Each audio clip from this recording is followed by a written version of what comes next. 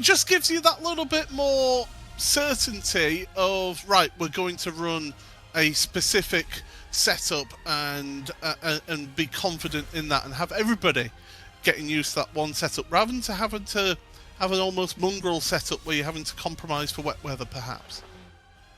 Yeah, I think that's going to be a real weight off the shoulders of a lot of these teams. I'm sure that they would have put some of their resources into developing a setup more appropriate to mixed conditions, but they evidently won't need that too much here today. No chance of rain, as you said, and I'm pretty happy about that personally. The wet weather at Mount Panorama can be particularly treacherous, especially across the top. At the exit of McPhillamy Park, there's always a deep puddle that forms right next to the exit curb. The amount of cars I've seen spinning in that section by touching that puddle, I've completely lost count. I'm sure we won't see any of that today. There's a famous clip from the 1000 from, I think it was from the 80s, before they had the concrete wall on the outside of Forest Elbow. And a car, it was in pouring rain, the car comes out of Forest Elbow and just underseers straight into a tree.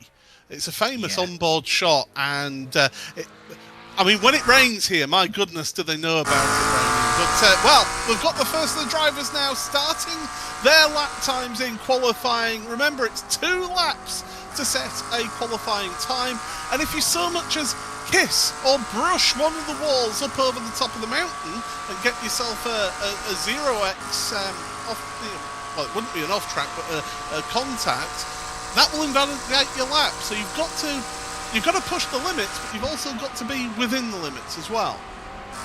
Yeah, a qualifying lap around Bathurst is balancing on a knife edge the whole way around. The walls really close in here as riding on board with Garrett Berry here up to the cutting. This is where you really start to see how treacherous this track can be. You can't see around the corner all the way across the top. You're basically driving through muscle memory and trying to get as close as you can to those walls at entry, apex and exit without hitting them. It looks like Berry might be putting in a bit of a banker lap here. Often we'll see drivers doing that, just making sure that they actually get a time on the board before they start really pushing for a proper hot lap, but it still looks really rapid in these conditions. And with the headlights illuminating the way, just a narrow beam of light shining your way down the Conrod Straight for Luca Keita, now for Garrett Berry on the top of your screen as well. So Luca Keita, one of the Grid and Go drivers, they'll be hoping for a good race this time around, and well, they've got plenty of entries in this race so far from what we've seen. I think we counted, was it 6 or 7 entries from Grid and Go as they come up to the timing line. Yeah, absolutely. They've got a lot of teams in here at the moment. So the first times have come in, and the early pace setters are Coanda Esports. In the 08 entry, Elvis Rankin currently has provisional pole, a 2-minute .701. The times are very quick in these cold, roughly nighttime, early morning twilight conditions. So let's see how that improves on the second lap, because remember, while GT3 cars do use tyre warmers, especially with the most recent version of iRacing's tyre model, you do have to wait a couple of laps for the tyres to really be at their best. Yeah, you do. I found that out the hard way myself personally. I'm not the biggest GT3 driver, I will say, but 2019 then across the line for Ryan van der Grip. And they're down the order, but the name that's surprising me a little bit is WSR Esports, only been, what, 900ths of a second, off of that pole position time right now. An incredible opening lap, but it's the second lap where we'll really see that difference now. Hugh Barter having a look through the helmet cam as we go down the Conrod Straight. And it's a steep downhill still before you then got the rise here underneath the bridge. Yes, and then into the chase, which was added in 1987 when the World Touring Car Championship used the Bathurst 1000 as one of their rounds. It being an FIA-sanctioned event, they needed to put a chicane in because otherwise Conrod Straight would have been too long. And the Australians were like, "Oh, you want a chicane, mate? We'll give you a chicane." Turns out to be one of the most treacherous braking zones in the world of motorsports. But Hugh Barter nailing it. Barter, of course, coming from Australia. There's quite a few Australians competing in this event today, and no surprise to see. But at the moment, there's a lot of shuffling going on at the top. We do have a new pole sitter. It is still a Coanda Esports car, but this time it's the 018 of Xander Reid. Oh, the times are dropping thick and fast here across the line that goes. So, yeah, Xander Reid in the Coanda Esports number 18 is on pole position provisionally. Bleu Mercure, oh no, forget that. Simify Esports Black have just got themselves into second place right now. Those times coming in thick and fast across the line. There's still more coming across to get their times in. And one car that hasn't set its second lap time is the number 96 of Drago Racing, Hugh Barter. So they will be pushing on, and, well, we'll have to see how they get on. But at the moment, an incredibly close field here in this one. Currently... Oh, did you see that save from Barter across the top, hitting the curb at McPhillamy? He's going to abandon that lap, unfortunately, but man... that was tight. That's the kind of stuff you can expect across the top. Yeah, it is thread the needle, edge of your seat stuff is over the top of over the mountain. 47th place is less than 1 second off of pole position. An incredibly close field that we've got here today in this iRacing Bathurst 12 hours powered by RSS. And, well, we're delighted to have you all along here. The last few seconds of qualifying will tick away, and we'll take you through your starting grid. So it's Coanda Esports number 18 on pole position then. Alongside them on the front row is Simify Esports Black. Then it's Bleu Mercure in third with Coanda Esports number 8 in fourth. Then it's WSR Esports and Sabrina Carpenter. Good to see her racing here. Dylan Burst taking part on row number 3. With row 4, Grid and Go, the first of their cars. Alongside them is Drago Racing. Row 5 for Grid and Go and Williams F1 Team Gaming, with BS Competition and Drago Racing number 69. Then it's Falcon Sim Racing Teal and Marla Racing Team, last year's winners, down there in 14th. Grid and Go Esports share the next row of the grid on row 8, with row 9 of Zess Esports and Bleu Mercure. 10th row of the grid for BMW M Team, BS Competition and BS Turner, with WSR Esports and literally Grid and Go alongside them. Grid and Go Esports and Simify Esports Orange rounding out the next 12th row. 13th row, Team Alta with Williams F1 Team Gaming, Unity RDV Competition and Dirt Esports on row number 14, with the 15th row, Williams F1 Team Gaming and Stint 1 Motorsport. Then it's SDR Sim Racing and Falcon Sim Racing Team Blue on row number 16. The 17th row of Grid and Go Esports and Drago Racing, with Bleu Mercure and Maradness rounding out the next row of the grid. Then Fiercely Forward Pink with Team Floral by Impulse, Drago Racing and FVR Campeonato are rounding out row number 20. 21st row, SDR Sim Racing with Bike Colino. Then it's Grid and Go Esports with Solpec Precision Racing, Maniti Racing and WSR Esports rounding out the next row, with WSR Esports and Fiercely Forward Gold. And then the final row of the grid, 50-car grid, it's Pole Promotion Esports and Team Bennett Sim Racing. 50 cars, Reese. I tell you what, this is a stacked field as well. The average strength of field, 93.04. Yeah, there's a huge amount of iRating being thrown around in this race, and there's surely going to be some good gains for the drivers who finish on top. We've got Ferraris at the front of the grid and the back of the grid, but a wide variety of machinery competing here. It seems the Ferrari is the car of choice for drivers up the very top. The Drago Racing number 67, the first BMW in the field, and most of the field does seem to be Ferraris and BMWs. BMWs. We do have a couple of Lamborghinis in there. The Cheza eSport number 26 is in a Lamborghini. We've got a Honda NSX as well, the literally grid and go car. A wide variety of cars taking part in this one, but it looks to me like we're about to get the green flag here. Let's go. We've had drama for the 167 Williams F1 team gaming. Their driver has dropped from the grid, so they're going to have to start from pit road. But we're all set then for the Bathurst 12 hours powered by RSS. Green flag in the air, and we are underway. Down towards Hell Corner for the first time, and Coanda getting a great launch at the front. Little bit of a rub between Simify and Blue Mercure, and everybody else now is queuing up behind them as they're heading up the hill, up Mountain Straight for the first time. And well, Coanda, they've almost got a comfortable lead at this early stage of the race. But remember, cold tyres, cold brakes, you've got to be careful going into Quarry, as we go through that right-hander. So far, so good. People behaving there, Reese. Yeah, just enough space being given, but not much more. Turn 2 is so difficult. This track is a public road for most of the year, so there's a very pronounced crown in the road through Turn 2. You have to stick to the inside, otherwise you're going to wash out wide. Everyone was just tiptoeing through there. Xander Reed still in the Coanda Esports 018 and getting his lead out very nicely, but Christian Lamella managing to make his way into second for the moment. Got Elvis Rankin right behind him as they come across the top.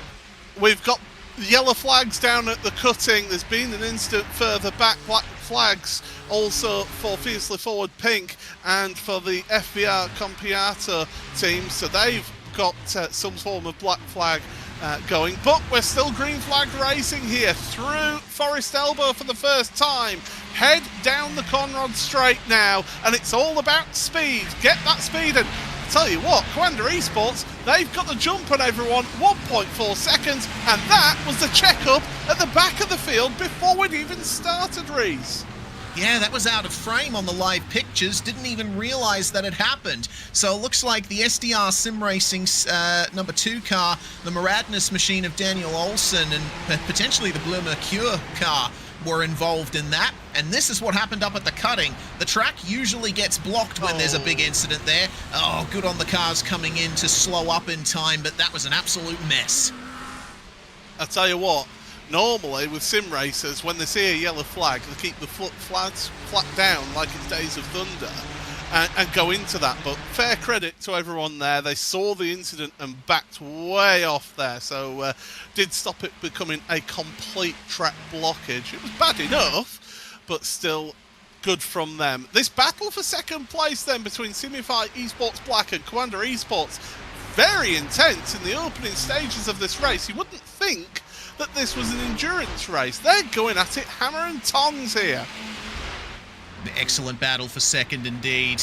And, well, Christian Lamella doing a good job of keeping everyone behind him, but as the tyres heat up, you may get the feeling he's the proverbial cork in the bottle. There's a long line of cars behind them as Xander Reed gets off to about nearly 2 seconds now in the lead of this race. This is how the contact at the cutting was caused, and one of the BMWs being sent around there into the outside wall. And unfortunately, the more cars that piled in, the narrower the gap got to get through. Oh, yeah, and a few other drivers ended up with damage to their cars as they came in. And that's the danger, though, with the cutting on lap 1, is that you end up with a concertina effect, and all it takes is just one person to not anticipate that, and then you end up with what we saw there. Yeah, indeed. Pretty much every sim race at Bathurst carries that risk, and I would say every real-life race at Bathurst as well. You'll notice the sky gradually getting lighter here as we're on board with Martin Kadlachik. The race started at about 6:05 a.m. in sim time, and you'll be seeing the track and surrounds gradually get lighter as time goes on. That will bring the track temperature up as well, but for the moment, drivers just focusing on going where their headlights are pointing.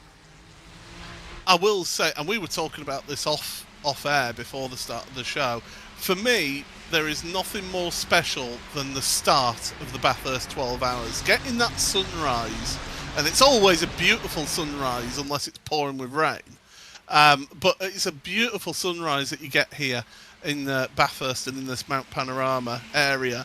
And like I say, I think personally it's one of the most special starts to an endurance race. Yeah, I would agree the same. The Falcon Sim Racing Team Blue car making up a position there at the cutting, but evidently the Aston Martin fighting back on the exit. I believe that was one of the Grid and Go cars there. Contact on the exit of the cutting this time, and then they came piling in again. So there's been some big dramas thus far in this race. We are not even 3 laps in. You're right, though, as the Door Esports Ferrari does seem to have some issues down at the chase as well. Looks like there's, was this, oh, we hit one of the bumps and got a bit loose there. Fortunately, was able to avoid the tyre barrier there at the exit of the chase, but gets rolling again nicely. It's not ideal, but yeah, your point about the sunrise. You know, I've been to this event in the real world, and the start, when you're actually at the track, is super special. You know, you're waking up in the darkness, you've got the sun rising over the Blue Mountains in the east, you've got the lights of Bathurst on the plain down below, and then you see the stream of headlights coming up the mountain and across the top before the wall of sound hits you, and you're just assaulted by the vibrations of these GT3 engines. It's beautiful. As we go through the chase yet again, and drivers now just getting into a rhythm, settling into a rhythm. You can see all that gravel that got dragged onto the track from that Door Esports car that went off at the chase.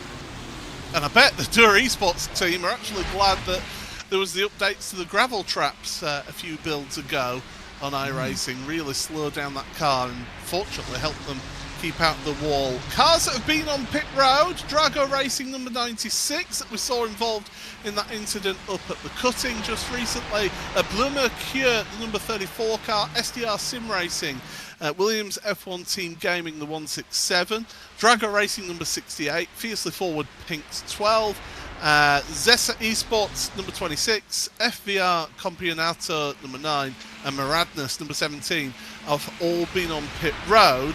And I can see that only the Bleu Mercure car has actually come back out of pit lane. So plenty of cars. Out of 50, we've got 42 running at the moment. So that has been a brutal start to this race. Yeah, we can add another car to those that have made it out of the pits. It looks like the FVR Campeonato machine with Raul Antagnon at the wheel has made his way back out. But yeah, of the cars still in pit lane, half of them are still technically undergoing towing. So it's been hard for quite a few of these teams. Got to make sure that you preserve the car to the finish. You know, I believe it's Neil Crompton down here in Australia who always says you got to buy a ticket to the end. It works at the Bathurst 1000, it works at the 12-hour as well. This race is sometimes almost twice as long as the Bathurst 1000, so I think that point rings true even more. That's a great phrase. I like that phrase. I'm going to steal that in the future. Just saying, I'm just putting it out there. Bleu Mercure, here's the on-board then. So this is from the lap 1 incident then. And it was that checkup of Bleu Mercure who got to the back of the Grid and Go BMW that caused that concertina effect throughout the field. So that's a look back at what happened at the start. And that's where we got the majority of our visitors to pit road. But we're over 9 minutes, over 8 minutes should I say now. We're on to lap number 5 of the race. Coanda Esports number 18 has a 2.4 second lead over Simify Esports Black. Elvis Rankin in the Coanda number 8 is in 3rd place, but not really making the moves anymore. So is this a little bit a case of now, Reese, that the number 8 Coanda has said, okay, my early moves weren't working, let's have a bit of patience now, maybe get a little bit of fuel saving go on here, and then push on towards the end of a stint? Yeah, I think fuel saving is going to be a big factor here today. As I mentioned at the top of the show, we're expecting 9 full fuel tank stints at least over the course of this race, with GT3 cars typically running about an hour and a quarter or so on a full tank. That means that one of the stints here is going to be a bit over half the length of a full tank stint. Question is, When do you take that short stop? When do you decide to call your stint halfway through and fill the car back up again to go to the end? I think some teams will be saving that until the very end of the race. Potentially some will work the race backwards and get their short stint out of the way now. It's just a question of where you are in the field and whether or not you're going to be encountering traffic. I think in these early stages of the race, they'll be trying to make the tank last as long as they can so that when they do pit, they don't fall back into traffic, because they're not going to have safety cars saving them here. And that's a key point that you make there, Reese, is, yeah, if you're, say, one of those front runners in the top 10 and you come into pits a lap or two earlier than everybody else, you come out into a line of traffic and suddenly you're stuck behind a slower car on pace, and there's nothing you can do really over the top of the mountain, because really the only overtaking spots around here that are traditional overtaking spots, shall we say. Into Hell Corner is one that you can do. Quarry, that's a good spot, and into the cutting if you follow it through from there. But then really, all the way then over the top of the mountain, through the Dipper and down into Forest Elbow, is pretty much just stay in line and wait for your opportunity down the Conrod straight into the chase.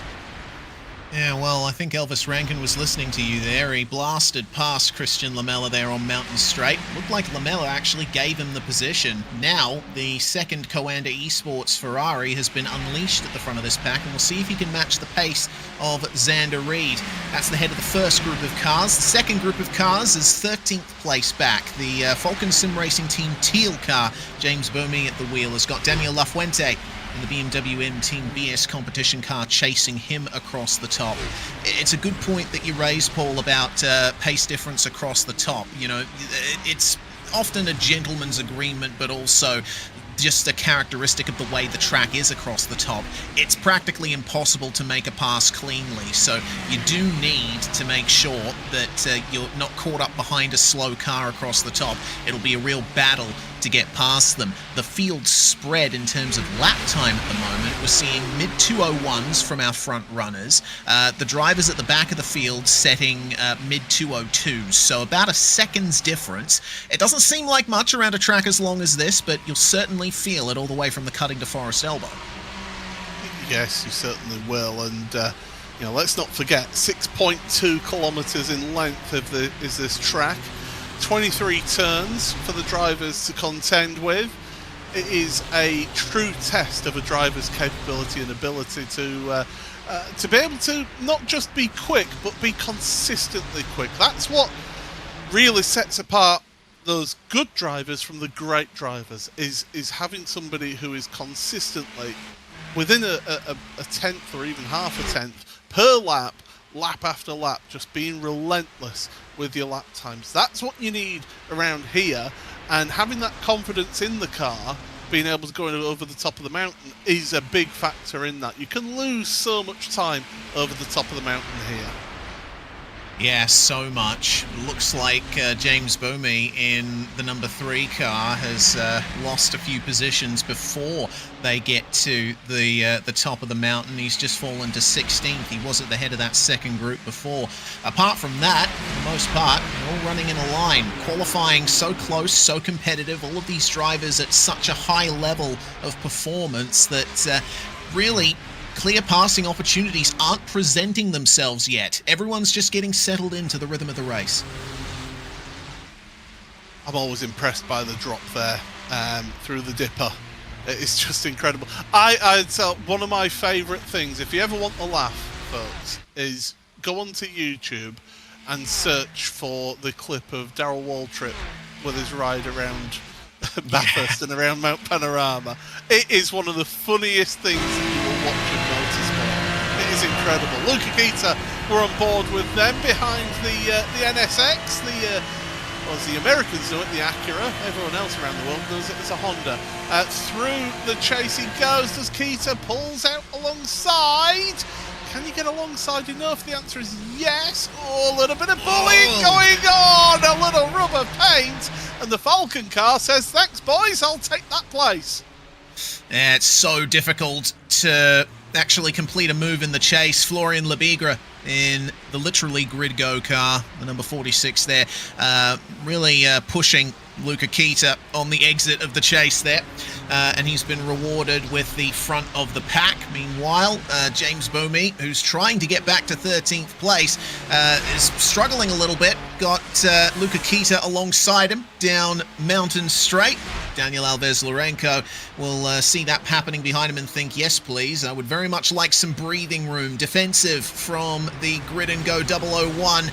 And it seems the Falcon car was a bit delayed on turn-in coming into turn 2 there. Fortunately, you can really hook it into the tarmac through that corner and carry a great deal of speed. So it looks like they've sorted themselves out for now. I've commentated on James Boumé for a number of years now in a series that we commentate on, we show on Racebot TV, the World GT Championship on Monday nights, which, by the way, returns on Monday night, if you are interested in that. A certain talentless hack of a commentator will be participating in that race and the whole championship. Some Yorkshireman, you've never heard of him. Yeah, James Boumé, what a driver Dua Esports have picked up from the Altitude Esports team, because I think he is quite a talented driver, and it was a case of which team, not frontline team, but which of those teams that are just below the Red Lines and Coanders would pick him up. I genuinely think that he's got some tremendous talent as James. Yeah, that he has. And, you know, he may only be running 17th at the moment, but remember, that's in a 50-car field amongst some of the best drivers on iRacing. It's a crowning achievement to even make it into top split for an event like this. So you know that you're among some real legends when you're around here. The lap times are starting to come down. Looks like the Grid and Go 002 is new fastest lap of the race. Connection issues, unfortunately, for the Grid and Go 007 car, and Johan Royer has unfortunately disappeared from the racetrack. That's a big blow for one of the Grid and Go cars there, but the current fastest lap is down to a 2:01.2, Paul. I think we are going to be seeing that come right down as the sun rises.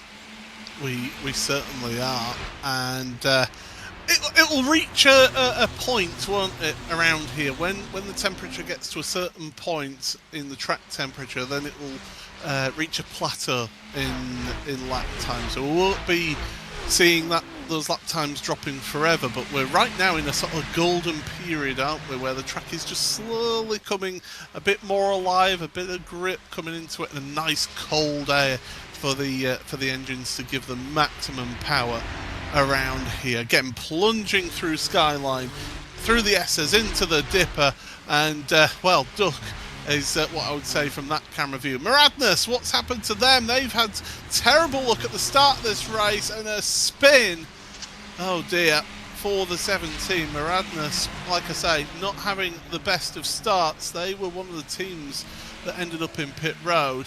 They are still running though. Nathan Olsen put down in 47th place.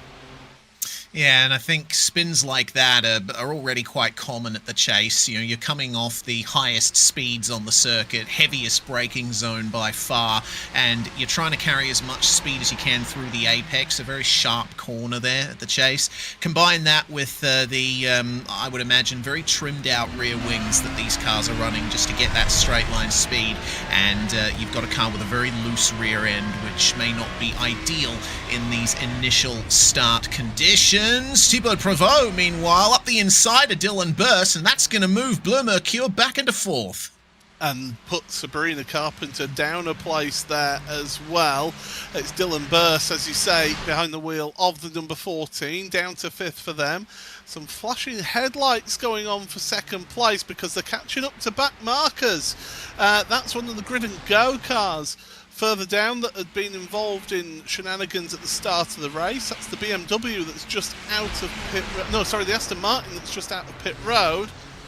And they're getting moves done. WSR Esports on Grid and Go as well for position 6 and up into that 6th place now for WSR. So good stuff from the World Sim Racing organisation to move up into that 6th place. Yeah, Martin Kadlachik doing quite nicely at the moment. Still one position down on where that car started, so maybe a little bit more work to do. This is how he got it done. Up the inside at the cutting, it's a very risky move to make, but just enough room left on the exit, and he was able to squeeze through by the skin of his teeth. I love seeing passes at the cutting there. Meanwhile, the Grid and Go Aston Martin that's just come out of the pits there, I believe the one that we saw Johan in having technical issues before, I do believe that Jeff Giassi has taken over that car and has jumped out of pit lane after about a minute and 20 seconds spent in the box. This could be some mild drama for those coming up on him. Will Giassi let these guys go, or is he going to try and fight to keep his track position? He's going to let these guys go at least, but he's got a long train of cars behind him. They can't afford to lose any more track position at the moment. Still very early stages in this race. And what a driver, by the way, can I say, for Grid and Go to jump in. Former World Championship pest driver Jeff Giassi. Not a slouch is Jeff, and so they've got him jumping in to that car. One of the Drago cars that is, looks like it has retired because it's still not come out of the pit lane after that opening incident is Alex Dunn, so not able to show his exploits like we saw at Daytona in January, but yeah, so 3 cars showing us not returning to the track after the opening salvos of this race. You are watching the iRacing Bathurst 12 Hours powered by RSS. Ready, Set, Sim for all of your sim racing equipment needs. Check them out. It's Paul Smith and Reese Gardner in the commentary booth here today, and it's a Coanda 1-2 at the moment. The Coanda 08 of Elvis Rankin up 2 places from where it started. Simify Christian Lamala down 1 place, and here is what's happened to SDR down at Murray's. Oh, bit of oversteer on the way through. Very high curb at the apex of the final corner. It's very easy to get the car unsettled there if you take a bit too much of that curb, and it looks like that's exactly what happened to the SDR car. Checking back in with the lead then. Xander Reed's lead has maintained itself at about 2.7 seconds, but Elvis Rankin is just within eye shot there, and generally, the cars do seem to be pretty close on pace. Their best laps only separated by a few hundredths of a second at most. So, nice consistent run from Coanda at the front. Still Simify putting pressure on Elvis Rankin there for the last 2 spots on the podium. If we're looking down the field to see who are the biggest gainers, well, I do see a couple of cars up 18 places. Oh dear. WSR, major issues. They've dropped down from 6th. They've gone down to, 14th and are under attack. So what's happened to Martin then? That's got to be at the chase. It just has to be. And I'm going to put 2 and 2 together and say that there was some form of contact happened. You know, I've just gone back to check it myself. We're about to see it here. There was no contact. It was a straight-up solo error from Martin Kadlachik. Caught the grass through the right-hander. And once the slide was happening, he could do very little to save it, at least until he got to the gravel. Good thing he didn't put it in the tyre barriers. All he has to worry about now is dirty tyres for the next half a lap. And a bit of temperature as well, putting those tyres temporarily as well. Oh! To get those temps back down. Lebigra's in the wall. Oh, yes! Florian Lebigra in that literally Grid Go car in the wall. That's down at Quarry. And he's taken a tour back to pit lane, so obviously something has happened to him as well. He's got the mechanical meatball flag, so that's why he's taken the tour back to pit lane. Decided it'd be too unsafe to try and drag that car around the top of the mountain. Here we go then, down into Quarry. Grid and Go car on the inside. Oh no, it was the BS Turner car, sorry. And rolled it back into the field, and I think that's where the final meatball happened. Oh yeah, big deep breath from that.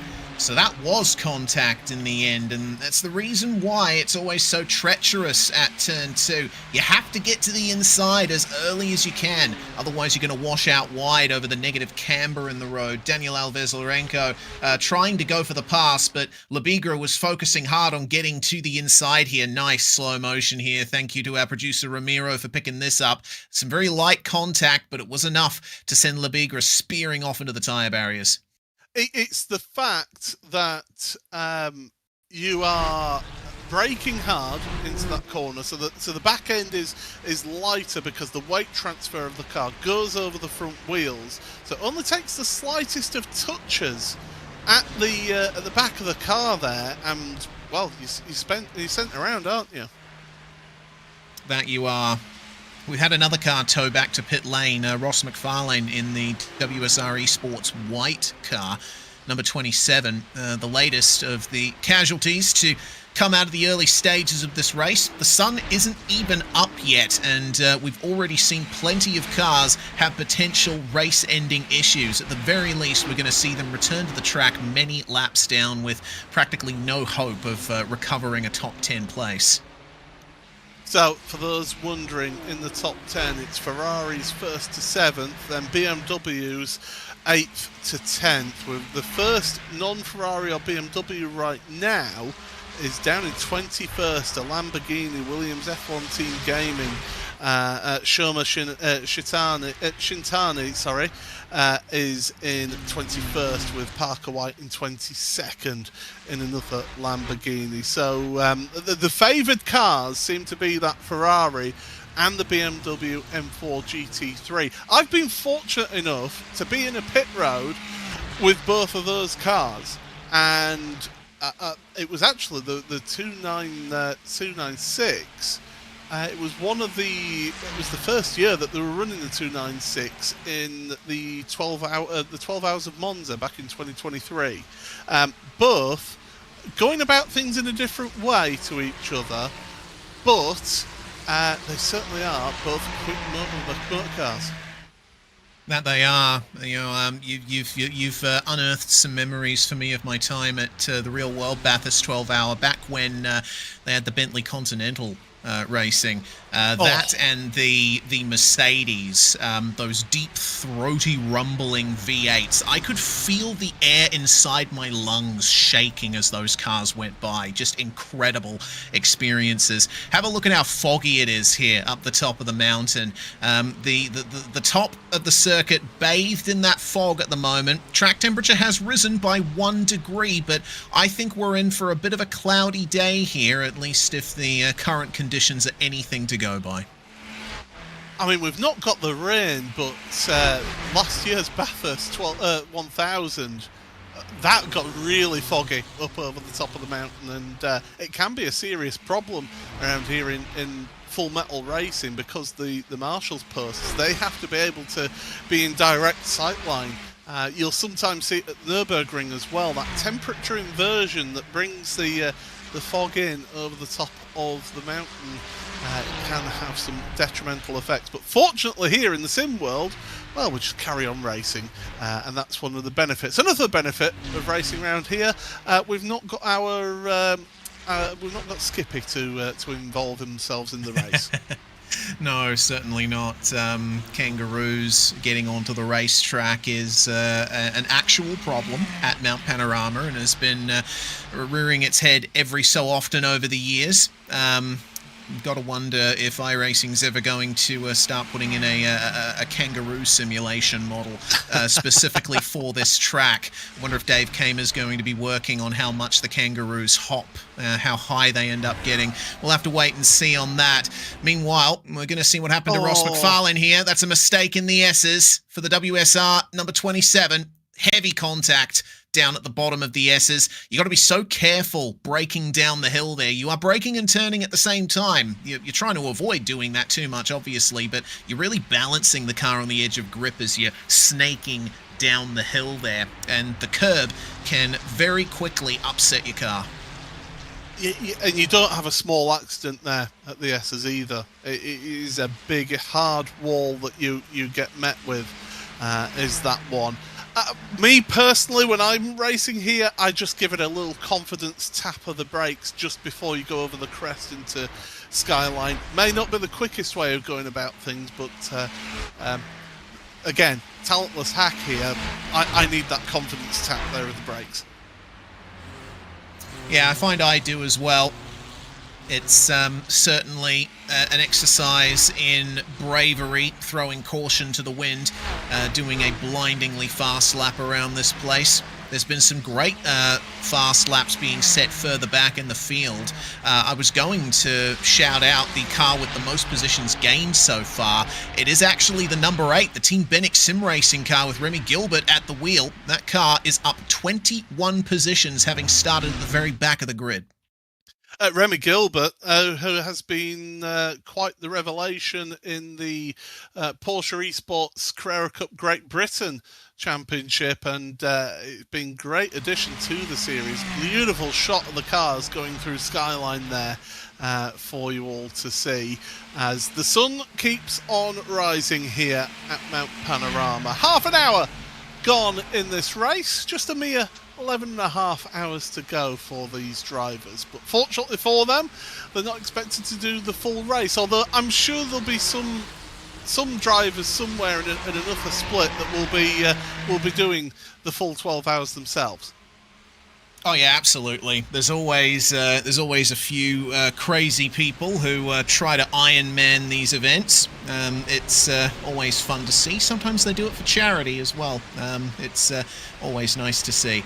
But yeah, after 10 laps at this place, I'm tired. I want to have a rest. I cannot imagine driving around this place for 12 hours straight. After an hour, I'm tired around this place. That mental fatigue. It's not so much the physicality, it's the mental fatigue around here, because you have to be so on it and so inch perfect around this track. It just drains you mentally. Well, like I say, it does for me anyway. There's a reason why I'm sat here in the commentary booth and not out there on track right now. We are looking at the two groups, so we've got that behind the breakaway at the front of Xander Reed. We've then got the first peloton, which is Quandra Esports, Simify Esports, Bleu Mercure, Sabrina Carpenter, Grid and Go, Drago Racing are on there as well. And then you've got the second group then, so actually that second group is led by Drago Racing and Grid and Go Esports, Marla Racing Team, BS Competition, Team BMW Team BS Competition involved in that one as well, with Luca Keita in the Grid and Go kart, and WSR Esports Red recovering for Martin Kadlekic. And yeah, so we've got two pelotons going on right now in this field, and it's not the Tour de France. We're not going to have the King of the Mountain to be decided in this one. I will say, though, I think peloton is actually quite a good word to describe how these guys are driving at the moment, because you know, you're in those early stages of the race before the field starts to spread out through the pit cycles that will inevitably come.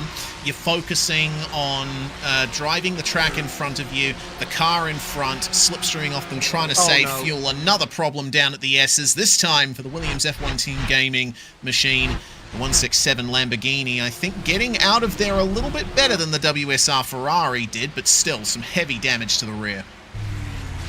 Now, is that the Williams car that got involved in the incident at the start of the race? I believe it was. So they must have been just not long out of the pit lane.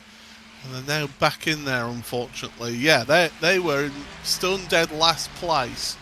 So they must have literally just finished repairing the car, get out there, cold tyres, over the S's for the first time. Yeah, it's... unfortunately, these things happen. I have seen a couple of people commenting in the chat in both Twitch and YouTube. Pleasure to have you all along here. There's been people asking, no Team Redline? No, they're not represented here today, our Team Redline, so they're not involved in this race. And we've had somebody ask, full dry or rain expected? Well, the forecast before the event is for it to be completely dry, and so far the weather seems to confirm that in sim as well. But it is foggy. That's the a bit misty. Sorry, it's not full fog. It's misty. Yeah, indeed, which does induce some difficulty when it comes to visibility, but when you've got your eyes on the rear bumper of the car in front in these early stages, you're probably not thinking too much about the fog, and it's not like you can see around most of these corners anyway, right? Well, yes. I think blind corners into blind corners is the way that I would describe this track. It is a unit. I mean, we keep on waxing lyrical about this circuit, but that's because it is one of the best circuits in the world. And it only gets used, say, a couple of times a year as well, doesn't it? So it's not like it's one that's just constantly on the calendar, say, like a Spa or an Nürburgring. Yeah, and there's a few aspects to that, actually. There's 3 main events that take place here at Mount Panorama over the year. There is the 12-hour, of course, then the 6-hour endurance race for production cars, and finally the Bathurst 1000 for supercars later on in the year. And the whole reason the track doesn't get used that much is because it's actually a scenic drive. It's a public road for most of the year. There's driveways that actually go right out onto the circuit, and the people that live up here on the mountain often rent out their properties as Airbnbs and such for events. I'm sure they make a killing from people paying top dollar for that kind of trackside accommodation. It's a funny story about the origins of this circuit as well. You know, there's been motor racing in the Bathurst area since the early 20th century. About 1906 or so, they started holding races on the public roads in this area. And then the mayor of Bathurst in the 1930s, his name was Martin Griffin, wanted to build a great racetrack here, as we get another view of the formation lap incidents that I think we saw earlier on. Unfortunately, around the time he wanted to build the circuit, it was the Great Depression, and so the New South Wales state government wouldn't commit funds to build a racetrack. This is an apocryphal tale. Its truth is not entirely confirmed, but the story goes that the Bathurst Council then went to the New South Wales state government saying, hey, why don't we build a scenic drive in the Bald Hills? It'll give jobs to the area and such. And they said, all right, let's go for it. As they were building it, allegedly, some people whispering to each other, hey, this scenic drive we're building, it'd make a really good racetrack, wouldn't it? This is not a bad job of it as well. Is what they made of it. It is scenic from what I've seen of the spectacular photos and pictures that you see on TV. That is a replay of the shenanigans that happened on the formation line. That was before we'd even made it to the green flag.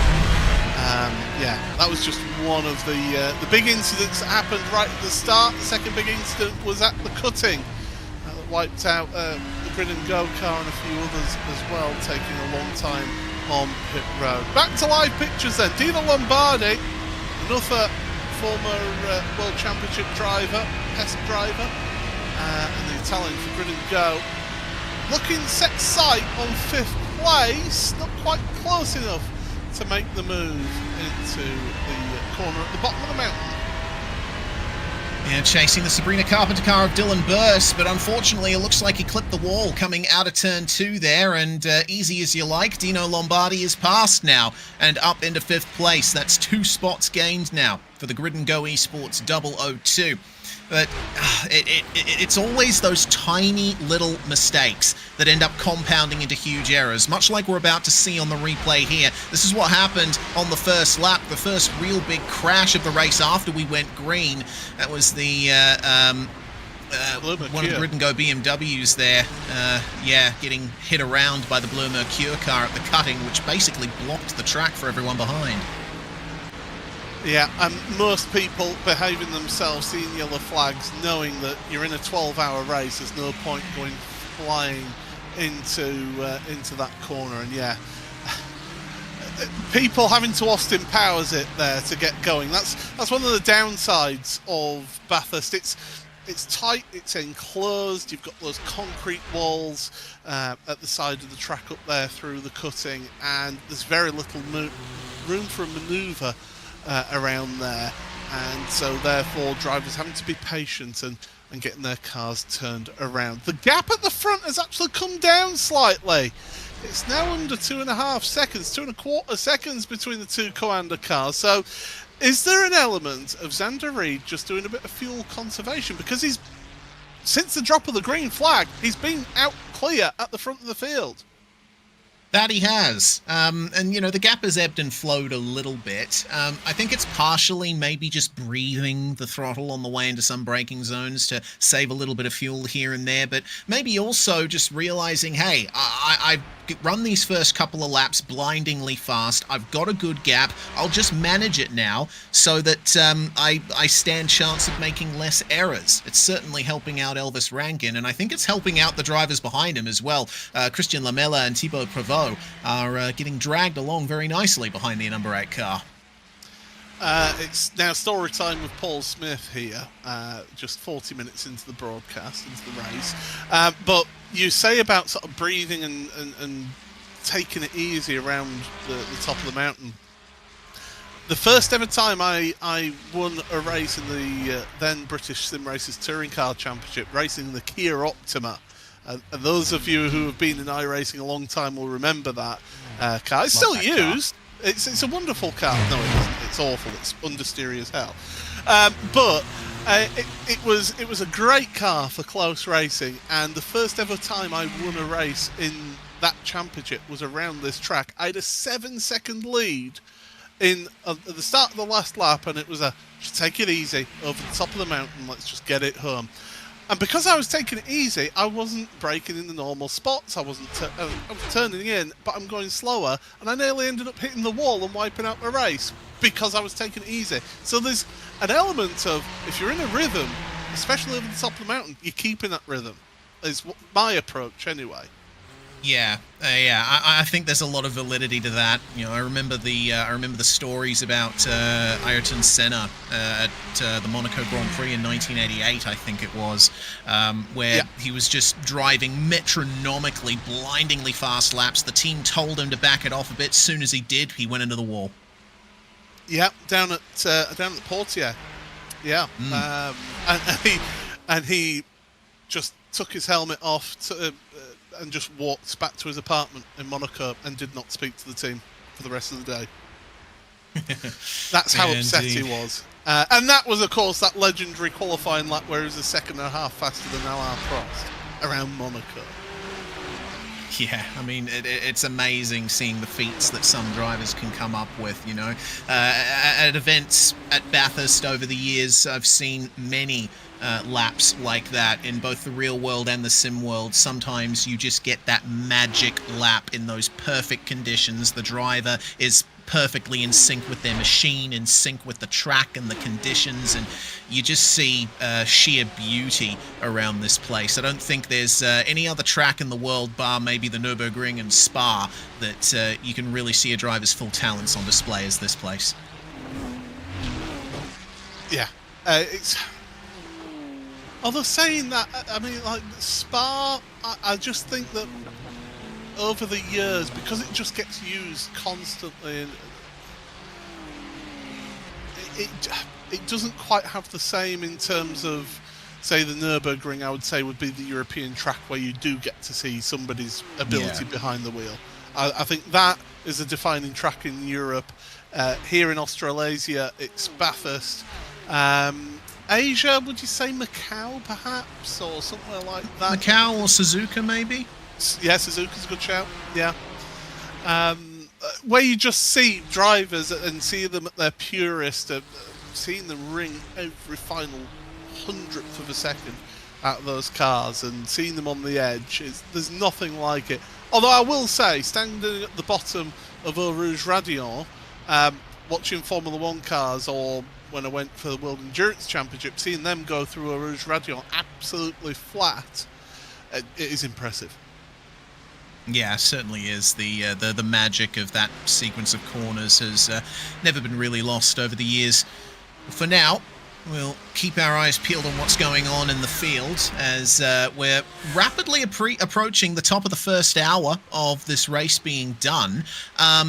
There will be some teams, I think, that have been thinking about getting their short stint out of the way early, but I think you're only really going to see that from teams more towards the back of the field. We're going to be seeing the short stop happen maybe closer towards the middle or the end for some of our top teams here, like Grid and Go.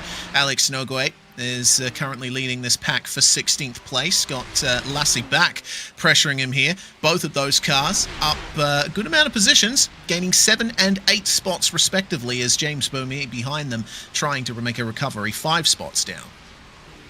Yeah, James has been a little bit bullied down the field, but he's got into a rhythm now and he's slotted in that 18th spot, but he'll be hoping to move forward. But Parker White, 20th place right now, 9 places gained in that Williams F1 Team Gaming car.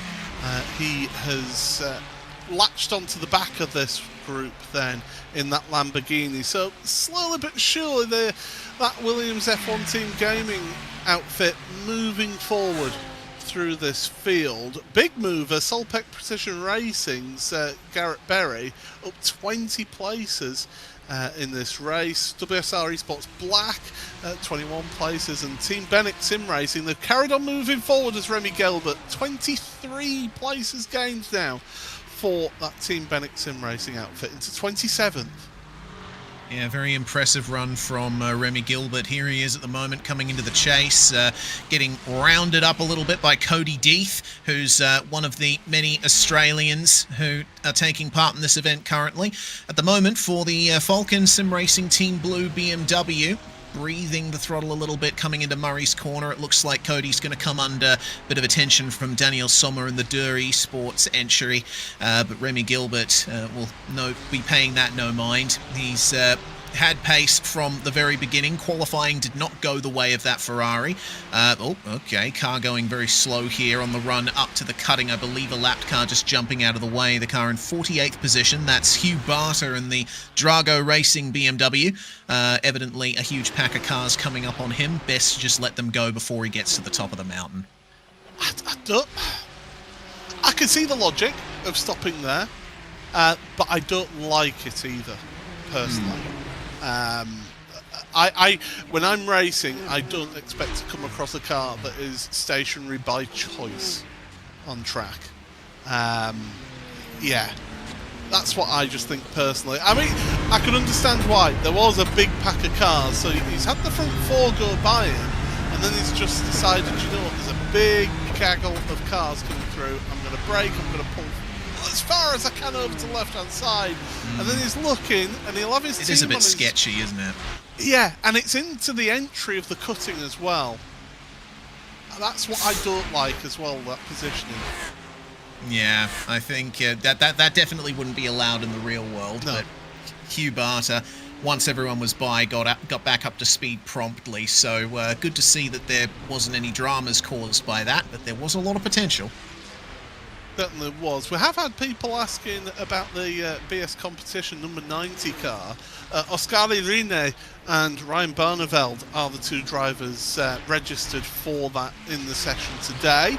And they are currently, number 90 is currently in the position of 11th right now. So BS competition just behind the Marla Racing team, who of course, last year's winners, up 4 places. They're within 10 seconds of the leader, so maybe playing the long game here for Marla. Yeah, I think that's what they've come into this race deciding. Starting in 14th for this one, it's a lot of pressure for them coming off being last year's winners. But this is the kind of race that you have to take lap by lap, hour by hour. You can't expect to be gaining bulk positions early on unless you're someone like Remy Gilbert, for example, who's made up so many positions so far. But if you're starting in the sort of upper midfield like Marla is, you're just trying to work your way forward incrementally. You're thinking about your strategy. You're thinking about, how long can I extend this first stint? Where am I going to come out in traffic? The drivers will be thinking about that the whole time here. And of course, with some of these bigger teams as well, they'll have a team behind the scenes as well, being race engineers, so they'll be on the cans all the way through this race, doing the calculations. They'll have spreadsheets set up. They'll have done as much simulation work as possible they can do in terms of stint lengths and what to expect, and doing calculations. And as you said towards the start of the race as well, Reese, is deciding, do we have that short stint, count back and do that short stint early on to try and get a jump over some people, or do we leave it to the very end of the race where maybe we're able to fuel save all the way through so it's an even shorter stop? It's a balancing act in a race like this. Oh! That's Simify orange, Gabby Montoro, and that's missing a rear wing. Careful, come on onto pit road. Does manage to make it there, but that's a suboptimal Ferrari right there, and that's going to take some repairs. Well, fortuitously, he had the problem just before pit lane, so a very short trip back to the garage to get the car fixed. Was this a solo error? Was there contact? It looks like maybe a tap from the Ferrari behind on the exit, just exacerbating the issue he already had. Of catching the grass there. That was a lucky escape there. But pit lane's right there. He can bring it straight in. I think they're going to be in there for a while, though, because I don't think the rear right tyre was attached. I tell you what, it's going to be a change of underpants needed for that car that came flying through behind them. It was Blue Mercure who had the little push on the back of them, and it was the Williams F1 Team gaming car number 5 that had to take to the grass to avoid that spinning car. So yeah, Simify Esports Orange, big dramas then on the exit of the chase. Here we go, here's Blue Mercure. It is a mistake coming through the chase. I mean, the accelerator does work both ways there, Blue Mercure. You can back off the throttle. Yeah, but unfortunately, when you're loading up the left side of the car out of that corner, you're just focusing on getting to Murray's at that point. So, I mean, it can happen in the blink of an eye, but sim racers and racing drivers in general do have some of the best reaction times of anyone. So, it's not an excuse, but it did happen very quickly. If it were me in the car behind, I probably would have done the same thing. And we've of course got the benefit of hindsight and multiple replays and going and being able to critically analyse to the nth degree. Whereas you in that car, you've got literal split seconds to make a decision, and sometimes it's the wrong decision. That's it. Unfortunately, making the wrong decision at this place can often be race ending.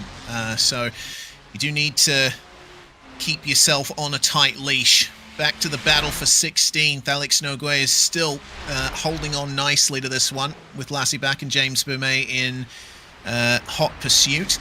The Williams F1 Team gaming car of Parker White has really fallen back from these guys now, and he's under pressure from that Bleu Mercure car, Vasilios Belitsiotis at the wheel of that Ferrari. So it looks like we might be seeing a battle of the mid-engined Italian cars making their way across the top here.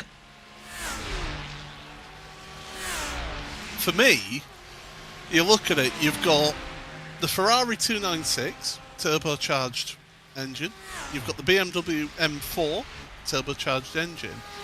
The Lamborghini is the first of the naturally aspirated engines out there on the track, isn't it? Yes. Is it the track that's favouring the turbocharged cars, perhaps? I would imagine it would, because you've got quite a bit of elevation change going on around this place. Yeah, I think back to when I've been to the track in the real world, and I decided to go with my camping group and do a lap on foot.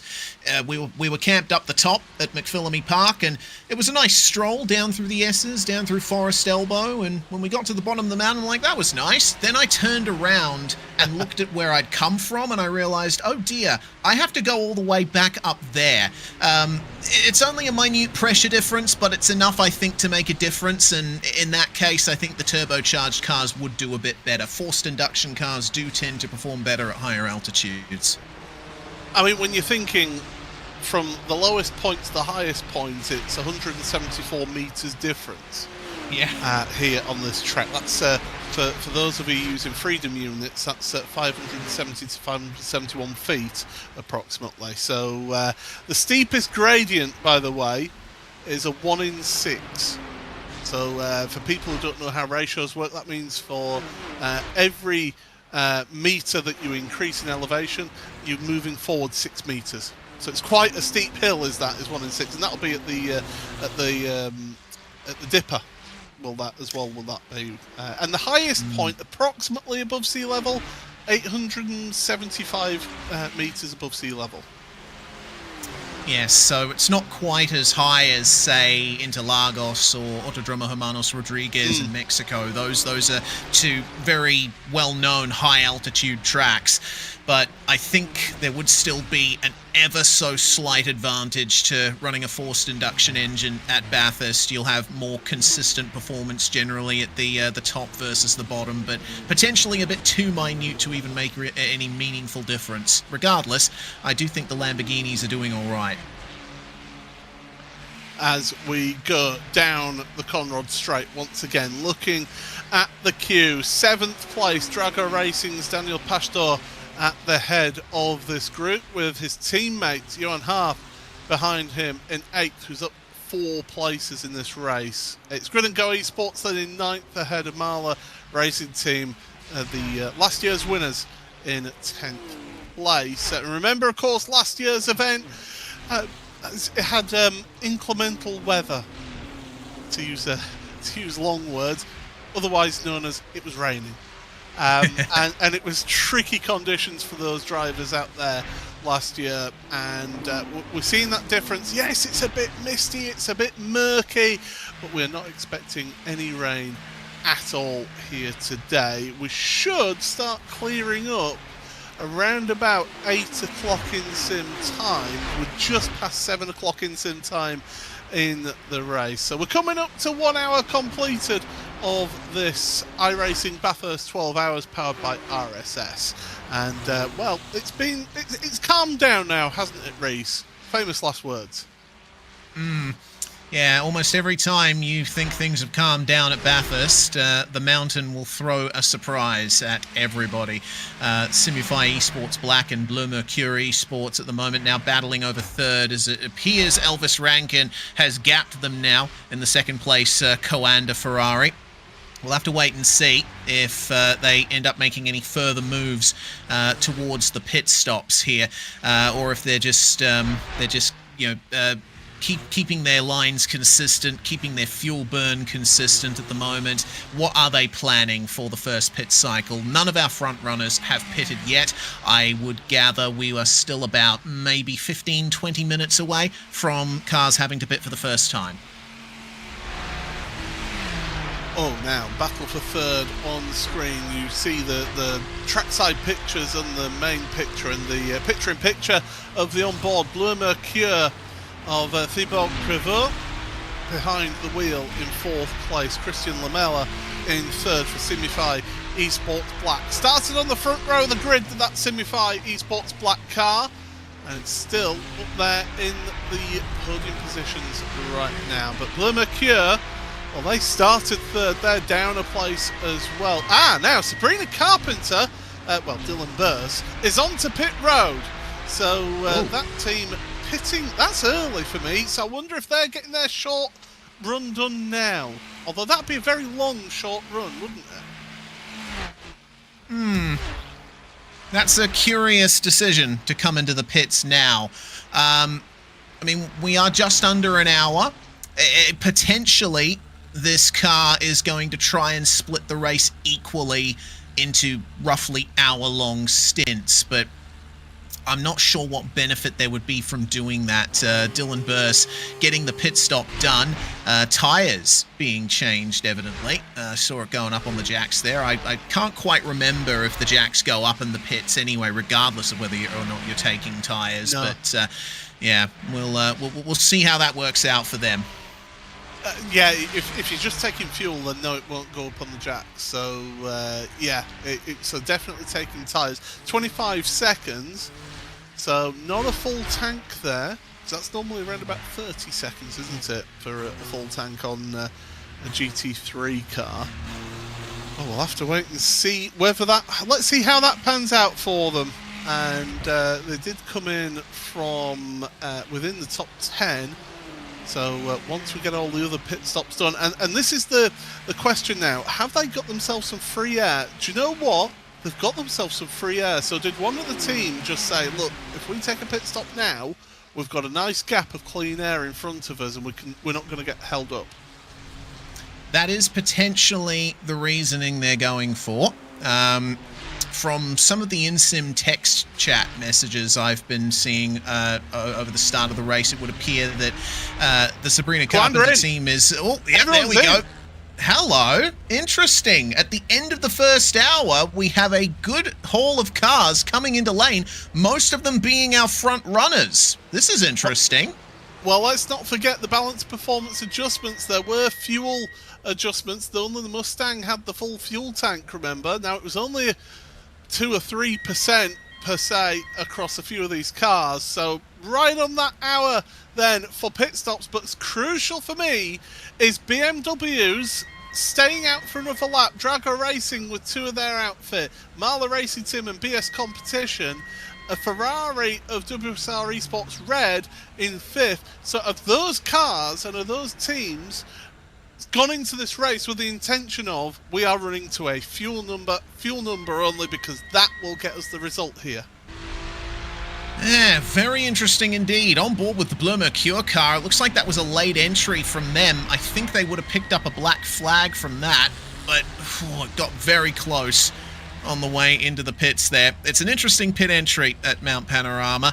Got to negotiate a couple of chicanes on your way into the pits. So it's something that's really worth practicing if you're wanting to enter an event like this. But it is very interesting to see that all the BMWs have stayed out pretty much. And in the net lead is the Sabrina Carpenter team, Dylan Burr. So that shorter pit stop, because it was 40 seconds for the rest of them. But Dylan Burse out in the net lead. Car 7 is stopped out on track. That's the Simify Esports black car. The car that started on the front row of the grid. They've got going again. And I think that's down at the end of the mountain straight. Yeah, not ideal for the number 7. We'll obviously be getting that to you as soon as we can to see what happened to them. But now the front-running BMWs respond by coming into the pits a lap later. We'll see what the blend looks like when they come out. This is what happened to the Simify car. Just looks to me like, yeah, cold tyres and slithering across the track there. It's almost like there was oil on the circuit and he damaged the rear end as well. Yeah, that's potentially going to be enough a trip down pit road to get some gaffer tape and various other things used. So those 6 cars that stayed out, they're all onto pit road right now. So they were able to get a lap longer. So it's the 23, the 67, the 90, the 69, the 10 and the 20. They all stayed out that extra lap in that first stint of this race. So how will things pan out? Well, Dylan Burse, he's not waiting around. He's going to say, do you know what, chaps? I'm at the front of the field, and a very proud Australian, running a bit wide there, Dylan, if you ask me at Hell Corner, but out there at the front in their Ferrari after the short stop at their first pit stop, 25 seconds compared to 40 seconds of Commander Esports, who are about 6.5 seconds back in second and third. So, the Sabrina Carpenter team going for track position here in the early stages of the race. The Coanda cars have emerged together, a lot closer together than they were before. Looking at the pit stop times, it appears Elvis Rankin's stop was completed about half a second faster than Xander Reed's was. No driver change for pretty much anyone here in these early stages. I would expect that we're going to be seeing driver changes happen maybe at the end of this second stint at the earliest, or maybe we'll see them try and split the race evenly into 3-hour stints. We'll have to wait and see on that, but a very interesting scenario that we're going to be seeing here. Replay of Juan Blenat for the SDR Sim Racing Ferrari. That is hard into the wall at turn 2, and the rear end of the car is completely destroyed. And unsurprisingly, mechanical warning flag for them, so they are on pit road getting repairs done after taking a tour. And it's those cold tyres. I think a few cars... Oh, car 7's slow again! Up over the top of the mountain now. It goes from bad to worse for Simify, and in fact they've taken a tour back to pit road. So Simify Esports Black, they're on pit road. So too is James Boumet for Falcon Sim Racing Team. Oh Oh dear. my goodness, it's all going wrong for those two teams. You know, this is something that we see at Bathurst all the time in both the real world and the sim world. Once that first stint is completed, everyone thinks that they're in the rhythm of the race, but it's out of the pits after the first stop where you start to see drivers really making mistakes. We'll have a look at what happened to the Simify car here. Looks like this is across the top. Dare I say maybe the exit curb at McPhillamy Park? Oh no, right before it, a big snap, and my goodness, that was a lucky escape for the approaching cars. One of the Lamborghinis glancing off them there. Oh my goodness, that is that would be almost an instant red flag in the real world. Fortunately, the only thing we have to worry about here is maybe a hard hit on the steering wheel. Have a look at the impact here, Paul. It's that kind of impact that has really caused some pain, some injury at Mount Panorama in the real world. I'm amazed that the car still had all four wheels attached there. I didn't think it would, to be honest. That was a brutal impact. And I have seen drivers in the past get injuries from direct drive wheels. I mean, that Lamborghini with the glancing blow there just really finished it off. Yeah, that was a brutal hit. You don't like to see it at all. But yeah, I've seen drivers on onboards. I remember Jamie Fluke in a Porsche Esports Super Cup race years ago. This was at Circuit Barcelona de Catalunya, and he was pretty much full lock and got a hit from behind, and then another hit, and it was that second hit that really just twisted the wheel, and he injured a wrist, I think, in all of that. It was. It's no joke having these direct drive wheels with, say, 25 Newton meters of force going through them. Yeah, certainly not. I never thought I'd see the day when we have drivers taking their hands off the steering wheel in the event of a crash in a sim, but that's the world we're living in now, with direct drive wheels becoming cheaper, more common, more accessible to everyone.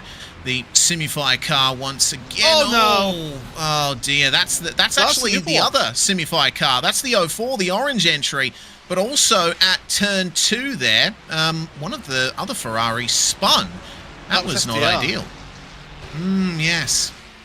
So that must have been when SDR had their incident that we saw earlier, and and that's what took out. That's what took out Bomi. Yeah. Yeah. Massive net code. I know. One or two won't like me using that word in the sim racing broadcast world, but it is true. And you've got to remember, you are all racing on the internet, and it's got to have a certain amount of prediction in its software, and unfortunately, massive space there, big collision there, and James Boumet will be absolutely livid at that, because he'll be saying, well, I was miles away. Dirt Esports, what's happened to them now? This is going through turn 2, and again another one to drop it there. You're right, it looks like the cars are acting like there's oil being dropped there, even though there hasn't. Yeah, cold tyres coming out of the end of the first stint. You know, by the end of the first stint, the car is light, the tyres are hot and grippy. You know, you're driving as hard as you dare, and the car will be feeling good late on in the stint. Then you come into the pits, maybe change tyres, definitely fill up the fuel tank. That will completely change the behavior of the car. You have to reset your brake bias as well. You would have changed that over the course of the stint too. So I think a few drivers are getting caught out by that. Yeah, it does appear to be that case, and that track temperature, it's still at 20 degrees on my end, so it's still quite cool. We're only 7:15 in the morning. The sun has risen, and it is trying to break through this fog, this mist that we've got over the track, so it is trying to break through in these conditions, but still chilly out there. You can just see the shine there on the start and finish straight, so there is a glimmer of some sunshine coming through here now, Reese. Yep, I think, yes, looking at the skies, I can see the white disk of the sun has emerged above the horizon now. Not that much light is getting through to the circuit with, it seems, quite a bit of cloud cover over the circuit at the moment, and still dealing with that mist that's permeating the entire facility. But good to see that we have some more light out there, and the night running headlights have been switched off, so we are officially in the daytime now. I can tell you now, as somebody in the UK, we do not know this year what the that burning ball of fire in the sky is, because we haven't seen it all year. It's been nothing but rain for the start of this year. Trust me, it's been awful. But the drivers will... Now, my question to you is, will the drivers actually like the sun coming out and starting to burn that mist away? I mean, you can visibly see that the mist is burning away here. Are they wanting that temperature in the track, or do they want it to be cooler conditions still? It depends on what they've set their car up for. I would suspect most of the race being going through the middle of the day. It will be ending at around 6 p.m. in sim time. You would want a car that is better in those daytime conditions, so potentially a little bit more oversteer engineered into the setup. That is going to cause some problems while the track is cool, because cars do tend to be a bit more oversteery, or at least have more turn in colder conditions. But when you get to the middle of the day, you want those kinds of behaviors in the car, because the hotter the track gets, the more understeer you'll experience. Well, it is the Sabrina Carpenter team, Dylan Burse, who leads this race by 7.5 seconds. They are pulling away slightly from the Coanda Esports team in second and third place. Blue Mercure are in fourth place right now, with a bit of a gap actually back to Drago Racing's in fifth and sixth place. Drago Racing, by the way, just quietly going about business here, moving up through the field. So they're into that top five now, Drago, with their BMWs. Grid and Go Esports are 002. Dino Lombardi in 7th, with Marla Racing Team were just on board with there. Ray Natalva in 8th place there, the BS Competitions, Oscar Irine. And then WSR Esports Red rounding out your top 10 as things stand after the pit stop cycle. You are watching the iRacing Bathurst 12 Hours, powered by RSS. It's Paul Smith and Reese Gardner bringing you the opening of this race. Pleasure to have your company here today. Everybody watching at home or out and about, on your mobiles, on your tablets, on your PC, wherever you're watching us. Thank you for joining us, and I hope you settled in with the beverage of your choice. Usually at Bathurst, it's usually a 24 pack of beers, isn't it? Little stubbies in the in your little holders. Yeah, indeed. I remember telling my European friends for the first time about the drink limits at Bathurst. You know, as a spectator, especially camping up the top, you are allowed to bring alcoholic beverages into the track. The limit officially is 1 carton per person per day. That gives you a sense of how much people imbibe at this circuit. So a carton, that would be 24 pack of stubbies then, isn't it? Yeah. It would be, yeah. But I have heard stories of people coming. If you're staying 4 days, that's 4 cartons. So you probably get through that by day 2. Yeah, probably. I have heard stories of people coming to the track earlier on in the week in the dead of night to bury extra cartons in the ground so that they don't have to worry about getting checked on the way in. Oh dear, the whole subculture that springs up around this circuit is crazy at times. That reminds me of when I went to... I've never been to Bathurst, and I would love to come here for the 12 hours. I mean, been there for Fiercely Forward Pink at the cutting, and yeah, they've got to Austin Powers that one around. I would love to come to this event. I really would. All the Bathurst 1000 as well. That would be a tremendous one to go to. But I remember going to the 2013 Belgian Grand Prix, and the reason why I'm bringing this up is because there was a van in the camping area, which was a group of German supporters who'd come along with this van, and the van literally had a military cot, so just a basic cot with a sleeping bag, a full sound system that would be good enough for a gig in the back of the van, and then just beer. That was literally all they had in the back of their van.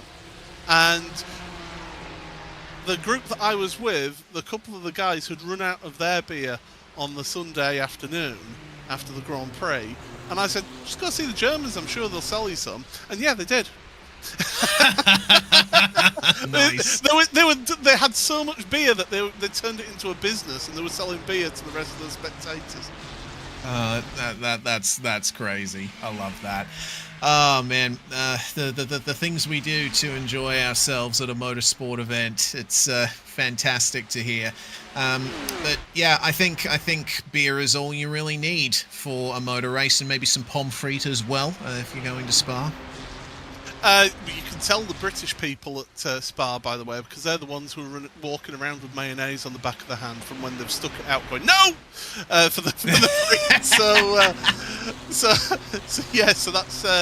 that's usually how you spot the Brits around there.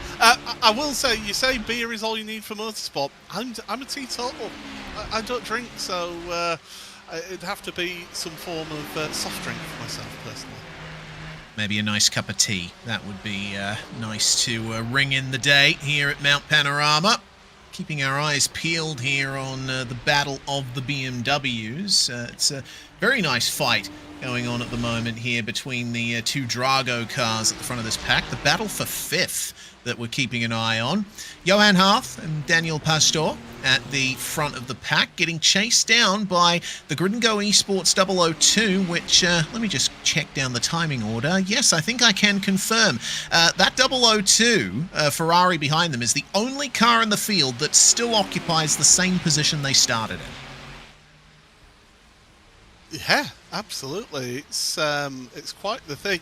I'm just looking down the timing screen that we've got, and the amount of either people that have been in the pit lane for a long time or have flat out retired the cars.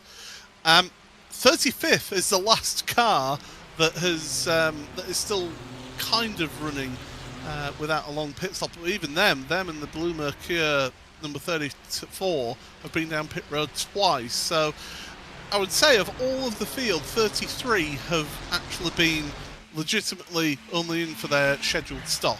Everyone else has had some form of incident. That's how bad it has been. There's enough of slow-mo look, and the photographer, rather fortuitously, having his camera ready for that one. Indeed. Every time I see a car spinning at the cutting there, my heart just drops, because I don't know if another car is going to be coming round the bend in a few seconds. I'm sure the driver of the 12 had his eye on his F3 black box to see if anyone was coming, and just managed to get the car turned around and going again in time. But it's one of many risks that you have to balance around this circuit. It is wide enough to fit two cars around most of the way, but you carry so much speed across the top of the mountain that it would be a very silly idea to go 2 or even 3 wide across the top. It's going to be challenging to even get a run to get there in the first place. But I'm sure that's not the last spin we're going to be seeing at that section of the circuit. Pretty much every corner around here has some pitfall that takes down one driver or another. It is the section of track that really gets me in terms of the accuracy, the pinpoint accuracy of the world's top drivers, is that run through Reed Park and Sulman Park of, 1, the speed that they're carrying, but 2, how close they get the cars to the wall lap after lap as well. It is incredible pinpoint accuracy that those drivers are going to. McPhillamy Park, by that point, you've got that little bit of runoff and gravel trap to work with, but it's that section of Reed Park and Sulman Park where you're building that speed up and carrying it through those corners. It is incredible to see just how close they get to those walls. Yeah, indeed. I make it a point of watching the top 10 shootout at the Bathurst 1000 every year just to see how much the drivers push the limits across the top. And the run out of the left-hander before McPhillamy Park is always a bit of a clencher, part of the track. It's not uncommon to see cars just glancing off the wall there, the amount of speed that they're carrying, how hard they're pushing. So much elevation change across the top as well. You're going uphill almost the whole time, but there's a few dips across the top of the mountain as well, through what is colloquially known as metal grate, because, well, surprise, surprise, at the bottom of the elevation change there is a metal grate, and that's really where you see the cars push to their limits. They're getting forced into the ground as they travel downhill and then very quickly uphill again. I'm going to bring up something that on my timing screen that I've got access to. It's a little bit different to live timing screen that we've got on the RaceSpot YouTube feed. If you go into the chat on RaceSpot TV's YouTube feed of this race, there is a live timing link. Unfortunately, we've not been able to share that elsewhere for the time being. Hopefully that we can get that organised. But I've got an average 5-lap pace on my timing screen. Now, our commentary colleague, Peter Mackay, he gets so excited by the 5-lap pace. He really does, Reese. You do not understand just how excited he gets by it. Sabrina Carpenter team right now. Now, we know that they're running a lighter car because they only took a 25-second pit stop, running an average lap time of 201.575. Coanda Esports, Xander Reed, I'm actually just going to wait because they're going to be coming over the start and finish line momentarily. Their average lap time over the last 5 laps is 201.796. That front three of second, third and fourth are all running within a few hundredths of a second of each other, average lap time across 5 laps. The rest of them, Drago Racing, down 201.9. So you can just see how that group of 3, second, third and fourth, are pulling away from that pack. Yeah, they're carrying the pace from qualifying very nicely to make their way through. And, as you continue further on into the race, I think you're still going to see that 5-lap average drop every so often. Johan Harth here in a bit of a sandwich with his teammate Daniel Pastor up ahead of him and Dino Lombardi in the Grid and Go car just behind. It would be a real challenge to keep average lap times down in a pack like this, because you're going to be compromising in a few places around here. The slow in, fast out is certainly the way to go, even at this track, but you'll see in the section coming up here, the run down through the S's, just look at how the gap will ebb and flow here. Pastor gained a little bit on the way through, bouncing over those curbs, just barely holding onto the car there as the driver in front, but Johan Harth making up ever so slight of a gain in the braking zone down the hill. If there was no one in front of him, he'd probably be pushing a little harder, let alone a teammate. But man, sometimes around this track, you don't even see them have all 4 tyres on the ground the whole time. The dipper, very common place to see cars going airborne. Yeah, and you're seeing that illustrated right here, right now, through that super slow-mo. Thank you to our broadcast producer, Romero, for that shot there. Great shot of the cars taking air through the dipper. 1 in 6 drop is that, as we mentioned earlier on in the broadcast. So Drago Racing still 5th and 6th place for the time being, and the sun is out for these drivers. The sun's got his hat on, and we're delighted to see that here as we go through Hell Corner up Mountain Straight once again. Now I've had somebody here, Reese, somebody in the chat, in the YouTube chat, has corrected me, saying that I've been calling it Quarry Bend turn number 2, but they've said no, it's Griffins. Yeah, I think it's at the point where it depends on who you ask I think, at this point. Traditionally, the corner has been called Griffin's Bend after the aforementioned Martin Griffin, mayor of Bathurst, at the time the track was constructed. But some years it's been called Falcon Tyres Bend for sponsorship reasons. On some track maps it is labelled as Quarry, so I understand where the misunderstanding comes from. But I think we were having this discussion before we went live. There's quite a few corner names around this place that it's more about what the most people agree on rather than what the track officially says.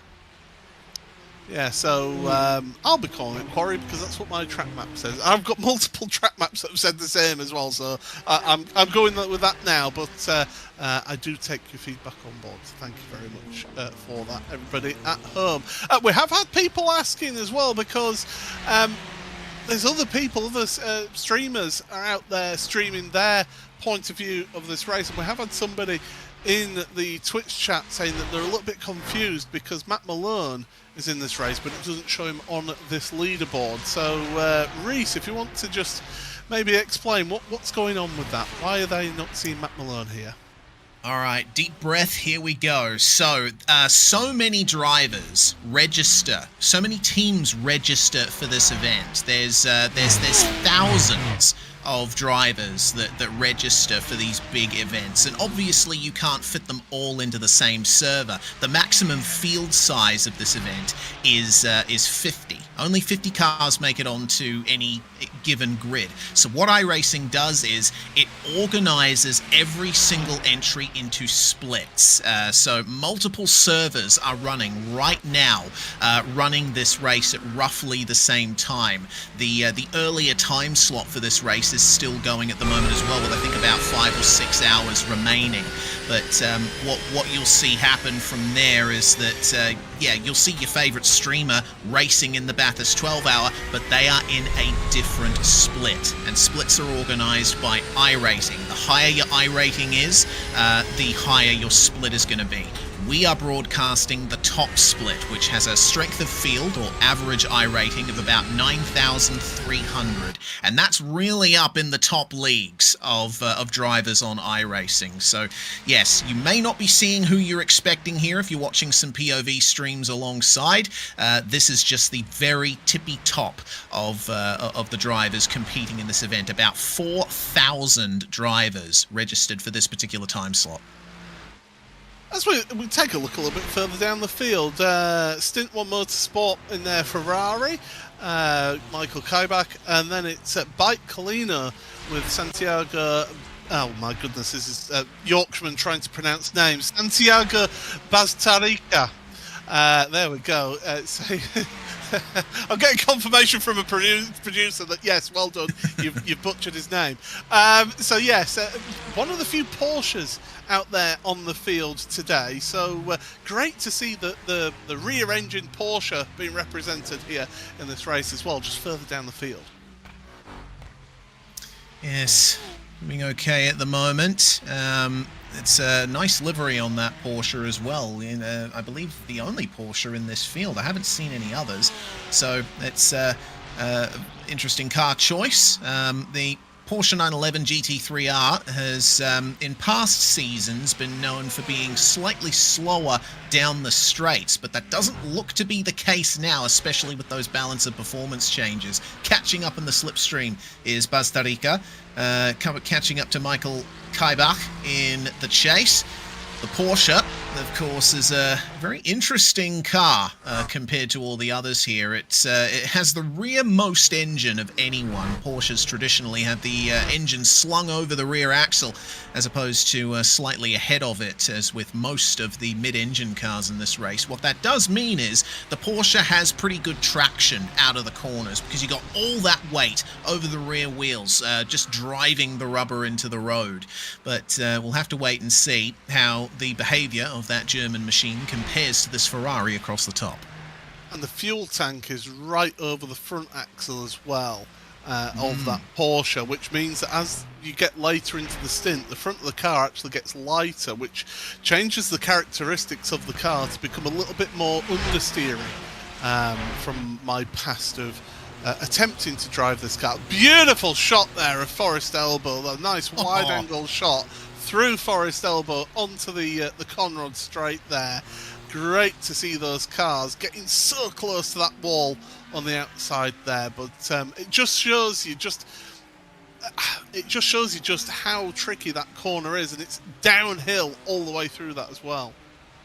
Yeah, this is another location that I visited in the real world, and one of the commentary cliches of any broadcast at Mount Panorama, the commentators say that TV doesn't do this place justice. Sorry to say, but that's 100% true. You know, looking at the run into Forest Elbow up in the top left there, even from this angle, you don't quite see just how steep the run into that corner is. I've stood on the track there on my own 2 feet, and I could feel myself wanting to fall down into the corner. It is a cliff of tarmac that you have to negotiate on the way down. And it's why you see drivers just struggling through that right-hander towards Forest Elbow, because you're braking, but immediately after the corner, but it's such a steep hill that you're having to brake very hard to get the car whirled up into that left-hander. You've got to hug the inside as much as possible because of the camber of the corner, but then you've got to allow the car to then drift out as far wide as possible on corner exits, carry the speed, because that speed that you carry out of that corner takes you all the way down the Conrod straight. It is such a challenging corner. I mean, we could pretty much say that about every corner around this track. Where is a non-challenging corner around this track? I dare people to say any of them, because they're all challenging. I mean, if you're driving on your own, probably the entry to the chase. It's just a flat-out right-hander you have to negotiate. But then again, we saw early on in the race a couple of cars getting loose over the bumps there and spinning on the way into the corner. The race leader is stopping at the side of the chase. Oh! It's the Sabrina Carpenter team, Dylan Burst. Don't say they've run out of fuel. Oh, no, surely not. It's only been half an hour since they stopped. I mean, potentially. They were on lap 16 of their stint. Yeah, that's right on the money for half a fuel tank, which is around about what they put in, I think. Oh, dear.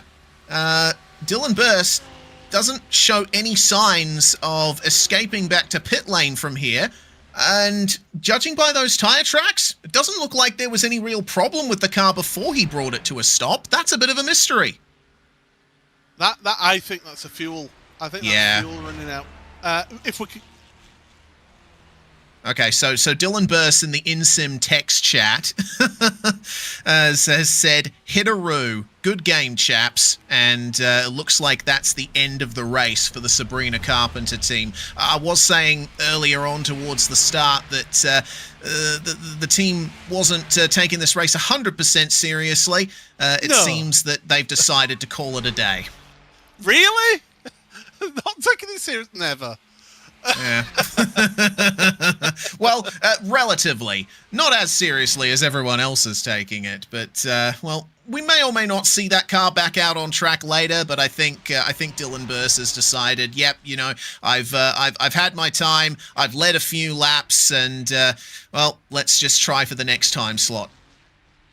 Well, what that does mean then is the Commander Esports cars of the 08 and the 018 are at the front of the field, just a half a second or less between the two of them. Then there's a little bit of a gap back to Blue Mercure in third place, Thibaut Prévost in third place for that French outfit. Drago Racing then up into fourth and fifth places respectively at the front of this gaggle of cars, and look at that queue of cars behind them.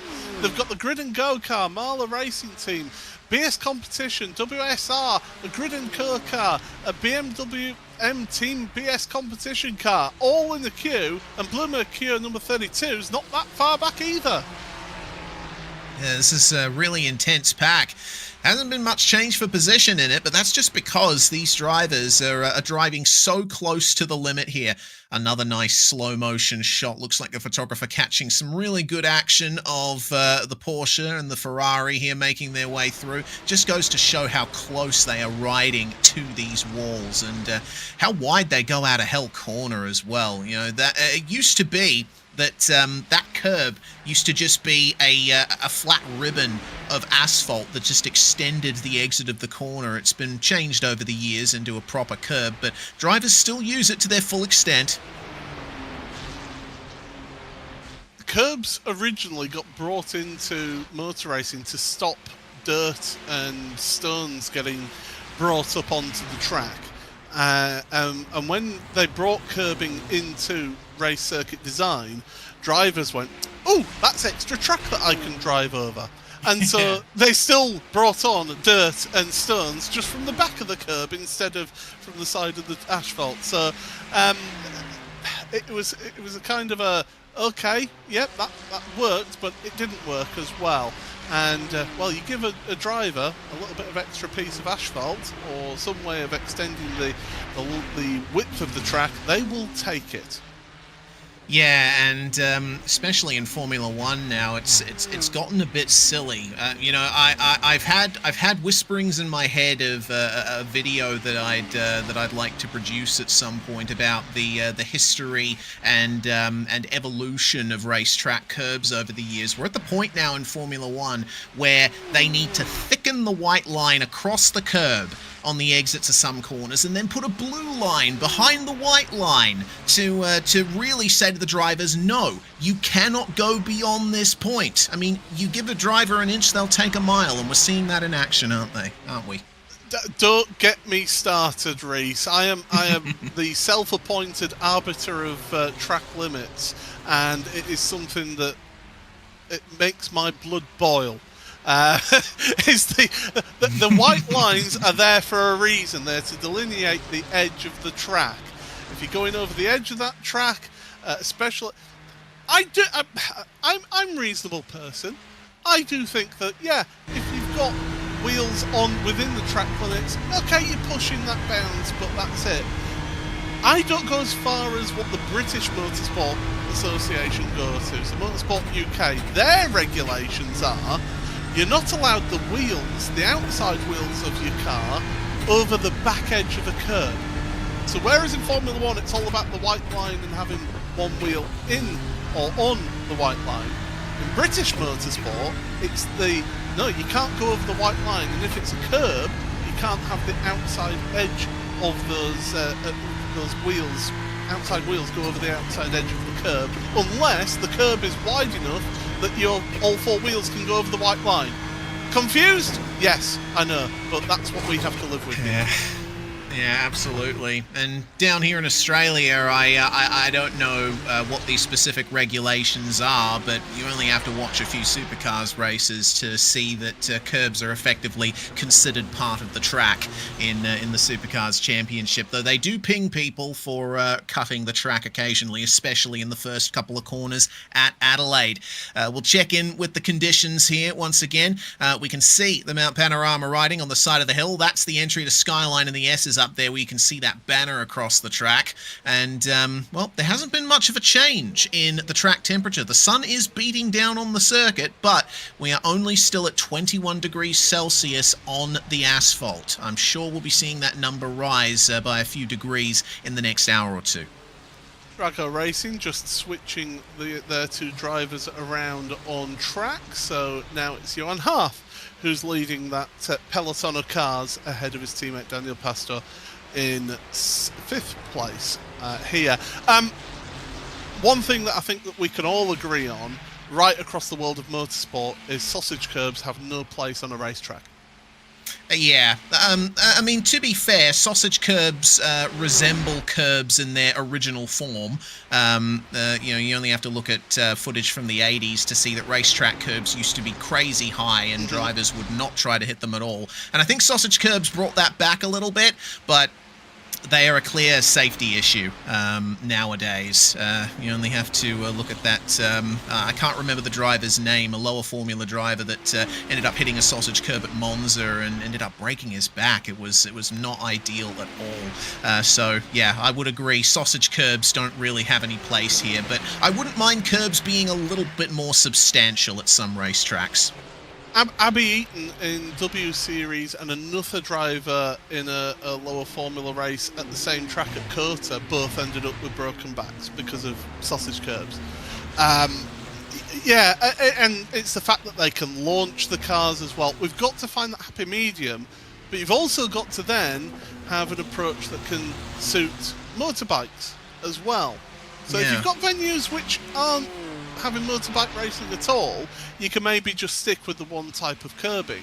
Where you've got motorbikes involved as well, you've got to take that into account because you don't want riders getting launched across a gravel track.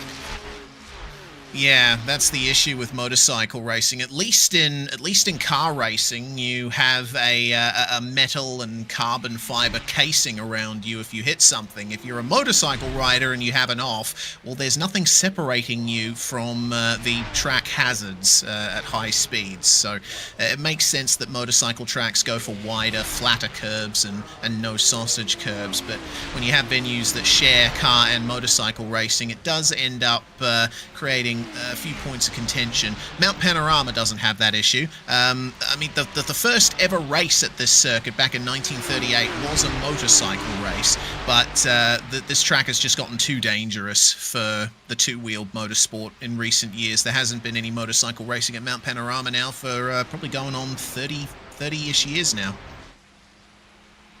Jake Sperry, our commentary colleague, who will be on the show later on in this broadcast, does make a good point. Remember Dennis Hauger's spear as a spear at Silverstone? Yes, I remember that. And we could go on and on about the evolution of curbing and track limits and things like that until the cows come home. We really could. But there is a motor race going on. As a famous Australian once said, we went motor racing, and it is Commander Esports who are leading this one 1-2 at the moment, but they've only got that 3-second lead over Blue Mercure in their number 33 car. They've got a decent gap though between themselves and this gaggle of cars headed by the two Drago Racing number 69 and number 67 cars.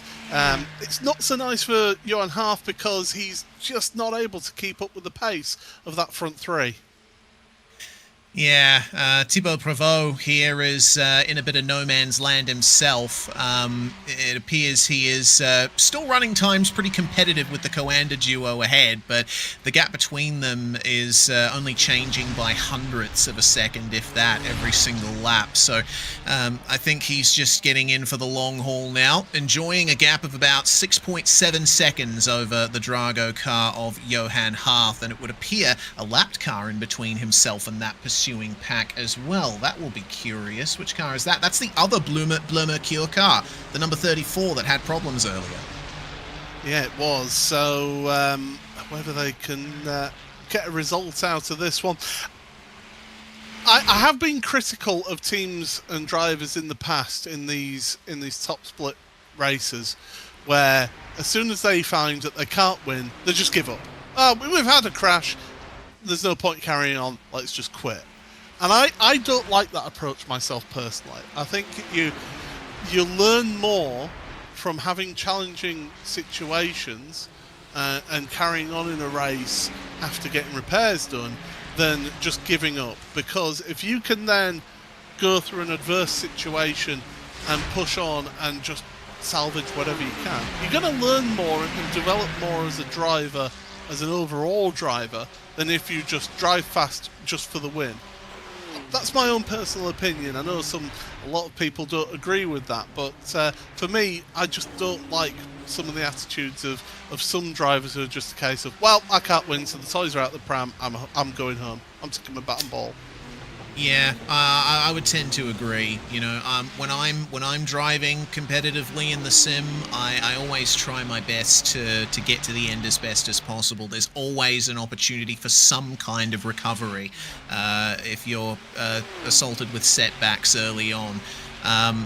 I've always been of the opinion that, you know, I think I see it in discussions online as well about, you know, say when a new Formula One team comes in and they're slow, it's like, oh, well, why did you even bother? Because being part of the event is the point. If it was only the winners racing and no one else showing up, it wouldn't be a race, would it?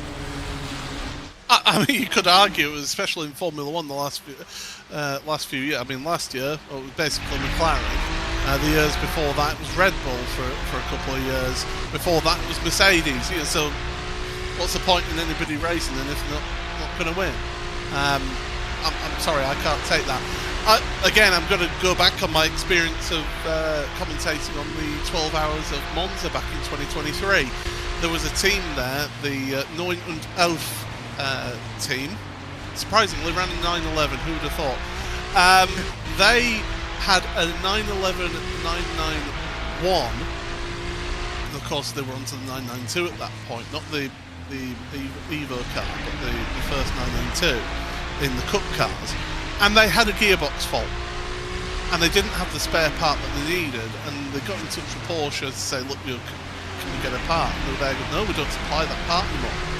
So they had to ring around, find somebody who had a 991 Cup car, drive to, I think it was Germany from Italy, which, okay, it's not too far, get the part, drive back to the circuit, get the gearbox repaired, and get out there for the race. And they took part in the whole race, and they got the Spirit of the Race award for what they had to go through. They didn't take part in qualifying, they started at the back of the field, and they got to the end of the race.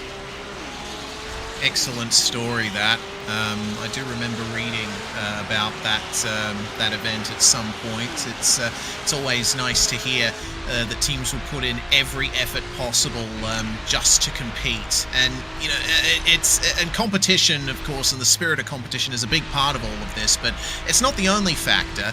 Especially in big events like this, where you have the top sim racing teams competing. You've got sponsors. You've got an entire team behind you, engineering, working behind the scenes, figuring out strategy. All of that sort of stuff. A lot of people are giving up their time and money in a lot of cases to compete in events like this, and you want to honour that. Yeah, absolutely. Yeah, won't look good on your sponsorship portfolio if you're going out looking for a new sponsor and the prospective sponsors look at it and go, "Oh, what happened in these races? Oh, we just gave up." That's not worth it, mate. Yeah, you're all right. I'll go and sponsor another team, thanks. So yeah, it's this is why I always encourage people to just keep pushing on and keep fighting. But there we go. We are still, by the way, looking at this pack of cars. Not a lot of movement happening here. It is very much, as I say, a peloton in this gaggle here, going from 4th place all the way down to 12th. Is this group of cars right now, and they are coming up to some lap traffic. That number 34 Bleu Mercure car of Corentin Lassine in front of them in their Ferrari. The problem for them is that car itself is doing 2-minute 2s right now. It's on a similar pace to the pace that these guys are doing, maybe 0.4 of a second slower per lap. Yeah, so they'll be on them very shortly indeed. The Team Benik sim racing car, the hardest charging in the field, meanwhile, has put another notch in their positions gained. Now up to 24th place for Remy Gilbert, and that is 26 positions gained for that car. But they are no longer the hardest charging car in the field. That honour appears to belong to the WSR Esports Black entry, car number 21 in 19th, up 27 places. That's a monumental rise. Yeah, Santeri Martikainen, who has moved up those places. So, yeah, intriguing to see that with them. And, well, as we go and carry on through, heading towards the top of the hour once again in this race. And we're still sticking as we are. It is worth pointing out a few of those teams further down the order. Solpec Precision Racing, the number 162, they're up 23 places. We saw them involved in a fight with the Bytes Kalina car. They're up 20 places themselves. WSR Esports, another one of their cars, the blue car, is up 24 places. Daniel Ferguson as well. So quite a number of cars that were down towards the rear of the grid, working the way through. Part of that will be due to incidents and cars that we've lost in this race, but also they've had to make some moves as well. Yes, a poor qualifying performance, but ultimately good race pace is always a challenge to overcome at a track like this, but it is possible. And we've seen quite a few teams show what they're really worth here as the sun rose this morning.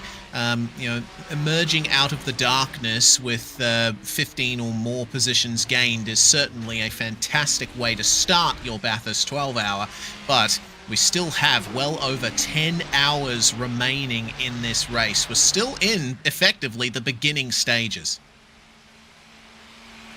Yeah, it's just early part of this race. We've still got plenty of action to bring with you here today.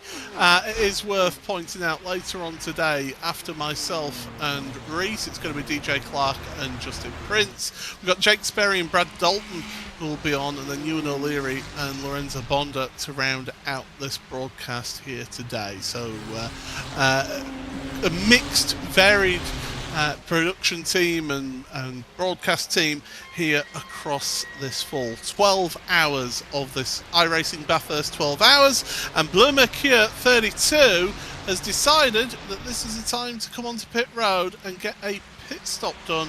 That's a little early for me, if you're asking me. Yeah, 24 laps completed on that stint. I think this is going to be their short stint, or at least shorter than the others. I would have expected them to pit a few laps earlier if they were going for the full-on half stint that's expected to be needed to reach the end of this one. So, an interesting decision from Bleu Mercure, Emmanuel Oliveri in the car now, and we'll see what more they can do here. In the short term, it is going to gain them track position in the next stint, and it doesn't look like anyone's going to be following them in on this lap. A 40-second stop for them, and yeah, it looks to me like 40.1 seconds. That's pretty much on par with the stops that we've seen. Regardless, still a bit early. While we're on the subject briefly of the other fantastic commentators that are going to be joining us later on, I think it's our producer behind the scenes, Ramiro, who's really putting in the hard yards here. He is going to be behind the cameras for all 12 hours of this. Yeah, he certainly is, and he's going to be putting in the hard effort in this one. Why don't we give you a little bit of on board with the last year's winner, Marla Racing Team, the number 10. They're in the leading third BMW. Good if you could count, Paul. Let's go and give you some time on board with them. The Marla Racing Team, last year's winners. They've been working their way up through the field, 7 places gained. And they're up into 7th place right now. So let's give you a little bit of RaceSpot TV fan immersion.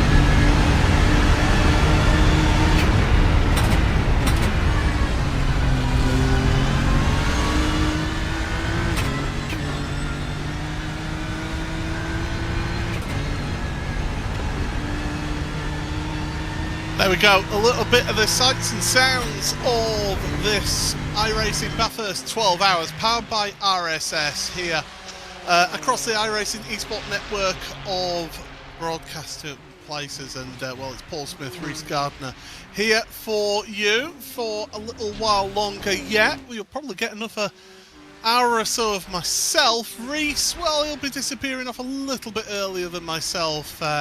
Unfortunately, prior commitments means that we don't quite get the full 3 hours of yourself. But we had you on the pre-show. Yeah, certainly you did. Of course, sometimes when these big events happen and there's so many drivers registering at the same time, it can take a little bit longer for the servers to actually go up. And unfortunately, there is a hard limit to the time that I can spend here in the first few hours of the race, but I'm going to be making the most of the next 50 or so minutes that I'm going to be here. We are going to be seeing the second round of pit stops happening very shortly, and it'll be interesting to see what the cars that pitted off sequence end up doing here. The fight for fourth place still ongoing, and it doesn't look like anyone's really prepared to make a big move just yet. Still settling into the rhythm, a slight twitch for the Marla Racing Team BMW there, I believe, on the way out of Hell Corner. They're certainly not coasting their way around, are they? No, they're certainly not, and so therefore they're pushing all the way through this race. I mean, you look at the pole position time that we had in this race was a 2 minutes .492. Fastest lap that I've seen in this race is in the 2 minute range towards the end of a stint. So they are pushing. They're about half a second slower than the qualifying time. So it's a sprint all the way through to the end of one of these special events. Yeah, we saw briefly at the top of the screen, fastest lap of the race going to the Grid and Go Esports 004, Hadinoa Mimasi with the fastest lap of the race there. Actually, I believe there's been a driver change in that car. It may have been set by the starting driver when the track was still very much shrouded in darkness. But yeah, the pace has come down though, and we're seeing those average lap times sort of still hovering at the front around the mid 201 area. Fastest car on track last time by was the number 89, Daniel Lafuente, who was involved in this pack a few cars back. 201.498 as it stands at the moment. The 19th place car at the bottom of your screen, Team Alta, Lasse back, really pushing the limits up the top. I saw him do that characteristic glancing off the wall on the run up to McPhillamy. Lasse back, it was... If ever there was somebody who was a win it or bin it driver, it's Lasse, isn't it? Ah! Blue Mercure, eSport number 33 onto pit road. So 28 laps is the stint for them. And Thibaut Prevot is onto pit road for a change, possibly a change of driver, I would imagine, after 2 hours. But that's the first of our pit stops, 28 laps from them. The rest for the front, Coanda, they're on lap 29 of their stint. And yes, driver change. Andrea Bristow making his way into the car there. The Italian taking over. And yeah, it looks like a bit of a flip from what we saw in the first stint. Remember that that Bleu Mercure car was one of the Ferraris and a few other makes and models that pitted a lap earlier before the cars here in this third place pack. Now I think we're seeing a bit of a switch up. They've realized, yeah, maybe we can eke out an extra lap out of this stint. So just to be safe, come in with 28 laps done. Bristow has made his way out of the pits in 20th place. So keep a close eye on where he's going to end up out of the pit cycle. We'll see if that ends up making up any track position over the Coanda duo at the front. Yeah, well, we should expect to see Coanda onto pit road, possibly this time by, although they didn't have to do that pacing from the Conrod Straight this stint that they had to do in that very first stint. You wouldn't sort of use that much fuel from where they start on the Conrod Straight, but here we go then. This is down the Conrod Straight, down towards the chase then for that third place and back group. And Grid and Go, them and Drago have just pulled away a little bit from Marla Racing Team and the rest of that gaggle of cars. So as we carry on, Coanda stay out once again. So I do think that was a little bit of an early stop from Bleu Mercure. Yeah, looks like it. And actually, I'll correct myself from earlier. It was not a longer stint than the first one.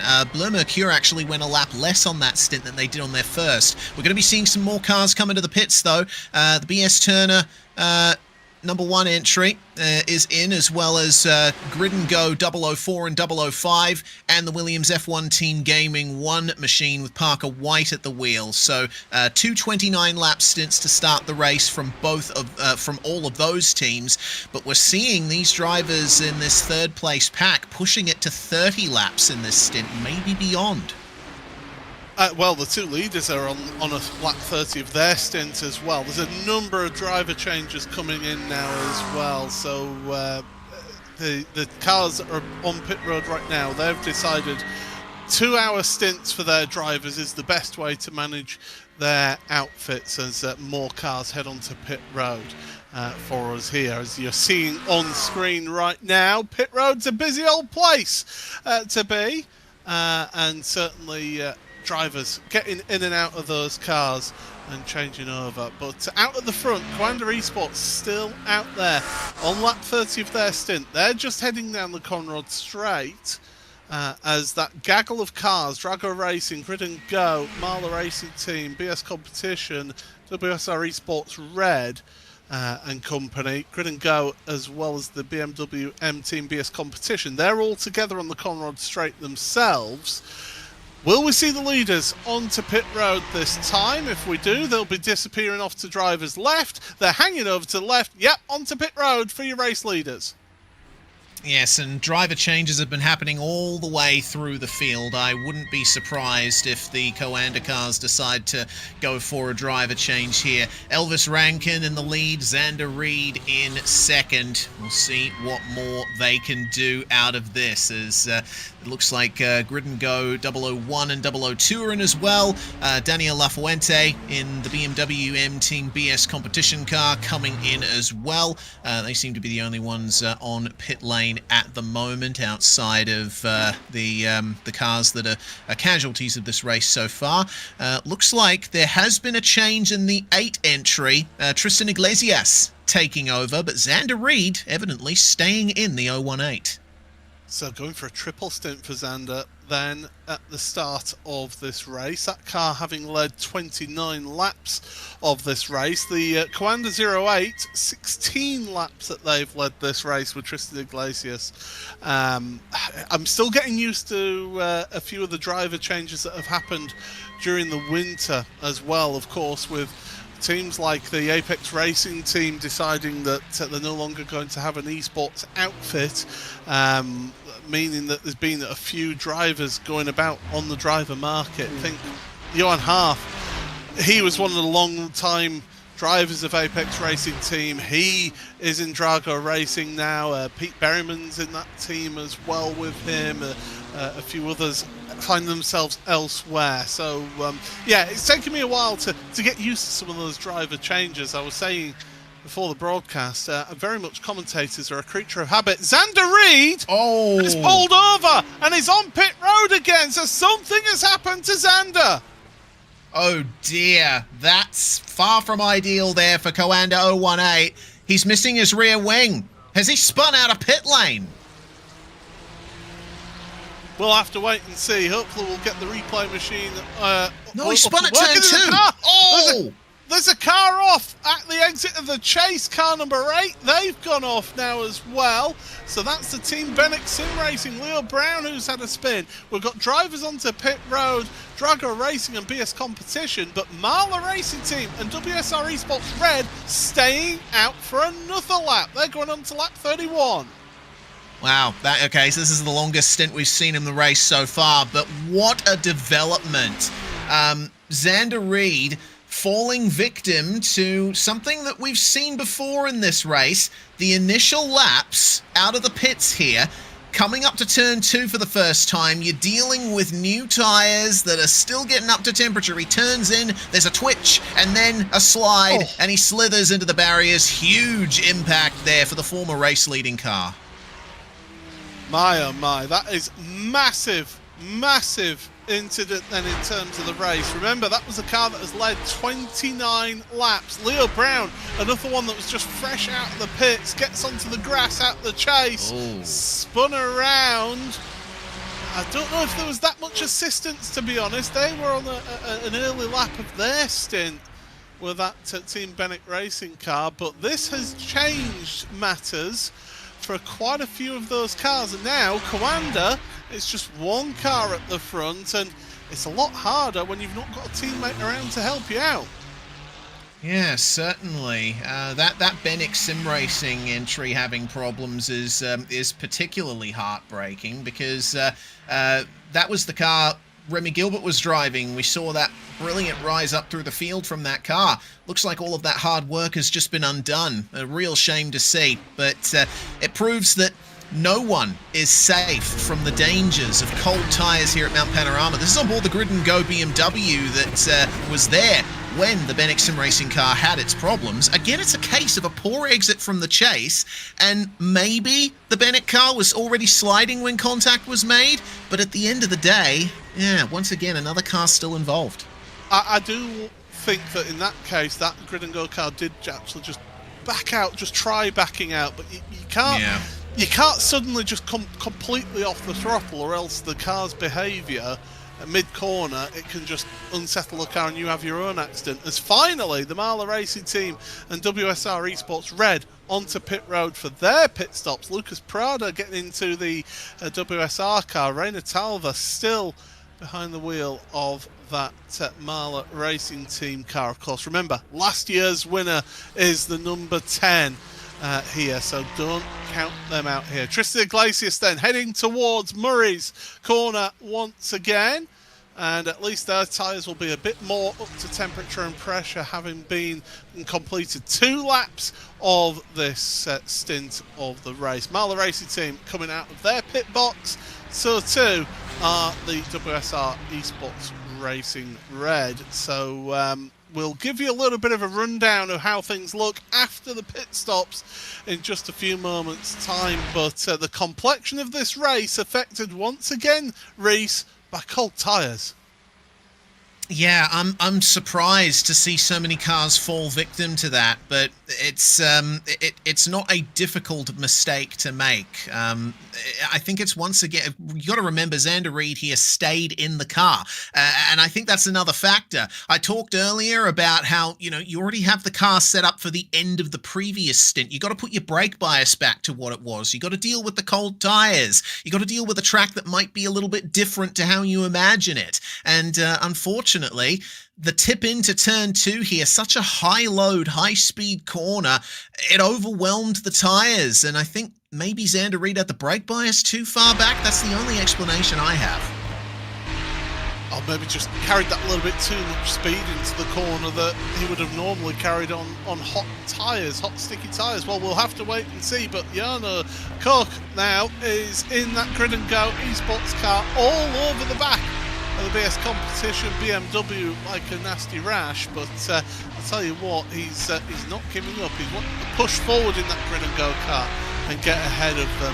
Drago Racing have been split by the Marla Racing Team. So Drago still in 4th, but WSR Esports, now did they have a shorter pit stop than Marla? They did, but only by 2/10. So Lucas Prada is up there.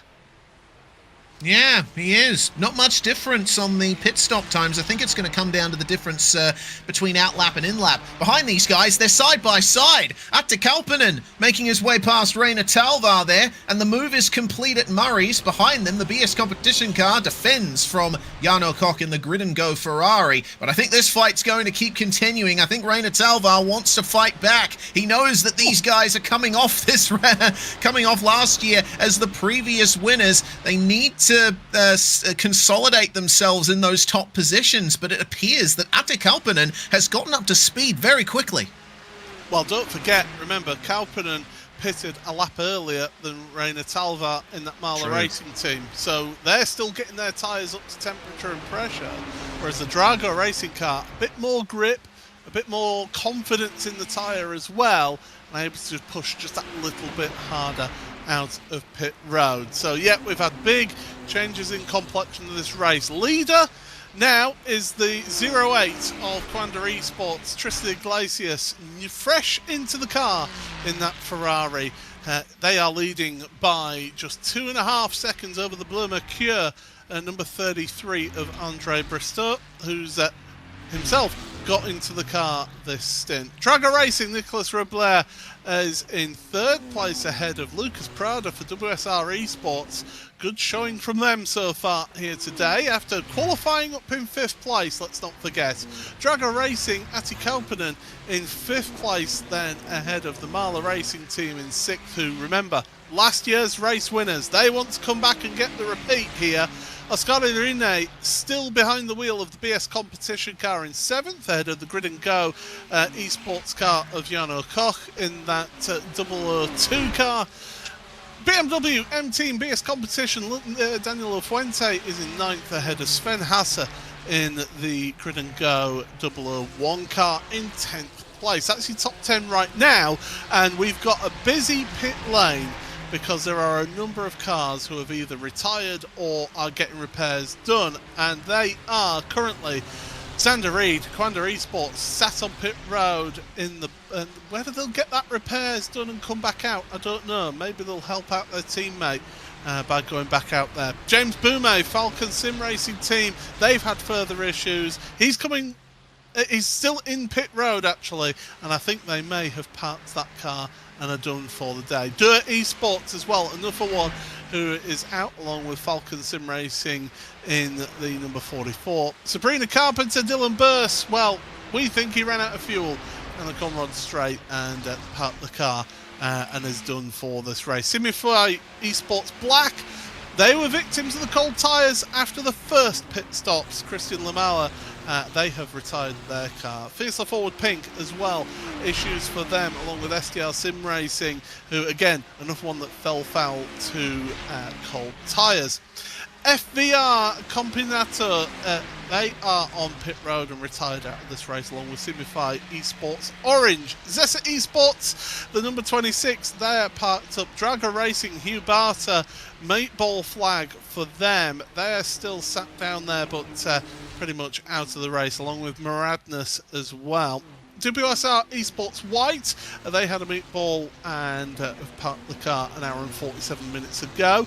Literally Grid Go, Florian Lebigre in that Honda NSX, they parked up early on along with Drago Racing's number 68. Williams F1 Team Gaming number 167 were one of the early victims, and SDR Sim Racing number 2, the last car, all on pit road. So currently we have 32 cars from 50 that started this one, Reese.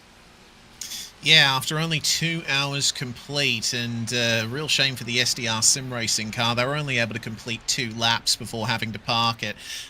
Sometimes your race is over before it's even started, as we saw with that big concertina at the end of the formation lap while we were still shrouded in darkness. Well, regardless, I think it is a good opportunity for some teams further down the field to come back. The Bleu Mercure Esports number 34 is the last running car on the circuit at the moment. Maxence Godino, very skilled driver at the wheel of that number 34, has managed to make it up 3 positions now for that car. So it's never over until it's over here at Mount Panorama. Meanwhile, this trio of BMWs leading the pack for 5th place. It would appear that Ati Kaupanen is on a nice run of laps at the moment, setting pretty consistent 202.2s are the Drago and Marla cars here. A little bit further back on time, everyone else in this pack. But got to remember, it's the start of the stint. They have full tanks of fuel to contend with, a lot more mass to throw around. That will cost them lap time in the short term, but maybe wait about 10 laps or so and you'll see those times start to come back down again. We're setting the wheel. Cars just going a little bit wide through Philomid Park, and you're playing with fire when you hit that outside curb at McPhillamy Park, because it is such a high curb, isn't it? And it's so easy that curb just kicks the back end out, and you're heading towards the scene of the accident. Yeah, indeed. A lot of places around this track where that can happen. You know, you lose it even slightly across the top of the mountain, and your best hope is to have your entire sector compromised on lap time. And the worst is obviously a race-ending crash. It's a treacherous circuit here at Mount Panorama, and I'm mighty impressed that we still have 32 cars running after 2 hours. Yes, it is quite a big casualty rate for this event, but regardless, it still takes quite a bit of effort to wheel these cars around for a few stints. So some impressive drives going on at the moment. We'll check back in for a moment with this battle for third. Lucas Prada still chasing Nicolas Rubilar, who has taken over the Drago Racing number 69, but his teammate Ate Kalpanen is starting to make up some time. Only a few hundredths gained on the last lap, but he's still a tiny bit closer. And it only takes just a few hundredths here and there, and maybe a tenth of a second a lap here and there, and it just closes that gap up and gives you the opportunity to then close up. We've still got that 9 hours and 45 minutes. Get me hours and minutes mixed up sometimes. Yeah, so we've still got plenty of time in this race, and there's plenty of time for mistakes to happen as well for the drivers out there. So we've seen even some of the very best have incidents out there today, and it could be a day for where maybe a quote-unquote smaller team can come through and get a win here, perhaps. Maybe Blue Mercure could get their first iRacing special event win. Certainly possible. Andre Bristow certainly has a lot of pace underneath him. He's setting times that are competitive with the rest of the field, but maybe a tiny bit slower at the moment. He's setting 202.2s, whereas we're seeing 202 flats from Tristan Iglesias in the lead. Rubilar and Prada setting 202.1s. I mean, the lap time gaps, when you start talking about it like that, are really nothing much in the end. It's a matter of a few hundredths per lap, but it all adds up over an event as long as this. Yep, certainly does. So as we head on down towards Murray's Corner once again, Drago Racing, Nicolas Rubilar under pressure from WSR Esports, and that WSR Esports car went 1 lap longer on its fuel stint. So it's a case of, are we going to see again those two hit a fuel number and try and just gain by getting that little bit longer on fuel before we see them pit. So it's an intriguing one. It's really going to be interesting to see how we all get on towards the end of this race, and unfortunately for myself and Reese, we won't see the end of the race in terms of commentary, but I'll be certainly watching, keeping an eye on this race through the rest of my day. Yeah, certainly fun to see this one so far here today, but it is the iRacing Bathurst 12 hours powered by RSS. Mount Panorama has bitten hard on quite a few of our drivers, but still the action is aplenty up at the front of the field. Third place not secure for Drago Racing right now. Certainly not. Lucas Prada is keeping very close company to Nicolas Rubilar at the moment, and well, I wish I could see the rest of the race, but unfortunately by the time the checkered flag falls, I will be fast asleep, in very deep sleep. It's currently 20 past 11 in the evening here in Perth, Western Australia, so the latter hours of this time slot don't really work for me, but obviously it's Bathurst, I'm Australian, I gotta be on this show. It's practically a formality, really, but it's good to be here for the first stint of this race and see some of the best drivers in the sim world in action here. Looks like Ate Kalpanen here starting to make some tracks again on the battling duo ahead, but there's a huge pack of cars still behind him going all the way down to P11. The Bleu Mercure Esport number 32 rounding out this pack here. So despite losing one car early on with big problems in the opening laps, Bleu Mercure still in a couple of very strong positions. As we find our way through to 9 hours and 41 minutes remaining in this race. Keep an eye on this BMW here. Daniel Lafuente will see what he can do to get past Jarno Cockers. There's a pass there in the background there. Manuele Oliveri getting the Bleu Mercure 32 past Sven Haase.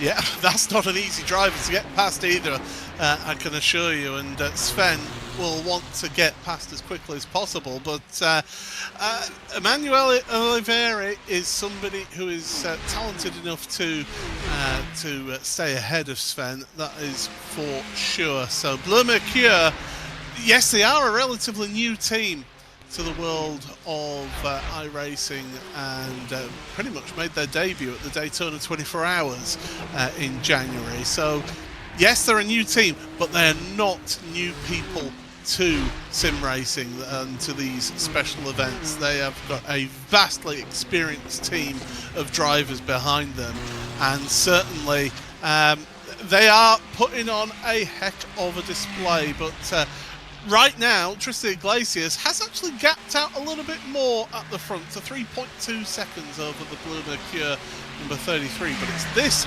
pack at the bottom half of the top 10 that we've been focusing on for pretty much the last hour, Reese. It's been, I'm not going to say tense, but it's been close between this gaggle of cars. Yeah, far and away the largest battle on the circuit at the moment. We have five to seven cars, all within a second or less of each other, depending on where on the circuit they are. And keeping an eye on the lap times, we're seeing some really solid consistency for all of them. Like the fastest car in this pack setting a 201.884 was Daniel Lafuente. The slowest car in the pack, well, Sven Haase, a 202.56, but that's due to having a pass made on him on the previous lap. Pretty much 201.9s is what you're expecting from the slowest drivers in this pack. They are insanely well matched right now. It is incredible, and to see that being matched for so long, and with different drivers as well. Remember, we've had change of drivers involved in this last pit stop, so getting to see how different drivers can match that pace of their teammates. And from speaking to race team bosses and engineers over the years, talking about with endurance races, a lot of teams will try and match drivers who have got a similar driving style into one car, so that they can all pretty much drive the same setup of car. But there's some that have the attitude, race engineers have the attitude of, we set up the car to what will be the fastest that it can run. It's up to the drivers to then maximise that pace. Yeah, that's a point of contention a lot of times when you're racing in a team in sim racing, as well as we keep an eye on Santiago Bastarrica in the sole Porsche in the field. We also checked in with the battle between Jordan Johnson and Lewis Barlow for P19, the Solpec Precision Racing 162, the only McLaren in the field. But back to your point, yeah, I've had that issue sometimes when I've been racing with a team in an endurance event where the setup just doesn't gel for me, and I need to really change my approach to how I drive the car. You know, as I've gotten better over the years, I've gotten used to it a bit more, but certainly in those early stages of competing in special events and endurance leagues and things like that, it was a bit of a mental hurdle to overcome. That yes, sometimes you are setting up the car to just be as fast as it can go, and you have to drive around it. You can't necessarily set up the car to your preferences here. As up the inside goes the Porsche on the 007 Aston Martin. Whoa, that's a little bit of contact there, unfortunately. And Bathurst, evidently that's not for position, from what I can see. 22nd place at the moment. Is it? No, actually, that's the Grid and Go Aston Martin, I believe. That's a couple of laps down. Yeah, no, you're absolutely right there. I stand corrected. Now, the Aston Martin flashing its headlights at the Porsche. As soon as if I'm the Aston Martin driver, and I have that Porsche making that move, and I'm laps down on that other one, I'm breathing out of the throttle early. Going into the braking zone of the chase and letting that Porsche by. That was fighting for fighting's sake, and I'm sorry, that's just not cricket to me. Yeah, I see your point. We've got to remember, though, that Grid and Go car, yes, it did start a fair way down the field. It's currently 2 spots up from where it actually started the race, but they're probably well aware of the maximum pace that the car can do, and they just want to focus on staying ahead as best they can. You know, the more track position they lose, the worse their initial finish may be.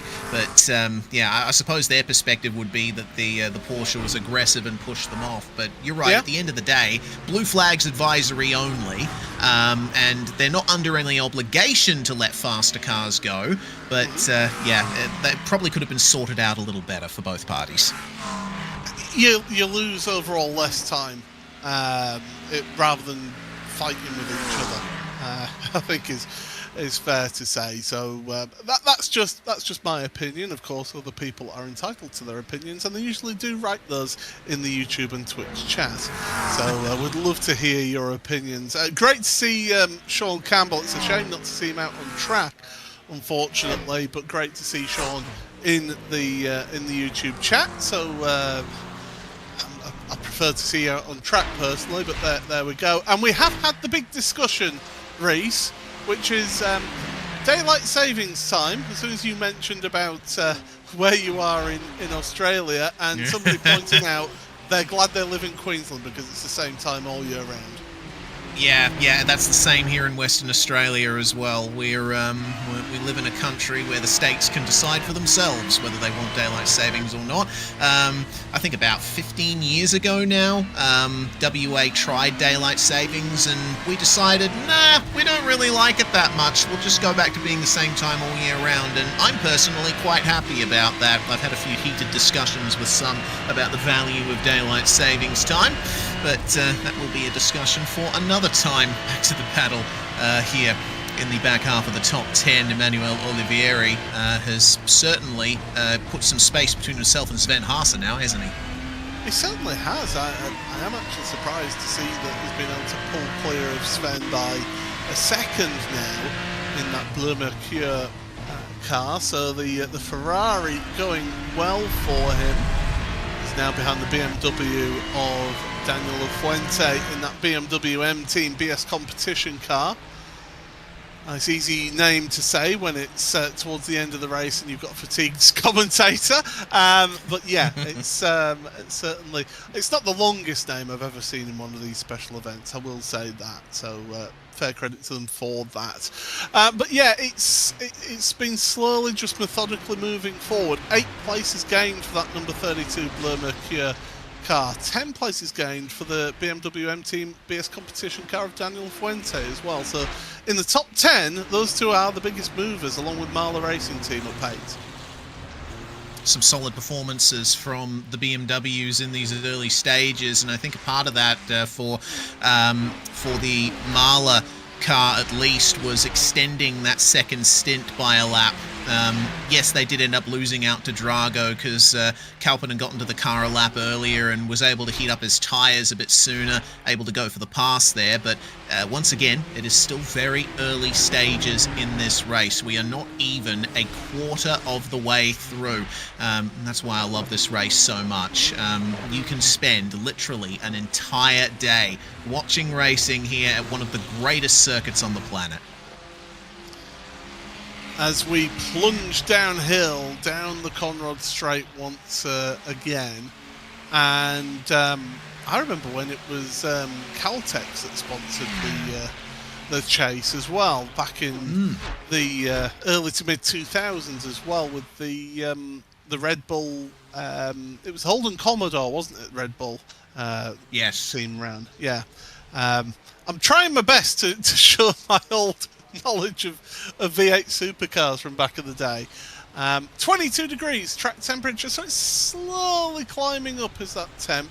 Air temperature has gone up a couple of degrees as well as we reach 8:30 in the morning here at Bathurst. That's about right, really, isn't it, for this time of year? What date are we in sim this time? It's it's the 21st. It's today that it's actually down as in sim. I'm seeing February the 15th. Yeah, yes. No, sorry, that's me misreading the wrong thing. All good.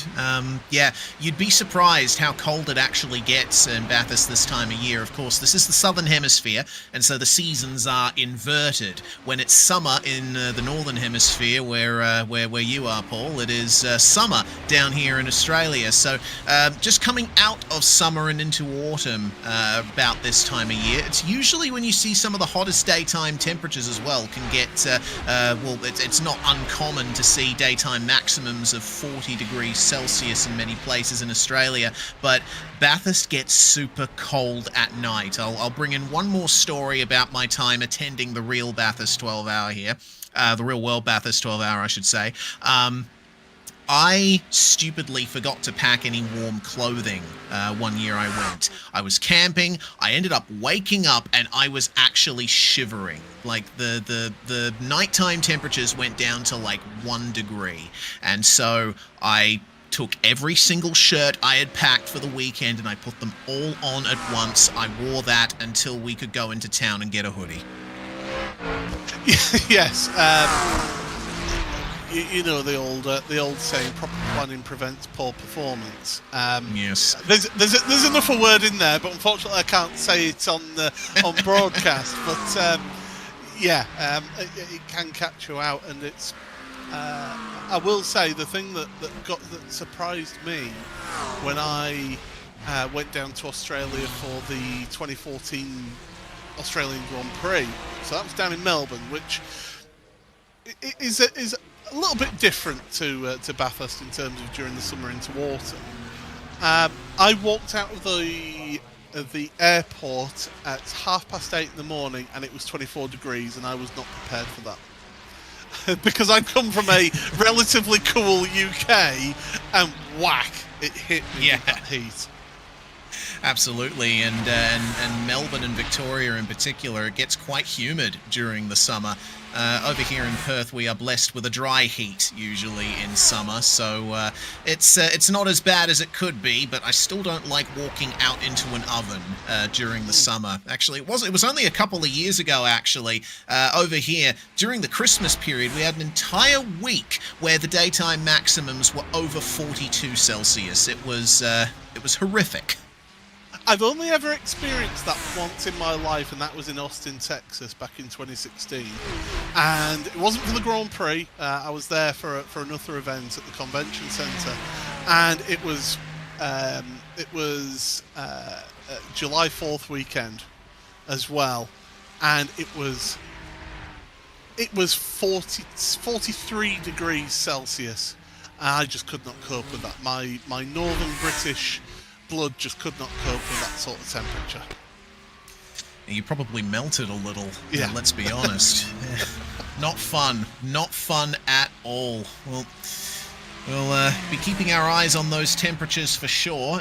We've been going over the track temperature up to 22 Celsius at the moment, but if you're interested in the air temperature, it's remained at 20 for the time being. It'll probably go up by a degree in the next half an hour or so, but it looks like things are nice and stable in this morning section of the race. as we start wearing on into maybe hour 5, hour 6 or so, you're really going to start to see those temperatures creep up because the skies are relatively clear and there'll be not much of a barrier between the sun and the racetrack as we keep an eye on Grid and Go and Williams F1 Team Gaming fighting over 14th. There was also a change for 19th place. Earlier on, we saw Jordan Johnson and the Solpic Precision Racing McLaren fighting with Lewis Barlow in the Team Alta number 4. Well, it looks like the Grid and Go 003 BMW with Niels Rotela at the wheel has made his way past both of them and is now into the top 20. Yeah, just making it into the top 20 indeed. Yeah, looking at Noah Edler and Benedek Vida in this fight for 14th. This is about the closest fight up in the top 20 where they're trying their best to make their way past, but it's Ferrari versus Lamborghini. Mid-engined cars, both of them. Different ways of going about it, though. You've got a naturally aspirated V10 in the Lamborghini, and you've got the Ferrari with a turbocharger fitted to it as well. And again, lovely super slow-mos coming out of the cutting. Photographer, I tell you what, mine back would break if I did that. I think, well, coffee's obviously popular, and the spectator area is up the top of the mountain, but I think he might have had a bit too much there. Yeah, I've heard of getting the caffeine twitch, but that's a bit much. Let's go! Come on! We have had the question of somebody asking if there's been an Acura in the top split. There was. The literally Grid Go car of Florian Lebigra. Unfortunately, they've been retired for the last 2 hours and 10 minutes. So the only Acura has been departed the circuit. We've only got, how many Aston Martins currently running? 1, 2 Aston Martins running at the moment. We've got a solitary Porsche out there as well with the Byte Colino car. So, unfortunately, not the greatest mix-up of car types, of cars, should I say, but manufacturers. But there is a good mix, though, still. That Lamborghini being the highest Lamborghini in 14th for Williams F1 Team Gaming. Yep, making the move at the chase very nicely on Noah Eder in the 005 Ferrari. It looked like a textbook pass that Benedict Vida made there, and it's one that you'll expect to see a few more times at least towards the end of this competition. Moving back up to this insane pack of cars, we have 7 of them involved, 4th place, all the way down to 10th. And Emanuele Olivieri, I mentioned before that he put some distance between himself and Sven Haase in that battle for 10th. I don't even see Haase in the frame now. That's how far ahead they are. Seems the Grid and Go 001 has been struggling for pace in the last stint or so, running about half a second slower than these cars in this pack. Yeah, average 5 laps is losing 0.3 of a second per lap is Sven Haase on average, but as you say, half a second on that last lap. So yeah, Sven Haase not comfortable, not happy with the car as it is right now, but this gaggle of cars still in the top 10, and it's still really close for them. And the thing is, this is all the fight for 3rd down to 10th place right now. And WSR Esports Red car of Lucas Prada had Drago Racing Atti Kalpinen just draw them in, because remember that WSR Esports Red car was with the other Drago Racing car of Nicolas Rubler straight after the pits. Yeah, interesting to note that both of those cars losing pace are Ferraris. I mean, we don't see that obviously from the Ferraris in this pack, but it's a curious coincidence. Lucas Prada is doing his best to keep up at the moment, but he is struggling to get back into the 201s on lap time. Question is, will Atti Kalpinen try to force the move at some point? I think if I was in his position, I would want to fuel save a little, try to extend the stint again, but you never know. He might feel like he's being held up eventually as his fellow team car continues to jet away, setting lap times that are pretty much the same, a 2:01.7 for both of the Drago cars on the last lap. Yeah, so matching pace for those two. It's worth pointing out that the WSR Esports red car, along with the Marla racing team, did go a lap longer than the Drago cars. So, again, that variance of stint length, Coanda were a lap shorter than a lap earlier than those two cars that I've just mentioned as well. So the different stint lengths coming into play towards the end of the race, that'll have a bigger effect. If you're able to save more fuel, it means that that last stint in the race, or whenever you choose to have that shorter stint, you're getting less fuel having to be put into that car, and it can have a big effect in terms of the results if you're as close as they are. Because let's face it, there's still 16 seconds covering the top 10 right now. Yeah, very close indeed, for nearly 3 hours into this event. So we'll see down into Murray's Corner who gets the best exit on the way out. Once again, you want to try and avoid that curb on the inside, but you can run all the way across the curb on the exit and beyond. If you're some teams, they've really been dipping wheels off the curb into the gravel at some points there. Meanwhile, apparently connection issues for Jan Rouillet in the Grid and Go Esports Aston Martin. Remember that recent coming together with the Porsche up ahead?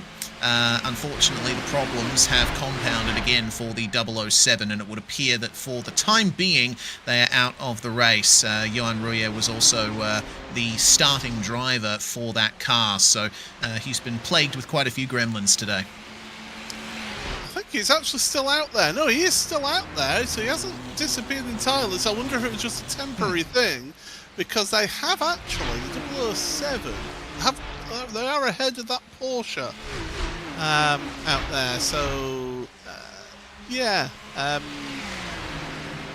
Although they are further down the field, they're in 31st, aren't they? But they've got ahead of that Porsche again, as that Aston Martin. Remember, that's the Porsche and Aston Martin that were rubbing doors and a little push down at the chase when they were lapping. Yes. A little minor bit of controversy there. Lapped car not giving way, not that they're required to, but indeed, it's something that we're going to be seeing a lot, I think, towards the back end of the race as more cars have problems and inevitably drop off. That's one of the properties there on the side of Conrod Straight, and they're just passing by one of the properties that is usually open for accommodation during events at this track, but they do charge a pretty penny, and rightfully so, as Atte Kalpanen makes the move on Prada. That was the time to pull the trigger and go for it. So Drago back together, third and fourth, but Lucas Prada's not giving this one up. He's showing his nose into Murray's. That's not normally the best place to overtake at. But Drago, look at it. It was a flash of the lights. It's a, nope, come on, I'm coming through now. Thank you very much. I'll take that spot. And Drago Racing up into fourth place now for Atte Kalpanen. He decided he'd had enough and he was off there. Reese, we've only got about another 4 minutes of your company, or even less than that, about 3 minutes of company here. Thoughts before you go? What are we thinking, the opening of this race? Well, I think the early morning conditions, the cool track temperature has really claimed a few drivers over the course of this one, particularly the second of our Coanda Esports Ferraris that was leading the race for a time. The first lap out of the pits for Xander Reed, and it all came to a very grisly end at turn 2. I think we may be seeing a few more instances of that in these early stages. Once the track temperature starts coming up, probably will be less of an issue, but I think the drivers have well and truly learned by this point they need to take care on the outlap. They can't afford to push too much. Track temperature still only 22 degrees Celsius, but a little bit more energy being put into the tarmac by the rising sun. The tyres should heat up a little faster going forward. That's my main takeaway from this. Keep an eye on those outlaps when the pit cycles come around. Yeah, absolutely. It's going to be a key factor of this race, that is for sure, in this one. And Mount Panorama now, bathed in sunshine. Earlier on, it was a misty old start to the race. The race traditionally started in darkness, here today, and a glorious then day that we are going to get for the rest of this one. No rain expected throughout this race. We're going to have sunny intervals, partly cloudy skies, and the air temperature has come up slightly by half a degree, so we're getting there, Reece. We're slowly gaining temperature at this time in the morning. That we are. You know, we have it drilled into us here in Australia growing up about how the sun's ultraviolet light intensity changes over the course of the day. Hottest period of the day, traditionally, from 11 a.m. to 3 p.m. So we're going to have to wait another couple hours for maximum UV from the sun. That's when I think the track temperature is going to really come up. Still 2 and a bit hours remaining until we see that, though. For now, the focus is on the on-track battles here, and it seems like the Drago Racing BMW has dealt very well with the cool temperatures in the initial part of this race. WSR Esports car and the Grid & Go 001 having maybe not as much pace as they desire this early on in the race, but potentially they have set up their car for those higher track temperatures we'll be seeing later on. Well, we're going to have a change in the commentary booth. Thank you very much to Reece Gardner for joining us for the opening of this race. Enjoy the rest of your evening, Reece, and we will say hello to DJ Clark. Good afternoon, DJ. Well, good morning from where I am over on the west coast of the U.S., but delighted to be here and watching this fantastic racing action with you, Paul. It is fantastic stuff. Anytime you get to go racing in Bathurst is always a very, very good day. It certainly is a good day. We'll be...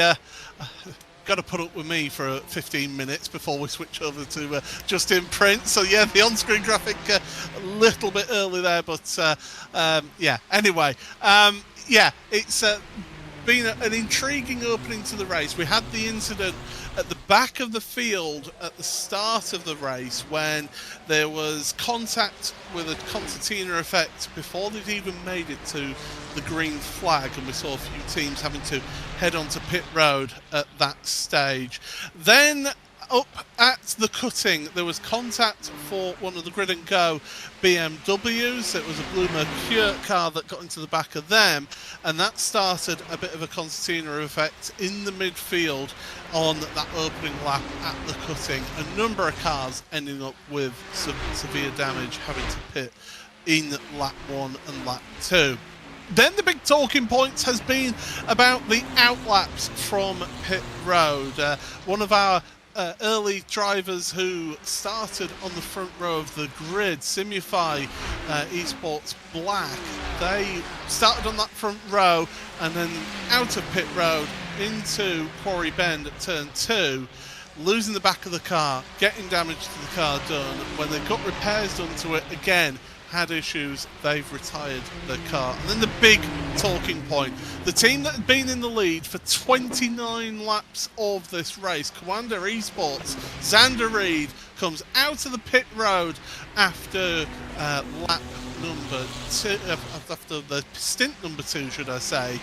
Cold tyres, spun into the wall, and that was their race as well. So it can happen to even the very best, DJ, out there. Yeah, and that was actually the point I was going to make as you were saying that, the trickiness of these conditions, and credit to iRacing, obviously, for being able to model these conditions correctly. It's going to be, I think, this race decided on the in and out laps here. Obviously, the in laps so crucial to be able to maximize that time. But coming out on the out laps with the cool tires, getting everything up to temperature, specifically coming up through Quarry Bend and up through the rise on the mountain, going to be very, very difficult. We've been following this battle here on your screen, obviously, for a long time. This great battle with Drago Racing, WSR, and Male on back. A little surprised here that we haven't seen Ate Kauppinen start to be able to break away. Checking out a battle here farther in the back as well with Dominic Hoffman and Sven Haas as they're getting a little bit close. Seeing if we can maybe see this play out. I don't think we're at the point of the race quite yet where we're going to see the super aggressive moves being made up and down the hill, well, particularly up the hill, not necessarily down the hill, as that would be just about as crazy as you could get. But I'm interested to see here how everybody starts to play themselves out, particularly in this battle up in that 4th place on back, as we're starting to see a little bit more of a stretch out. And then again, this battle with the 001, the Grid and Go esports machine in that Ferrari. As, yeah, we see that 4th place, 3rd and 4th place battling going down the mountain now through Skyline. And Sven Hasse has dropped that place. He was in 10th at the start of this stint, and it's just dropped back a little bit. That BS Turner Dominic Hoffman car getting past the latest one into 11th. So Sven, his car just doesn't seem comfortable right now, and it might be what Reese has been talking about in his stint on commentary of setting up your car for what the conditions will be coming forward a little bit later on, because you will see hotter conditions happening. We're getting close to 23 degrees track temperature in Celsius, so you will see that change, and that changes the grip and the balance of the cars. Speaking of cars, there was a car heading onto pit road then in the background of shot, and that was the Bleu Mercure number 32. 29 laps for Emmanuel Olivieri. So Bleu Mercure deciding again, they're pitting early once again for that car. 29 laps, we've been seeing 30-31 laps from teams. I don't like that if that's a strategy call necessarily. It could be a little bit indicative here for the Italian behind the wheel of that Ferrari, that they're maybe trying to go off cycle a little bit, but with the lack of rain that we've seen coming here, I'm not sure what the strategy would be. The only thing I can really think of is maybe just try to find a clean part of the track right now, but even with that, we are so far advanced into this race that you're really not going to find all that much clean air. As there we see a BMW coming by. Also looks like Martin Toth, I think, has been in pit lane for a hot minute. Yeah, and here the Ferrari's going to come out right in the midst of traffic for Bleu Mercure. So not sure what this call is, unless they're just running the wick a little bit hotter than everybody else. Well, we'll see how it goes for them. On to the throttle, out of Forest Elbow and down the straight. And here's what's happened to Martin Toth then for the WSR team, and it's connection issues for Martin. Oh dear. The number 16 WSR car, Martin Toth, well, he is still running, thankfully, but connection issues for them as well. It's, yeah, unfortunately, as we say, you are racing on the internet. You are having to connect to a server, and if your connection's not completely clean, it can just cause a little bit of issues out there. But thankfully, able to continue in that number 16 WSR car.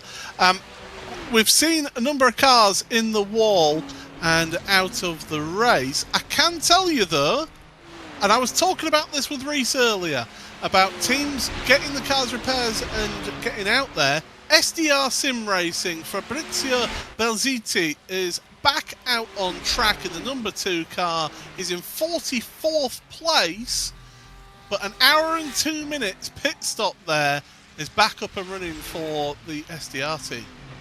Well, I think that goes to show you really two things when you talk about these iRacing special events. Number one, you've put in so much work to this. You have undoubtedly trained and perfected the car, and it would be a real shame to just kind of see all of that work go to waste. So I think there's a little bit of that stick-to-itiveness, and that, you know what, we're going to get out there and we're going to make the best of it kind of atmosphere that you see from a lot of these drivers. The flip side of that is you never really know what can happen in these races. We've already seen, by my estimation, about 18 cars or so taken out of this race, and I don't think it's out of the realm of possibility that we see a few more.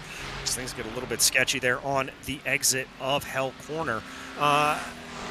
I don't think we could see a few more get out of this race, so there could be them falling down through the order, maybe rising back up as here comes the pass. This is going to be going down into Griffin's and able to make it work there for that bite machine.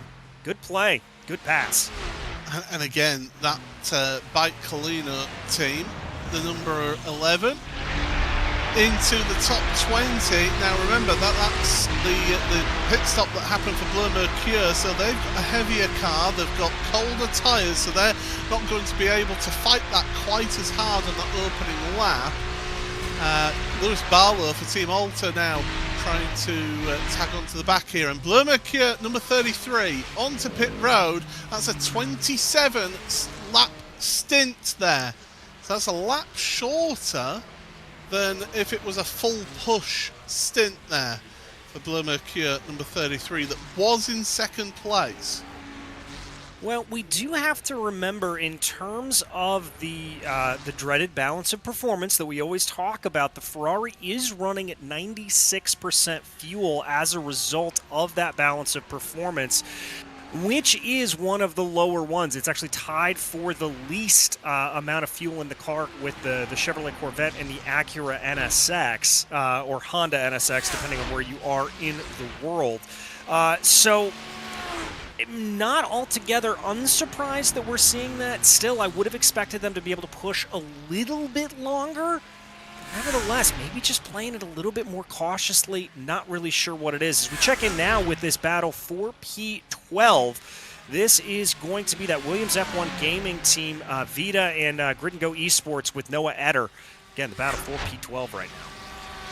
Again, two teams that have stacked the field. Grid and Go with the most entries of any team in this field, and Williams F1 Team Gaming, again, another one that has got a number of cars in this race. I can tell you that the number 33 has come out in 17th place, just coming through now towards Reed Park and Solomon Park. So cold tyres, it'll be interesting to see whether they've learnt from other people's mistakes and are taking it easy on this opening lap.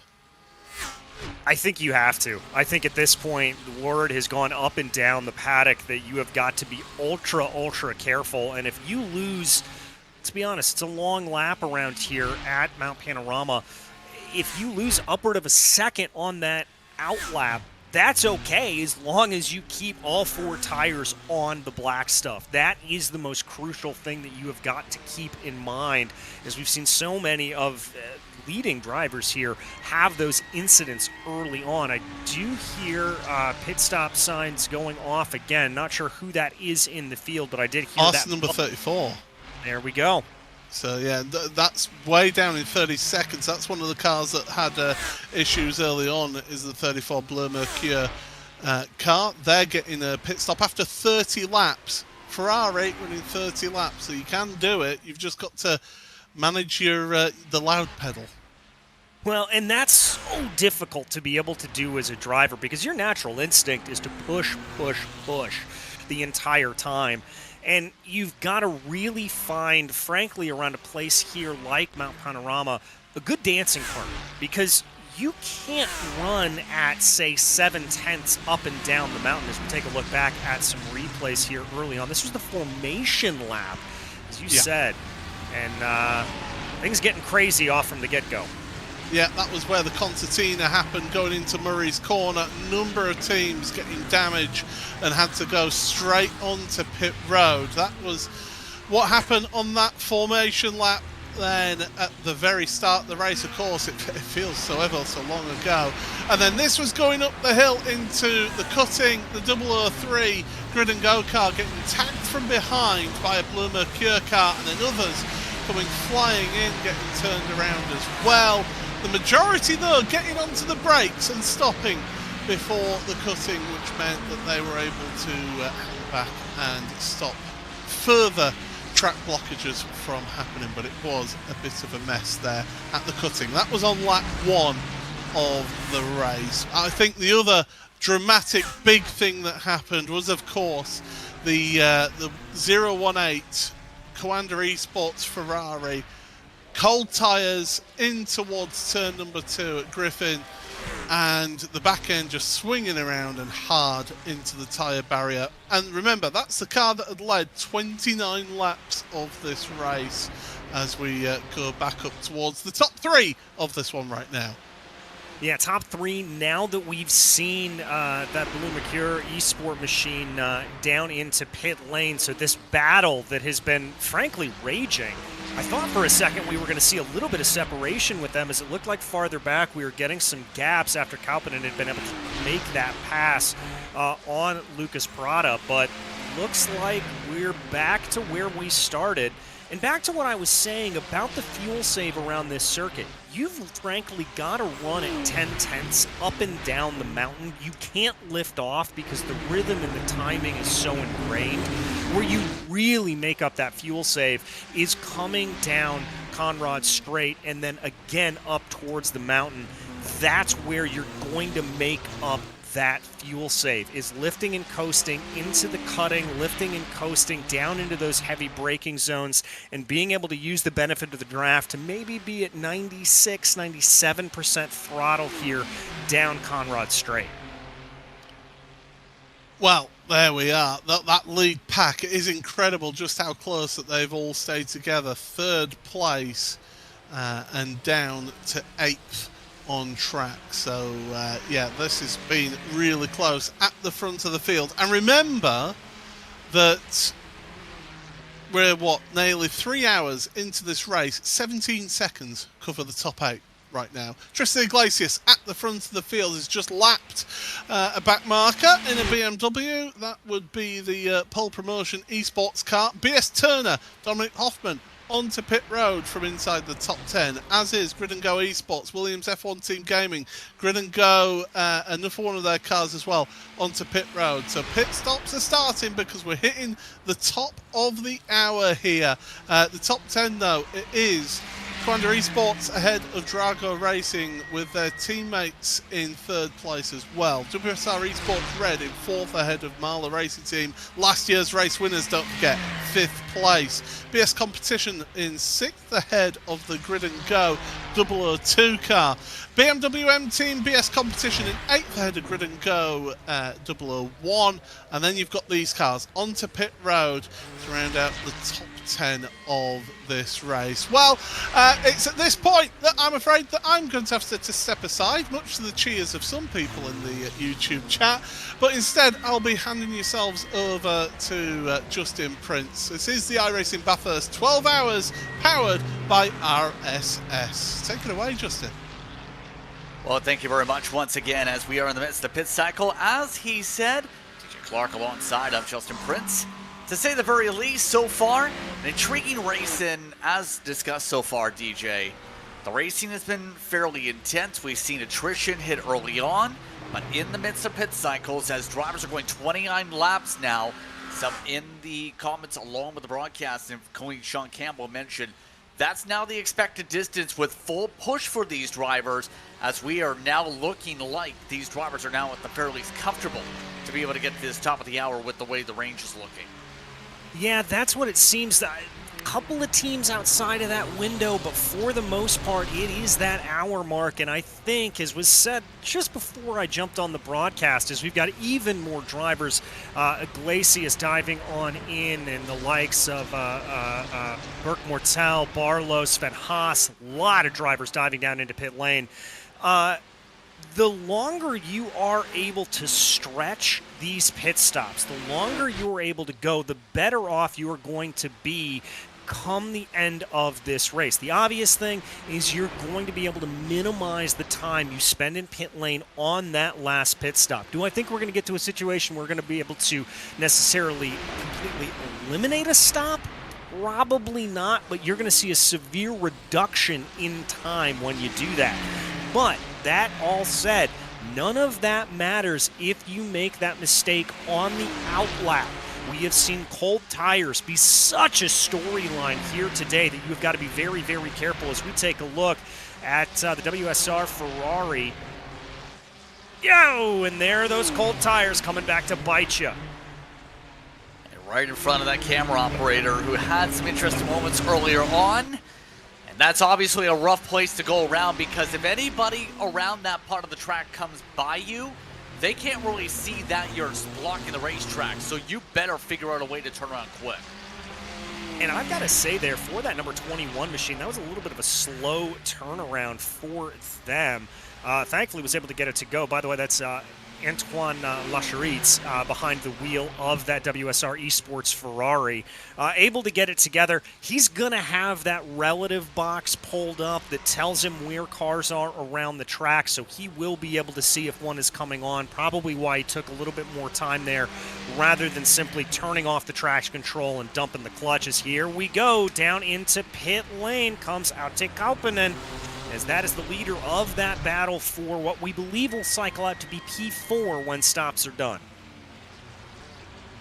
Yep, the pit party continuing on for many of the BMWs and some of the Ferraris here as they work their way around. And I will say, when it comes to this event, it's been a talking point for those watching on and some of the drivers that competed. Remember, in the Daytona 24 DJ, it ended up being where the BOP ended up leaning towards the Porsche. It seems for this time around, at least with how things have looked, Ferraris seem to be the preference here for a lot of the top drivers in the top teams, at least. Although there are some drivers that are trying to buck that trend, like the BMWs that have been in the top 5. The Ferraris have had a good balance, at least, to start this year. Well, I think that's one of the inherent advantages of the Ferrari platform. Just in general, it's a pretty driver-friendly car. It's mid-engine, so drivers that may be a little bit more in tune with a more single-seater style of driving where you get a little bit more rotation out of the platform, you're going to find yourself a little bit more at home in the Ferrari as compared to, say, the BMW or although we really don't see any out here today, the Mercedes, that tend to have a little bit more understeer, that are safer to drive, quote unquote, but a little less responsive as things go. And compare that to some of the likes of the Porsche or the Lamborghini that tend to be a little bit twitchier, just in the inherent style. Now, obviously, as you go into setups, you can dial all of that out, and these cars are going to be on the ragged edge because of the setups that are brought. But in terms of that balance of performance, yeah, it really is seeming to favor that Ferrari, even though, as we said earlier, 96% fuel, so you've got to really do more work in the Ferrari to be able to maximize those pit stop lengths. Checking back here on the battle for 16th, Unity RDEV Competition and Williams F1 Gaming Team. This battle, I believe we've got a mid-pack driver who is third in line there. That is just a little bit off. That's a couple of laps down there, I believe, in the Lamborghini, in the pink machine. See that? At the very least, at least to me here, DJ, it's important to be able to come back and be able to at least try and log the laps, get your teams a decent finish, because we see early on, attrition was a big factor at the start and in the nighttime. You're talking about a race already, came in and was thinking, okay, there's a lot of people in the draft, then check in on the scoring, there's 32 cars running in the lead lap. At this point, if you're that 2 car, there's a lot of real estate to be made up to be the very least as we take a look at the battle for 11th. At the least, get your car back out there, because you can pick up 15-20 spots in the span of just about an hour or two just by running the laps and get yourself a decent near top half finish. Exactly. Now, do I think that those drivers that had those incidents early on, are they going to be competing up for the win of this race? Are they going to be competing for a top 10? Probably not. But as I said a little bit earlier, you've put so much time and effort into this race. You have prepared. You have tweaked the setup. You have done so much. You're not going to throw that away. You're not going to want to just say, all right, well, there goes 12 hours. We'll just get some sleep now. No, you're going to want to put everything together, and you're going to want to see what it can do. So you're going to let things loose. You're going to have the opportunity to, as you said, Justin, get that top half finish, get a little bit of bragging rights. And I think as attrition continues to go on, as we saw just a little bit earlier with that WSR Ferrari, even now, as track temperatures continue to rise throughout the day, you're still going to see drivers making those mistakes on those outlaps, and there's constantly going to be opportunity to strike. Want to give credit here to Andrea Brissot. Incredible stuff here from the Bloomer Q Esports, pulling away from Nicholas Rubilar in the Drago Racing BMW, gaining about 9/10 of a second over the crest of Skyline and over the hill. I'm not sure there if Rubilar made a mistake or what happened. I didn't necessarily see, but just perfection there for Andrea. Yeah, I think that's really just, in terms of scrubbing to the lap difference, just his ability at the top of the mountain coming into play. And the best drivers when it comes to here are able to conquer those very difficult technical areas up at the top, because that entire stretch, I'm referring to all the way from not just Quarry Bend, but up from the cutting, all the way to where it's tight, up McPhillamy Park, down all the way through Skyline, through the Dipper to Forest Elbow. There's so much need to be perfect in that area because the walls are so tight. There's so much sensitivity to the line. You can't afford to have any major slow-ups on your angles there because you'll crash if you make a mistake. Exactly. It's the point I was making a little bit earlier. Checking back, this is BS Competition running in about 6th place, and they've got that battle with Attic Kalpanen, and it looks like Grid and Go Esports, Jarno Koch behind them. So nice little three-way battle here for 5th place. Or excuse me, 6th place. But no, Justin, to your point, and you come up the hill, and the minute you enter Griffin's Bend, you have to be 10/10ths. You cannot back off through this section of the track because it is so physical and so demanding that if you do back off, you throw off your rhythm, you throw off your game a little bit, and that merest minor mistake can absolutely send you tumbling into the wall. I was with some friends this last weekend checking in on the race, kind of explaining what Bathurst and Mount Panorama was to, frankly, some racing neophytes, and I showed them an onboard of what it looked like coming over Skyline, up and through Solomon and McPhillamy Park, and I mean it when I say that their jaws hit the floor. They said this should not be possible, and they're right. It is superhuman to be able to drive this circuit. Super loud for the Grid and Go machine in this battle, by the way, for the 6th spot. Staying up the BS Competition, Drago Racing in the choo-choo train as they go just behind Mountain Racing Team at WSR. This choo-choo. One thing I've also noticed here today is importance of pit stop is going to be a word. A lot of the pass is likely going to be made, but in the terms of the 002, decent competitive pace so far we've seen for the Grid and Go car. Stayed amongst the top 10.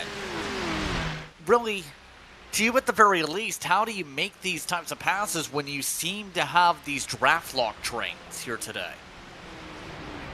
It's a little bit of what we saw, I think, earlier. I believe it was Attic Kalpanen that was able to send the move down for 4th place. Kalpanen, by the way, was falling back through the order into 7th. Not entirely sure. I think that was just a slow pit stop for him. You've just got to wait and be patient. I hate to say it, flash the headlights a little bit coming out of Forest Elbow. See if you can get into the driver's head a little bit and wait for that mistake to happen. Forest Elbow is a very tricky corner. You've got to carry a lot of speed through that left-hander. And even these best of the best type of drivers can get offline even by just a mere inch or a mere centimeter can really affect that line coming down. And so when you see that opportunity, when you see that minor break in the armor, you have to pounce. And that's the trick. You've got to go, go, go. And frankly here, I think that may be the opportunity for this Ferrari, Jarno Koch, as we talked about in the 008. Looked like he's got a pretty good run. I don't think it's going to be close enough, but it did look like that Drago Racing of Attic Kalpanen didn't get the best run through Forest Elbow. And that's going to be a mental note here for Jarno. He's going to think about that. He's going to recognize that. And you're going to look for those opportunities where those drivers are just a little bit offline, throws things off a little bit. Maybe you're going to have that. And of course, the other thing, it's the easiest way to get past, is executing on those in and out laps coming through pit lane. If you're able to maximize through there, you're going to be able to get a pass the easy way. I mean, when we've called action in real life, and I know you've done a lot of it to say the very least, execution is so critical with that. And a lot of the drivers are already talking about, too, in terms of some of the discussion, too, for those who haven't tuned in, cold tires here at this track can be very deadly in terms of the time because it takes a few laps for them to get up to a heat cycle. And as we know, for example, when I was with SRO in real life over in a couple of those PA opportunities, it took 2 to 3 laps to go up an extra 2 to 3 seconds on lap time just because it takes that much to be able to get to your peak optimal performance window on the tires. And that we've seen for a couple of the competitors did pop up, I think, with some of these position battles that we've seen in these choo-choo trains. Exactly. Recognizing where they come out in pit lane, trying to jump around a little bit, put that pressure on when the driver in front of you has cold tires.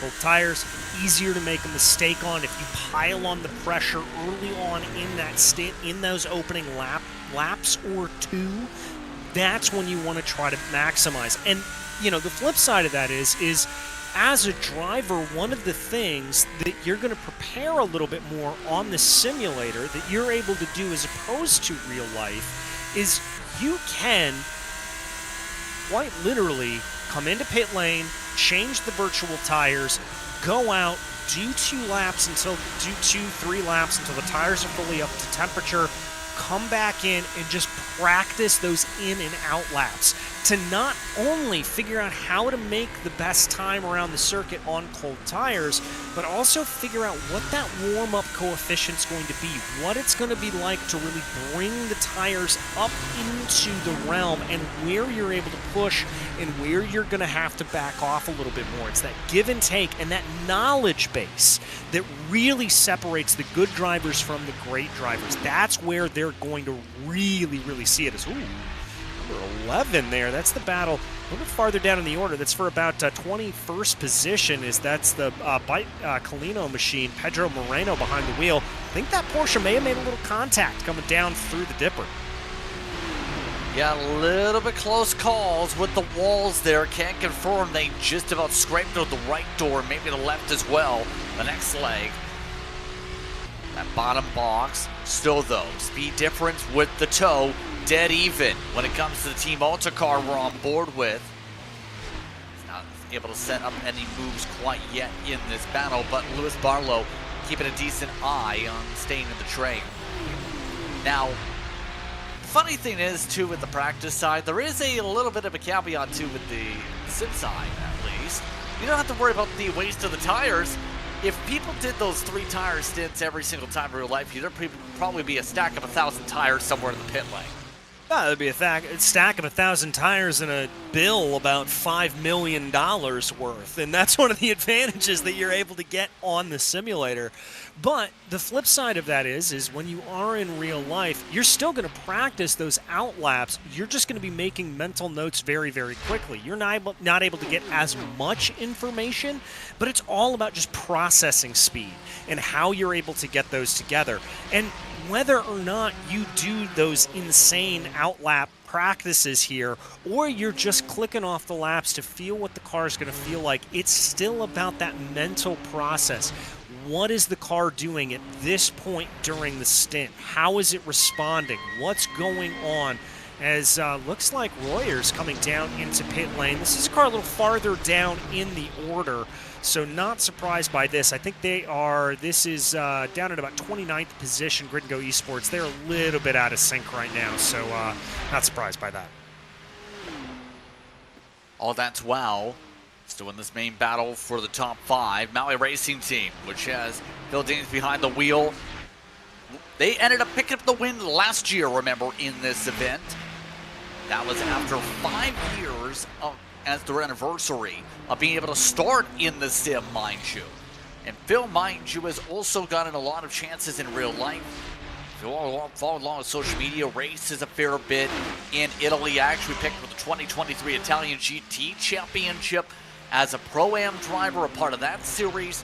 So the real-world experience definitely helping a bit, but also one of the team's star drivers that they've really developed on the sim side too, since the iRacing team came into the scene back around 2020, 2021. Yeah, this has been a team that is very much solidified itself as one of the best in iRacing. Obviously competing in a lot of these special events. We see them quite often. And it's always a real treat to be able to see them. They're great groups of folks.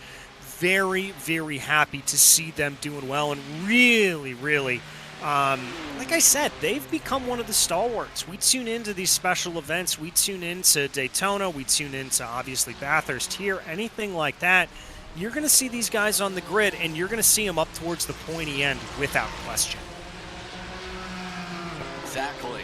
And keep in mind, in the case of Phil, he did pick up some good momentum when he appeared under the BS competition banner also, picking up 2 wins as part of VCO Infinity, which was the event where, for those who didn't know, 24 races, 24 hours, chance to battle in multiple different disciplines. And Deans had been one of the drivers, picked up a couple wins in the Silverados, specifically in the NASCAR stock cars. So, definitely has the ability to win. But he also still trying to figure out a way to get back up to WSR because Lucas Prada has stayed up the margin right now in the 201s, 2/10 up over this entire pack last time by to be able to grow the gap a little bit. Yeah, Prada's just stretching his legs as Belizzi also down into pit lane as well. Another one of those drivers that I believe is off cycle just a little bit. Yeah, trying to close in here, and I think this is where things get a little bit difficult as a driver. You've got that rabbit in front of you trying to close on in. There's SDR Sim Racing. That's Belizzi down into pit lane. They're waiting here. Let me just take a look at them. Obviously not going to miss that livery. Looks like a pretty standard pit stop off the jacks there for a fresh set of tires. But back to Molly Racing Team, and Denny's trying to close in on Prada. The rabbit in front of you, I don't know about you, Justin, but for me it's 6 one way, half dozen the other. Sometimes it's really nice to have that car in front of you, to have that target to chase in on. You know where you need to go. And then there are other times, depending on what your mindset is and kind of how you shook things out, that it's actually a detriment because you see the car you need to chase and you're going to over-push a little bit as a result of it. You're going to tense up a little bit. You're going to say, I need to close down on them. And obviously these are some of the best on iRacing, so they're going to be a little bit calmer. They're going to keep that adrenaline down, as we often like to say. That's the sign of a great driver, is if you can keep that adrenaline down over the course of a race. But we're all human, and sometimes that comes out a little bit. So I don't know. It's going to be interesting. Right now, Prada clearly has the advantage in that Ferrari. Wonder if that comes down to a little bit of the balanced performance that we were talking about. Maybe we're going to see some moves here in the back from the Grid and Go Esports machine. That's Jarno Koch behind them, although they are being caught a little bit. Here's a replay, Centoni Motorsport. This is number 92. Looks like connection issues as well. This has been a real problem. We've seen a lot of drivers suffering from connection issues over the course of today. They are using the US East server, by the way. Just double checked on that end. No, sometimes we've seen the Australian server. There's a lot of servers opportunity across the iRacing world to be utilized by the service. So that's a bit of a factor maybe. But it's about to say, and all of this too, is we see one of the Drago racing machines, 2 Drago cars in the field. One of the rising teams from a couple of years ago, now one of the top teams on the platform. Couple wins in VCO Infinity last weekend as well. Drago Racing has really built up the talent, because I know for a while now they've had a lineup that's been able to contend in multiple different disciplines. They also race in the IndyCar side. I know you've gotten the chance to call and take the virtual one on top of course, working the rearwheel IndyCar too. And we've seen Drago be competitive there. Yeah, and talk about a different discipline. You know, we mentioned a little bit earlier kind of the desire from a lot of these teams maybe to come over, if you're used to a more single-seater style approach, to maybe jump into a mid-engine car. I am astounded by Drago Racing and Kauppanen in particular, the ability to come from that open-wheel background into something like a BMW. I get behind the wheel of the BMW. I know it's a fast car. I know it's incredibly quick. I can't make it work because to me, that understeer and that stability of the car drives me crazy coming from more open-wheel style driving. You're talking about not apples and oranges necessarily, but I would say oranges to grapefruits. They're similar, but wildly different at the same time. It's a different way of approaching the car. It's a different braking style coming from GT into an open wheel background. It's a different way of really setting up the corner when you're talking about trail braking, when you're talking about throttle application. You can be a lot more aggressive in a GT car with the traction control, with the ABS. You've got to be a little bit more finesse driven in that open wheel. So to be able to switch between the two and be as quick as they are is really a testament here to these Drago Racing gentlemen. Started with the endurance side, but also built up the talent on the IndyCar side, absolutely. In particular, if anything, been able to contend some of the top teams there. Still bundled up, coming out of Forest Elbow. Kauppanen still not able to find a way upon Barneveld in the midst of this train. They are still slowly but surely now clicking the time. Back to closing up to the 23 car. The bottom box, as we've seen, Alta has found a way around the Porsche during the midst of that conversation. It took a few minutes, but the four finally able to get around. Yeah, Lewis Barlow just kind of doing what I talked about a little earlier, recognizing those opportunities for an attack, got it done, really kind of just recognized that going into Hell Corner was able to make it work and was able to get that pass done. That's what it's all about, recognizing those opportunities. And now look at this, for Team Alta in that number 4 Ferrari, stretching their legs over Bike Colino and Pedro Moreno, just starting to really expand that gap. And that, frankly, is the flip side of the equation here, Justin. When you get that pass done, when you are no longer being held up by another driver, you have got to capitalize, put the pedal to the metal, and steam away as much as humanly possible. And that's exactly what we're seeing here from Lewis Barlow. Yeah, able to try and get a little bit of space now. They're about a minute 30 back of the leader. It would take an hour 3 seconds to get the Solpac Precision Racing's Jordan Johnson for the next spot for them. One of the things to mention, by the way, in terms of strength and numbers, we talked about some of the alliances, of course, Malay versus Muse competition with some of the drivers. The interesting thing, if you haven't noticed, and I know it was probably talked about earlier on, for those tuning in and want to touch upon this again just in case, we're going to go started off this race with 7 different teams that made top split, for example. When you're talking about strength and numbers, you usually have so many drivers that run, and you obviously have them with good I rating over the course of the teams in terms of your average for where you get placed. But in the end, remember, first of all, this event brought to you by RSS. As we continue on with the action, it's been a busy day as we talk about our partner here for today, for the Bathurst 12.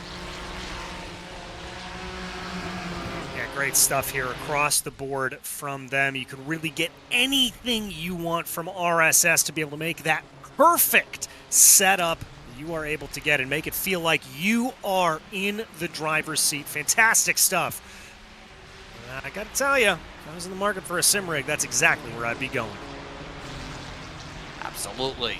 To say the very least, some good sim rigs and some good availability to be able to get yourself into a sim. But the point of what I'm going to make is strength and numbers on terms of not just having a good rig, but also having a team roster here in this regard here today, DJ. can be very helpful in terms of the preparation side of the very least. Not sure how it feels when you have about 7 groups of you trying to beat each other on the racetrack. Yeah, I mean, when you come into a race like this, it is a little bit interesting in iRacing because you don't fully know who's going to be in that top split. Obviously, the way this is broken down is that you take an aggregate of the overall I rating and of your team, your drivers. You average that out, then you put that into a blender and you see where you compare to everybody. If you're in the top 50 here, for example, that is going to get you that top split. So there always is a little bit of a question mark when you come in. Who are we going to be facing up against? Now, obviously, if you're coming into this, you know you're going to be up against teams like BS Competition, like Coanda, like Dragos, things like that. But sometimes there is that question mark. Now, there's obviously also a lot of conversation that goes on in between teams as they kind of talk about everything. You know, you're racing against the same relative group of guys, guys and gals, week in and week out. So you kind of have those communications. You know who you're going to be up against, but there still is that question mark when you log into the server. Okay, what split am I going to be in? Makes things pretty interesting. It does, and definitely adds that little bit of competitive aspect, absolutely, at least to me at least. Try and beat your teammates and be able to prove you're the best out of the team. Now, the interesting thing, by the way, coming up for this group is they do have Pole Promotion Esports. You see that greenish car that just passed by. That will be up the road from these drivers. Solpec Precision Racing, meanwhile, had another technical issue. Technical issues popping up for Jordan Johnson, who was just up the road. Johnson, for reference, is still being scored on the track by 3 seconds, but some of these competitors are still battling with their internet connections. My suggestion whenever I see that, DJ, is, have you ever thought of just putting glue in the internet socket and just trying to put keep the internet cable in the way? Don't do that. That's a good way to execute your house. Yeah, don't do that. And for those who are maybe turning into sim racing for the first time, never really seen something like this, you know, connection issues and issues on the rig itself, hardware issues, stuff like that, that's really our version here of a mechanical breakdown, whether it's an engine failure, brake failure, anything like that. That is really the analogy that we like to draw between that. It's sort of those force majeure moments that you're not able to control, that you're not able to put together, that you're not able to prepare for, that just happen over the course of a racing weekend. So always unfortunate to see when it's completely out of the driver's control, but these things do happen. And whether it's that, you know, you've got a screw loose on your pedals, or you lose connection on your wheel, or like we've seen here many times today, you've got that connection issue on the internet side of things, you just got to roll with the changes as they come, and it's hard. Good question that came up in terms of a conversation from those on the YouTube side here at iRacing. Mr. Booney says, what do people think is better, triple monitor or a bigger single monitor? You know, those ultra wides. What do you think's better and why? Personally, for me, I would go with the triple. I have an ultra wide on my rig. I love it. But I had to get an ultra wide basically because of space limitations. I would go with the triple because the advantage of the triple as compared to the ultra wide, you still get a little bit of that wrapping effect with the ultra wide, but with the triple monitor, you're going to be able to see out of the side of your car more. You're going to get a better view out the left and the right, and that's really what's important when you talk about getting that extra fidelity on the screen. You want to see out of the side, so you're not necessarily having to use the look left, look right button, that you're going to be able to just glance and see it. That's where I break down. Justin, what about you? What do you think? Well, that's a tough question because to me, when I got triples compared to a single in terms of the normal monitor size, I think that's where it became very helpful because I could actually see what was next to me in the car instead of guesstimating the racing lines. So that's what helped in that case. But that was about 5-7 years ago before I even got an ultra-wide. The ultra-wides these days work almost like as two monitors connected to each other, at least to me. So, to me at least, the ultra-wide's a happy medium between just a single normal monitor to having 3 triples. I almost argue having 2 ultra-wides count as having 4 monitors in theory. So, really, it's a bit of a preference thing in terms of budget thing, you'd have to say. Yeah, I don't disagree with that. And, you know, I think, frankly, putting 2 ultra-wides together, you may get a pretty good wraparound. And, of course, obviously, the perfect solution is one of the Uber ultra-wides, I don't know what the technical term is, that have the full 180 wraparound, where you're really able to just be encapsulated by it. But, you know, I've never thought about actually running a double ultra-wide, but that may be the way to do it, Justin. I quite like that. I mean, I've done stuff contractor side where a lot of sim builds for the high-end side go with 3 of the ultra-wides to make that 180 feel. Oh, that is a budget and a style that I can't even begin to imagine. Yeah, I mean, when you spend $10,000, $20,000 on a rig, you may as well go big on the monitors, you know what I mean? Yeah, exactly. I've done a few of those installs as well, and I got to agree with you there. There's certainly a level of, well, spent this much, why not? So I think that really opens up part of that conversation in terms of the conversation. So we fall back on board with Jarno, one of the drivers who 5 years ago was a part of those who competed in some of the Ferrari challenges, raced in the esports competition in the past year. One of the drivers has been around for a good 3 years with Grid & Go, the German. Very formidable and normally will run a Ferrari. Yeah, normally will run a Ferrari. And again, that just comes down to that driver preference that we talked about. Whether you like that sort of stability of the front engine machines or whether you want a little bit more of that responsiveness from a mid-engine, it's just kind of what you want. Now, obviously, as we get into the upper echelons of sim racing, you're going to find a lot of drivers that, frankly, will chase the BOP a little bit more. They're going to look coming into every single race, okay, what is the optimal setup here? What is the best car that we can get bang for our buck go forward?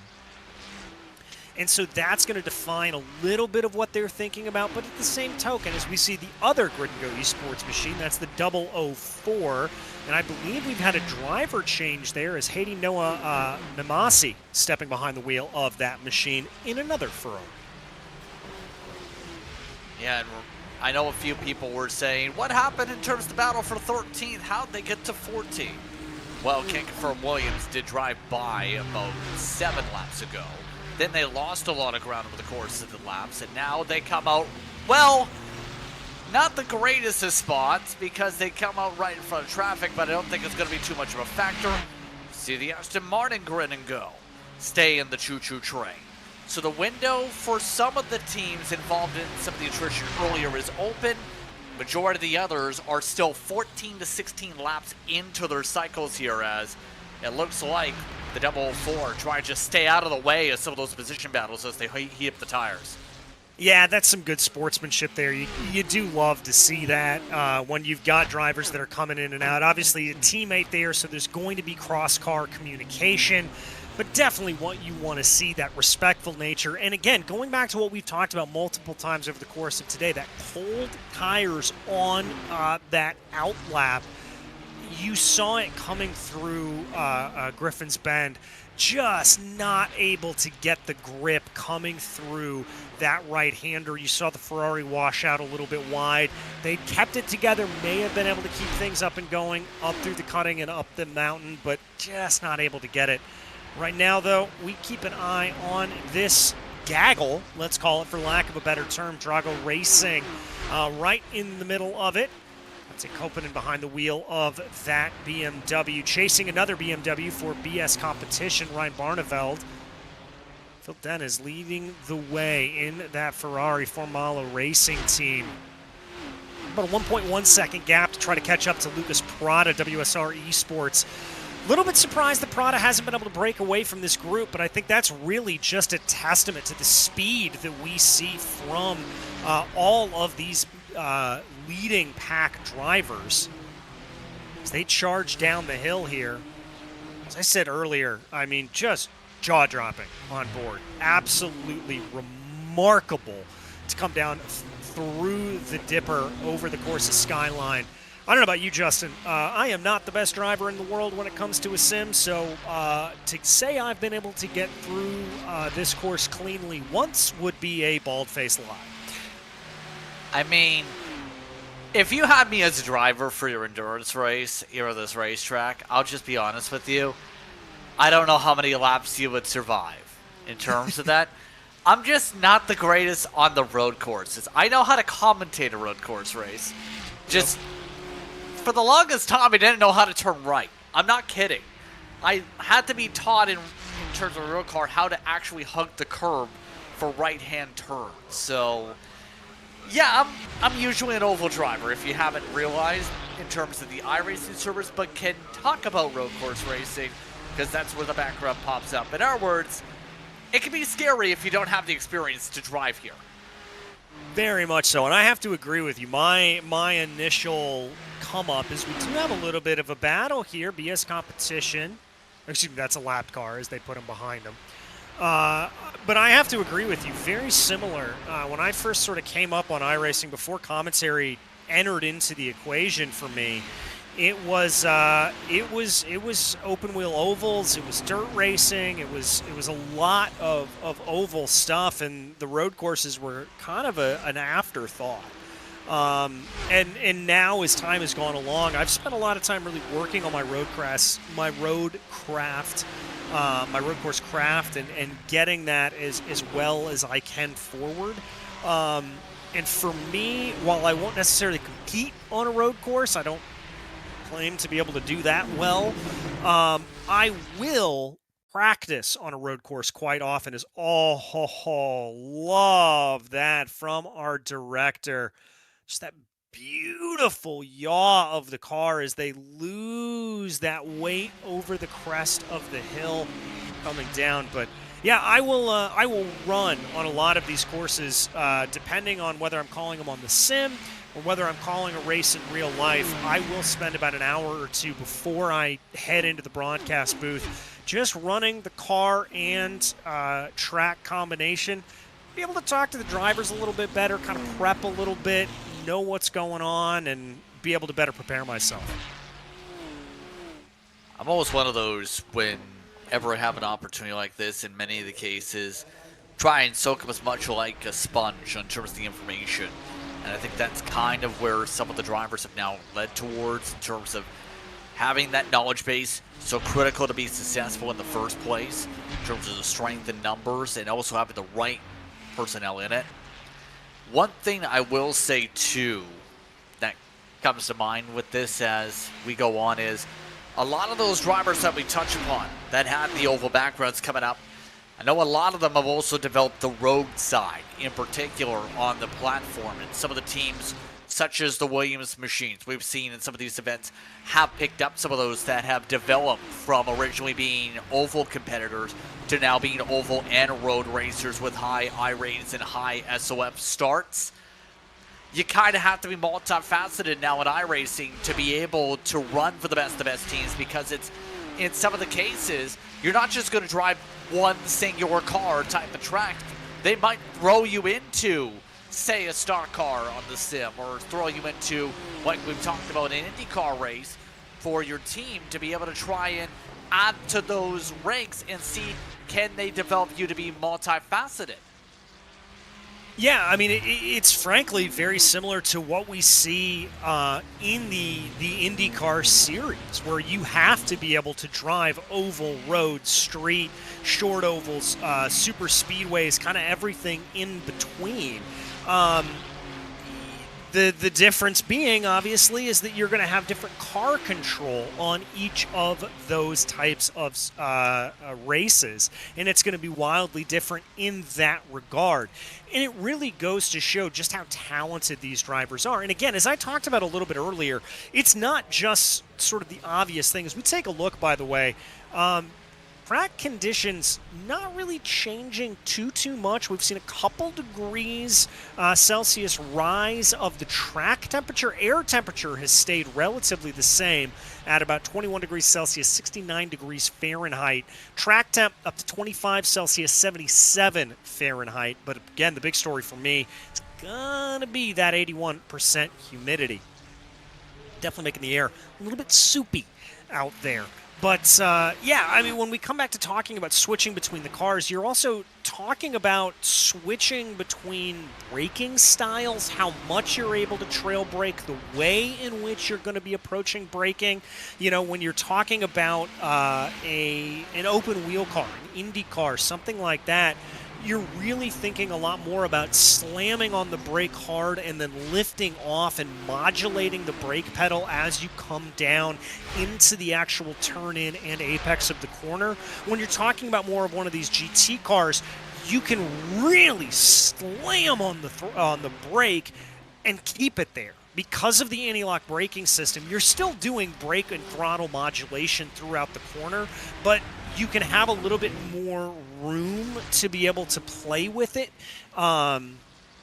because as opposed to the open wheel car with no anti-lock braking system, here you're pushing up against that ABS kicking in. And if the ABS does kick in, there are detriments to it, don't get me wrong, but you're going to have a little bit more breathing room than you are as opposed to a lockup necessarily in an open wheel car. So it's understanding the limits of each car is really and truly what it is. And then obviously going into the stock car scene, if you're thrown into that, understanding that, you know, braking into a corner is almost less about slowing the car down and more about getting the car to rotate and real brake modulation there with that. So plenty of different ways to be able to attack that middle pedal.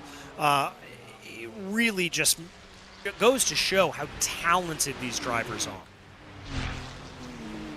How much they know to be able to exert just the right limits in terms of some of these battles. Speaking of battles, 10th, how things are going right now. That's one of the Blue Mercure machines. Livieri behind the wheel. Nikita right behind in the army of grid and go cars in this pack of the Battle of Ferraris. And keep in mind, not sure if you kept an eye on the Daytona 24. Blue Mercure coming out and immediately making an impact. Acquired a lot of star drivers right before the Daytona 24, DJ. The organization sponsor based out of France specifically has picked up a lot of talent in a short amount of time. Some of them have raced with teams like Williams, for example. Blue Mercure has made a statement early on they want to compete, and they have competed in a lot of these races so far with team cars now second and about 10th, respectively. Yeah, it's really impressive, and we see this every once in a while on the sim racing side of things, that you see a team sort of rise up out of seemingly nowhere and be able to create and put things together. You know, we've seen it in years past. We talk about the sort of the rise of Drago Racing as one of those. Grid and Go, another one that I think has sort of come up over the course of the years.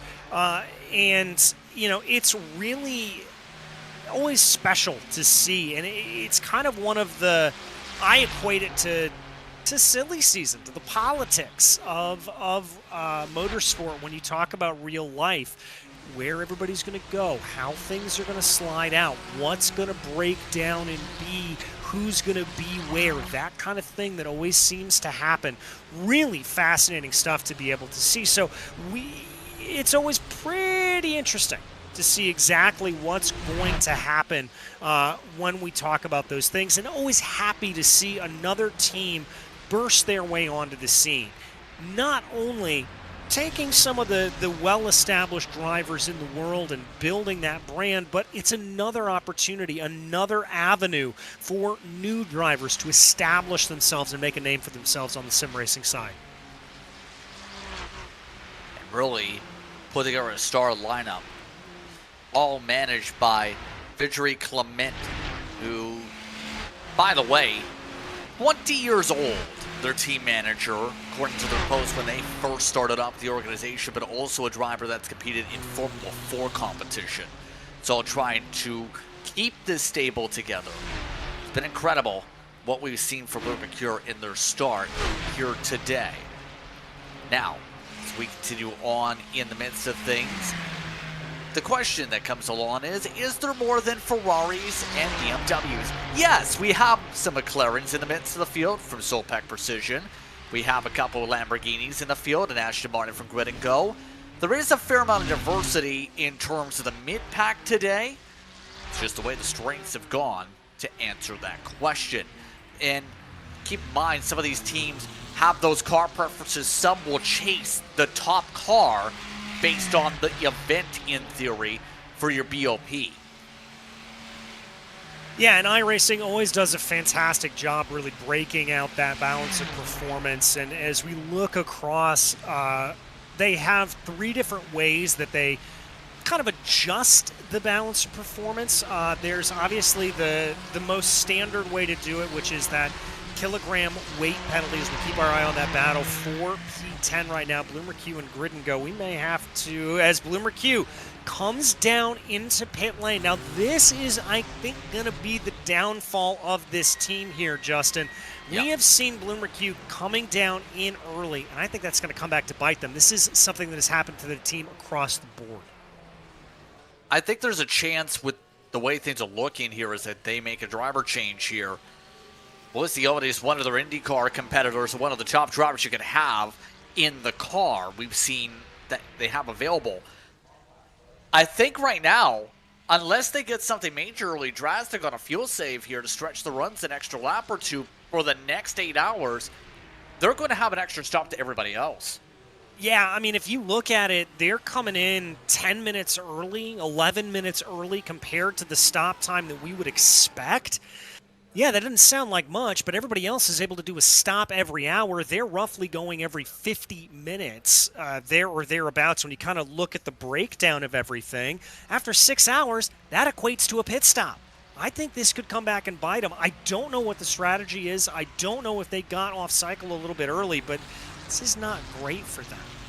I think it's more so, remember the attrition earlier on. If it's forced from attrition, it's the tough part of how things could go in the early going, because we've seen a couple teams, knowing that was discussed with Paul in particular, with Reese, that some of the teams early were trying to stretch, not going full push to about 30, 31 laps in the first couple stints.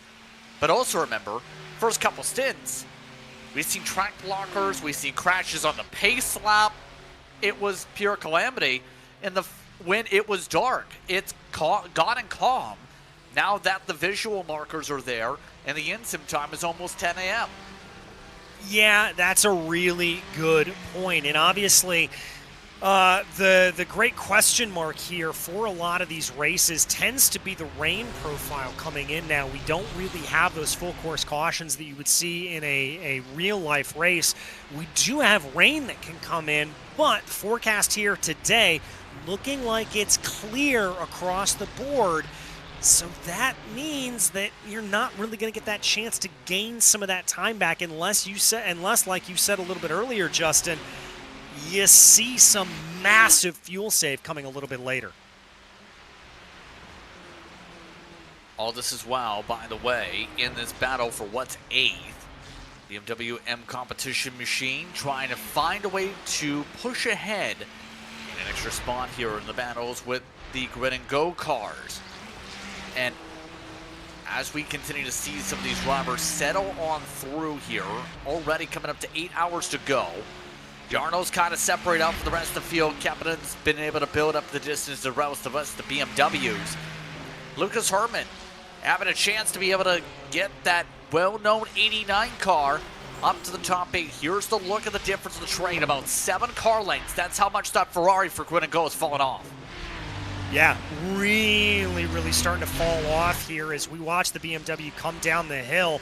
Both relatively stable platforms, the BMW and the Ferrari. BMW, like I've said a little bit more, has a hair of that inherent understeer that's going to make the car a little bit more predictable. The Ferrari is known, or at least was known, to chew up its tires a slight bit more, but obviously a lot of these drivers are going to know that. They're going to be able to chase that with the setups, try to dial that out a little bit more. So we'll have to see if that ends up being. Obviously, everything's in a really good spot here. We're not dealing with outrageous heat, so I don't think tire wear is going to be too big of an issue for any of these drivers. As we take a look right now, coming down into Murray's Corner, they continue to just try to keep that pressure on. Grid and Go just starting to fall back a little bit more. Here is Bloomer Q. Again, that second place Ferrari coming down into pit lane. Andrea Brissot, looks like that's going to be another early pit stop. This one only about 7 minutes early, but early nonetheless for that Ferrari-based squad. And it looks like Prevost going to jump in the car now. So another change for them. Both the cars were aggressive in the early going, hurt as well. Top of some of the forced troubles we've seen for some of the teams. Also down in the pit lane right now is Liska for Williams F1 Team Gaming 3. They haven't moved out of the box yet. One of the Drago Racing cars is still getting repairs. Ross McFarlane has stayed in the car for repairs as well from one of the WSR cars for those also hanging around the spots. So with that in mind, it's now 6 for now for Drago Racing. Captain expecting pit stops to be busy in about 6 laps, which would be just around about 4 minutes past the hour is the estimation here. And that's going to be the most important thing. Most of the field today, DJ, is sticking to 40-second pit stops right now on the racetrack. We haven't seen anybody take any gambles on the tires outside of what we've seen from Sabrina Carpenter in the opening hour of this race, where they took the lead with a shorter stop and, of course, had a incident that popped up in the first stint of the broadcast that sees them out of the race. Most of the field is sticking to that 40 seconds of the pit lane, get the service, get out, keep it simple.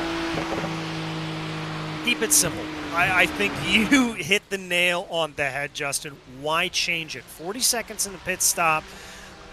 You know, there's part of me that thinks maybe you try to double stint the tires to prevent a little bit of that sketchy outlap shenanigans that we've been seeing. But at the end of the day, I don't think anybody's going to throw that risk out here at this point.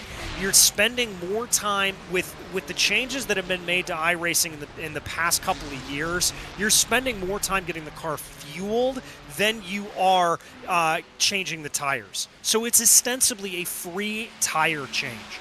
Why not get the tire change?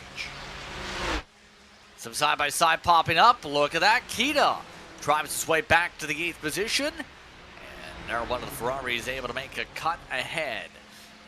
Those blue and yellowish machines, again, started things off as an offshoot for their team after some of the drivers were free agents. Built essentially their own brand, be able to sell some setups, be able to work on coaching with drivers, you know, those types of things. But the competitive side for Grid and Go has become one of the better teams you can find in iRacing, where you can argue they're one of the top 10 competitive organizations in these esports events just because of the way they built the talent pool here for Grid and Go. Yeah, and I mean, again, it's one of those things that you see those splinters, kind of like we talked about a little bit earlier with Boomer Q. You see those splinters make their way out, you know. Families are always rising and falling here in the sim racing world. We see the rise of some, we see the fall of the other. Now, there's always going to be some consistent names, I think, that you're going to see. WSR is one of them, BS Competition, Coanda, certainly not in this split, not in this run, but Team Redline, another one. You know, we've always seen some of these familiar names. But got plenty that continue to pop up and surprise, and it's always interesting to see who's it going to be this time around. And the same is true in the rail racing world. I mean, how many times have we seen, teams burn brightly and then, morph and change into another team, another iteration? Not everybody is a Ferrari. Not everybody is a Team Penske that's going to be there for decades upon decades upon decades. You're going to see that ebb and flow of new and young teams make their way up. By the way, some of the errors like the 005, Noah Eder, you'll see pop up, just came down pit road. So the expected pit window is open with us at 3 minutes to the hour right now. Some of those drivers are getting to the 28 lap mark, which was the earliest expected pit mark. All of this conversation has been this entire time. For those wondering, yes, we do have a race leader.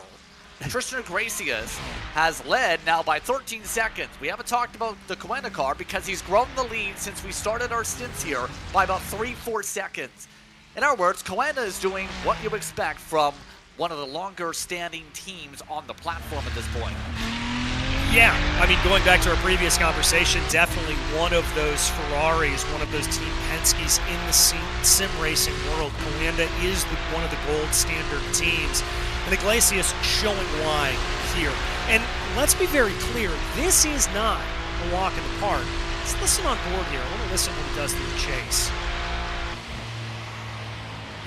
Pretty early liftoff. That means he's not pushing too hard. That's what I wanted to hear. He's in fuel safe mode. He is absolutely just focused on trying to extend these stints as long as possible. You hear a long lift and coast phase for him, which tells me this is a driver that has got this Ferrari exactly where he wants it to be. This team has set this car up well, and they are able to fully focus on extending that pit stop time as much as possible. That is a real shot across the bow if you are any of these other drivers that sit 12, 17, 18 seconds back from Coenda Esports in that 08 machine. Keep in mind, Iglesias, talented competitor for Coenda, originally came from the Altus camp 40 years ago.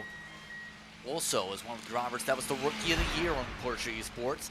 He's not amongst those in the pit wave. Luca Kita amongst those in, as you see, as expected. Teams up on the jacks. Getting some fresh rubber. Yeah, Bennett Vita coming on in for Williams. As some of those drivers cycle on in as we reach the top of the hour at the moment. We'll go through the rundown once we go through the full pit cycle here as they continue on with their service. B.S. Turner also coming on down, a part of the cycle. Of course, that connection with Turner, who races in multiple different disciplines in real life, still strong in the virtual world. But off and away, as expected for a majority of these drivers, 39-40 seconds. For everyone we just seen on the screen, no troubles in the boxes popping up with the strategy as Blue McCure will drive by them. Yeah, and especially here in the sim world, obviously pit stops, there is a slight bit of variability when you talk about the amount of fuel put in, when you talk about the tire changes, that kind of thing, but you're talking about tenths of a second variability. The biggest problem you're going to see coming down into pit lane is picking up those dreaded pit lane speeding penalties, or if you overshoot the box. And thankfully in these GT cars with the anti-lock brakes, you're not really going to have nearly as much of that as you would in, say, a series without that ABS. As we do see our leader, the Spaniard Tristan Iglesias for Coenda Esports, coming down into pit lane. So he will bring that Ferrari to the attention of the Coenda virtual pit crew. Nicholas Rubilar should take over control of this race for Drago Racing if they are able to make it at least one more lap. This, by the way, is the third stop that we have seen today. Exactly as you would expect, as Elvis Rankin gets behind the wheel of the 08. Little driver change there for Coenda. He's popped up in the real world. He's popped up in the sim world, to say the very least. Rankin, again, you have to pride him in terms of how he's developed, because he originally made his name, in my opinion, in the spec cars with some of the teams like Orion, for example. Then, of course, got opportunities in part with the Sim and Skip Barber competition. Rankin, one of the better drivers you can have, and again, was a big pickup a couple years ago to add the young driver to it stable. He'll try and keep this lead stable as he comes out of pit road. He should be able to. I mean, they had a pretty big gap. Rubelar, by the way, does take over control of the race. Team BMW M Team BS competition. Lucas Herman behind the wheel now. Running that sort of modified Turner livery that we do see. I do love the split liveries. The BS competition, the BS Turner machine, you will see in that true split livery that we have come to expect from them over the course of the campaign this year. And this is also something that we're going to see quite a bit on these outlaps, as we are going to see that weaving down the straightaway here, just trying to get those tires up to temperature down the mountain straight as much as they can. You really want warm tires when you dive into Griffin's Bend and start to make your way up the hill. This is where it gets so sketchy, and you have got to be so careful. Yeah, still following on the BS competition machine in their fight. They've stayed with Kita. In fact, Herman actually cycled in front of Kita.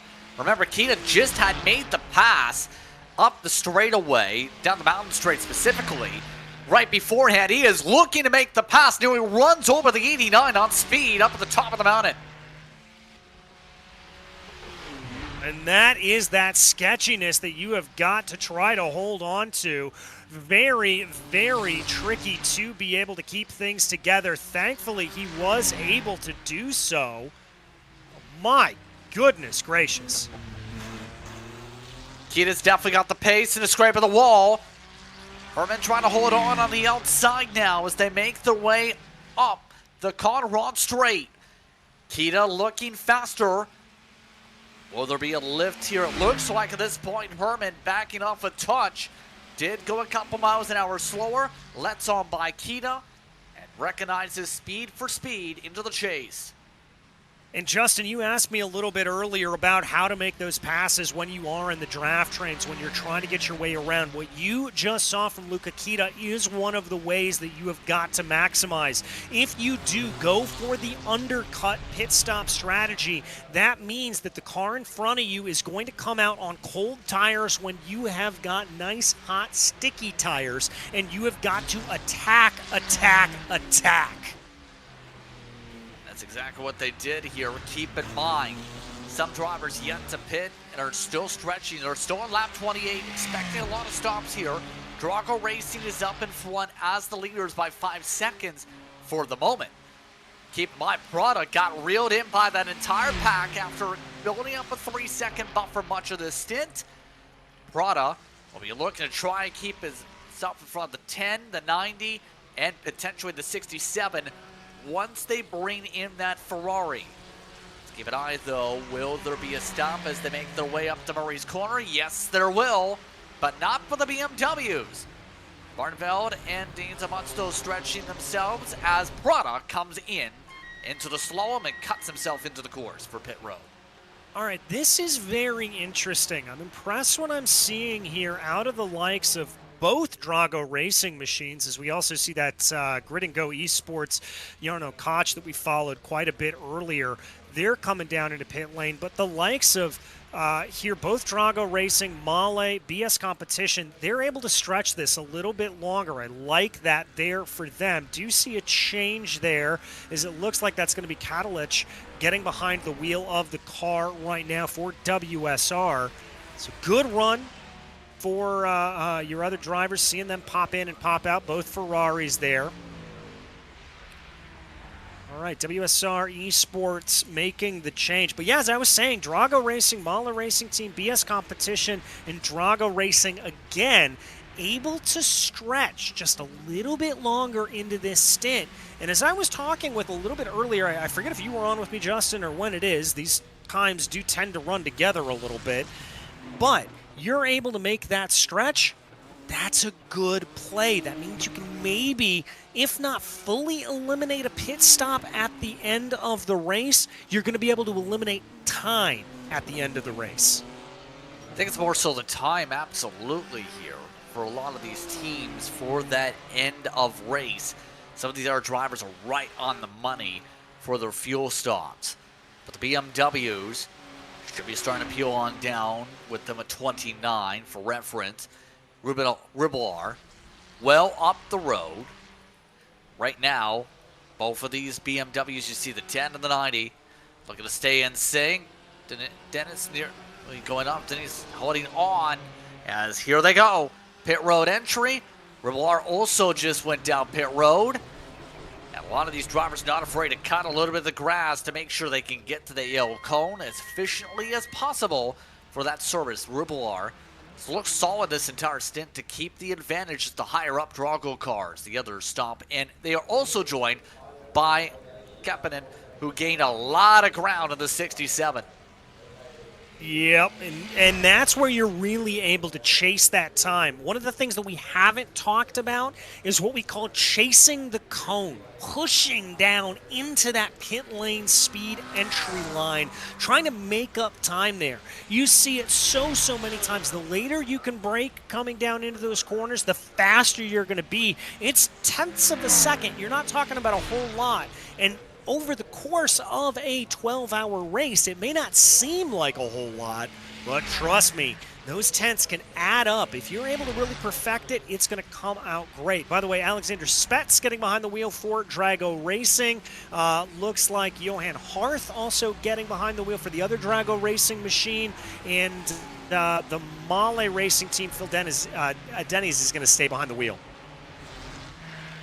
Yep, and it looks like they'll keep the stints going off and away, and that means, as you've seen TJ Clark and I along in the booth, Justin Prince here with you, as we are now at the end of that cycle.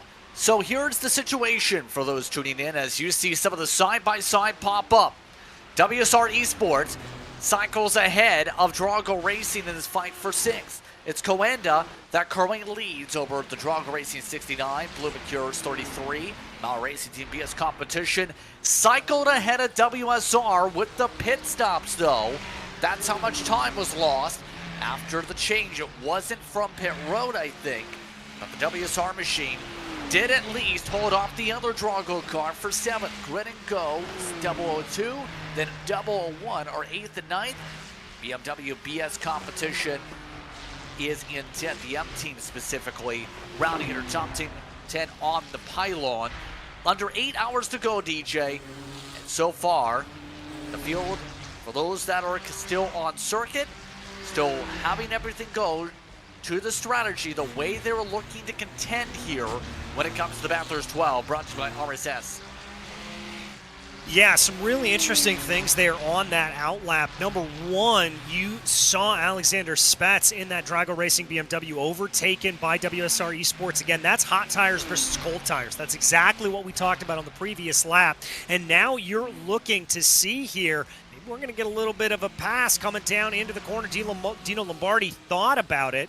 Also saw, I think, a pass up in front, farther up in the order, so some changes going around. But the biggest thing for me, Justin, is I want to keep my eye here, though. Dino Lombardi putting a lot of pressure onto the back here of Alexander Spets in that Drago Racing BMW.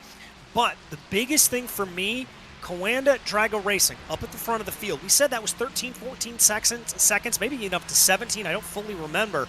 That's now down to 11 seconds. That was an excellent in and out run for Drago Racing. But there could be a problem here because we're about to have a battle for P2. Prevo and Harth going at it. There goes Prevo moving his way ahead. Harth shuffles his way to 3rd. Johan Harth looking to now reset. Big pickup for Drago to say the very least.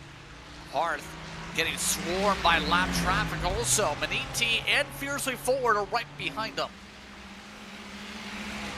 Yeah, this is going to start to get a little bit interesting. And interestingly, talking about that lap time difference, it was not on the leaders. That was actually not lost, it looks like, in pit lane. Everything relatively equal on pit lane time.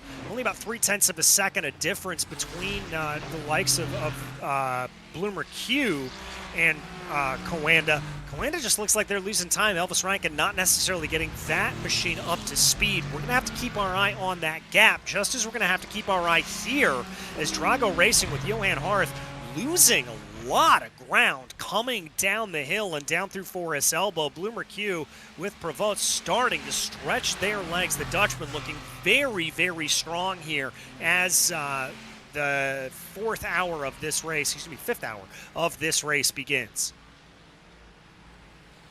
Sipping on through the action so far. What's been a busy afternoon for some, busy night times if you're one of the drivers local for this top split action here today. Again, it was 7 a.m. Eastern time. The drivers had the splits open up here today. Here's a look at the slow-mo with that 33. And look again how close these calls are when it comes to the elevation up the hillside. You're just about grazing these walls to set up this entry. And right now that 33 is trying to break the trap. There's the snake. Yep, that's a little bit of what we like to call the dragon move over on the open wheel side of things, really trying to break that draft as much as possible, pushing their way out and around. But Blue Mercure looking very, very strong, I have to say.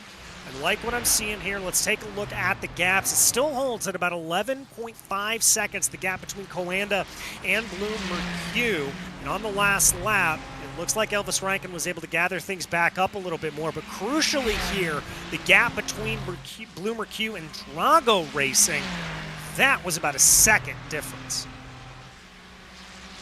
Big time differences popping up in terms of speed intervals, absolutely. Thinking about the average over the past 5 laps when they've been up to speed reference. Drago's had the speed advantage, obviously, since the stint change. That's been flipped around on its head here for that Ferrari as it boosts on away. Keep in mind, some of the air choo-choo trains to touch upon. The 90, 67, 002, and 001 are a choo-choo train that you also see in your pylon. Things are getting bundled up in some parts of this racetrack. Not so much for your top cars. You have a lot more opportunity to be able to focus on your marks when you aren't gathered up car to car, like this pack that were bumper to bumper up down the hillside. Yeah, you're able to have a lot more time to think about things and get things established. But my goodness, this is, again, what we've seen really in this battle from about 6th place on back. It's pretty crazy to see how everything goes. As there we watch the other Drago Racing machine a little bit farther back in the order. That's going to be Alexander Spetz behind the wheel. We saw Spetz lose a couple of positions as a result of that opening run. And here's Williams F1 Team Gaming. Oh, the Lamborghini just getting it wrong down the hill. Contact in the back, and there the bumper goes flying. That's the 5 going around in that sequence. Williams F1 Team Gaming machine having a bit of problems there. So they are currently scored 31st. They had 4 minutes of damage repair. They were part, I think, from that situation previous. That's why they're now in the 30s for those keeping track of the racetrack. That's how big the damage can pile up here if you hit these walls here. These walls are not soft, to say the very least. No safer barriers here. No safer barriers here. It is concrete all the way around the circuit. Not the easiest way to be able to get together. As we take a split screen look here, everything's starting to come into play. Blue Mercure and the number 32 machine trying to close on in as they charge down the hill. Not too far off of the battle here in front. Very, very close running. You've got to love what you are seeing if you are a race fan. There is nothing better than GT cars running up and down the hill. Yeah, that's the BS Turner car up the road. You see them with their split look like they have on the iRacing platform.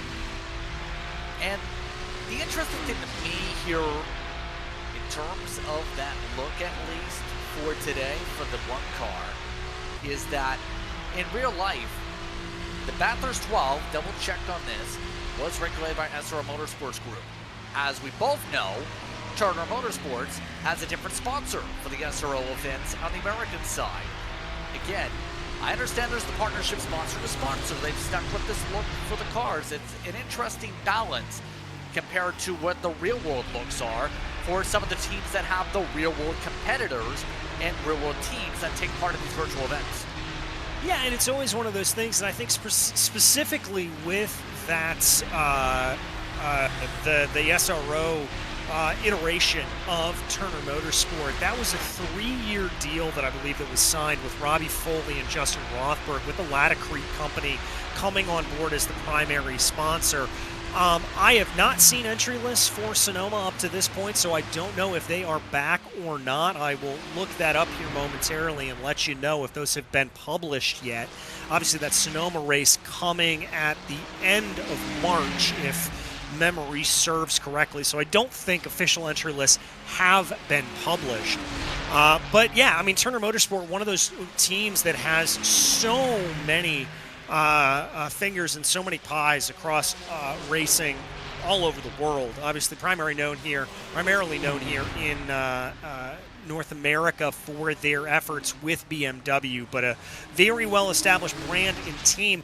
Want to bring attention there as it looked like Dino Lombardi, who I was kind of pointing at a little bit earlier in the race, that's that first Grid and Go esports machine, looked a little sketchy coming up in McPhillamy Park, and that kind of led to a little bit of run. I think his teammate here, Luca Kita, could have a run, and we could see a little gridandgo.com esports Ferrari on Ferrari action, as indeed Kita's going to take a look to the inside. Let's see if Lombardi facilitates this pass, maybe gives a little bit of a lift. That's exactly what he does.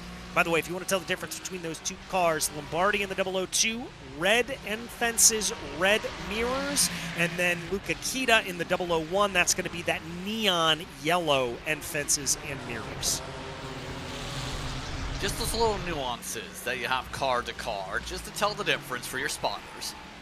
As right now, Barneveld still maintains in his pack right now. Keep in mind the distance to the next pack, give or take more than 2 seconds on the track. That's about 15 car lengths going up the straightaway on difference between the packs so far. Their average speed, meanwhile, 2 to 3 tenths between the cars just up the road and this entire train. Just those little nuances as this run goes on that's popping up for some of the drivers here. And it kind of showcases differences driver to driver. Those little tiny little differences on your marks can be massive on the racetrack on overall interval on your average. Yeah, as it looks like Fabrizio Bellizzi coming down into pit lane. That's one of those off-cycle drivers that we pointed out in the previous stint. But right now, doing a great job, BS Competition, of just keeping themselves forward. Again, so difficult at this point on the circuit. We come down over Skyline and down into the S's and the Dipper. You really just cannot think about anything else but the track in front of you. There is SDR Sim Racing with Bellizzi down into pit lane. That very, very distinctive pink, magenta, I don't know what shade you want to call it there necessarily, but that machine down into the pits. So they're getting their usual service. Looks like this is a scheduled stop for them. As we said, they were off cycle a little bit. Wide run coming down into the chase for BS Competition, Ryan Barneveld. I'm impressed here with Luca Kita. Kita putting a lot of pressure to the back of Alexander Spetz. Yeah, Kita's been providing a lot of pressure here. Well, it's been solid whenever we've seen him make stints. Just 23 years old. Again, one of the drivers that a couple years ago had been a part of Apex, now with Grid and Go, part of Transitions. He's actually also one of the drivers that will help coach you in terms of sim side, has competed with teams like Stormforce, that sponsorship deal last year. He's a busy person, to say the very least. And he's looking to make a busy pass, nearly cut through the grass. Tries to look to the outside. A little bit of a dangerous look at first in the mountain straight. That would have been bold if he would have went to the right there for Quarry Bend. Yeah, if he had tried to push around the outside there, that would have been ridiculous. Shades of Colton Herta coming down the back straightaway at the Indianapolis Motor Speedway road course a couple of years ago, just popping this way and that way. And look what this has allowed here for BS Competition, Ryan Barneveld, to be able to do. Stretch his legs, get a couple of car lengths advantage here over Alexander Spetz, buy himself some breathing room. Spetz, probably a little inadvertently having to look in that rear view camera to check behind him a little bit, not really able to focus fully forward, but credit where credit's due. Spets gaining a lot of time coming over Skyline. Yeah, right now they are getting bottled up here. Look at the onboard. And it's really filled up with a rear view cam by Luca Kita. Spets trying to follow tire to tire. They've been running about the middle here. You see that middle inseam with the way I've heard with tracks that we've seen in past events years and years ago. They talk about how the middle of the racetrack might have that little speed advantage. Kita says, you know what? Good send up the inside for me. The chase is a deep set for Kita in a pass made. That was deep. That was late. That was brilliant from the Grid and Go esports machine of Luca Kita. Kita on an absolute charge here. And now he's going to have his eyes set ahead to that BS competition machine in front of him of Ryan Barnfeld. And they've only got 2.5 seconds up the road to WSR Esports. So Kita, if he continues on with this pace, he could really gain some positions here.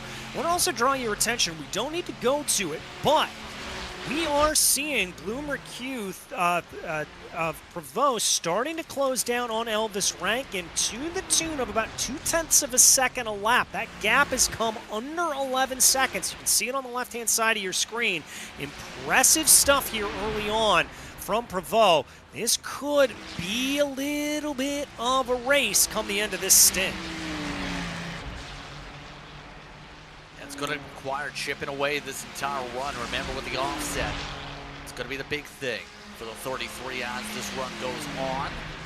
This main group, though, Kita might have the ability to actually move its way past all these cars here, and it's going to be requiring to get it done pretty quick to get up to the next pack here in this choo-choo train. The Drago Racing machine seems pretty on par with Lombardi, we'll say, because with the average, Lombardi's pace dead even to Spets over the past 5.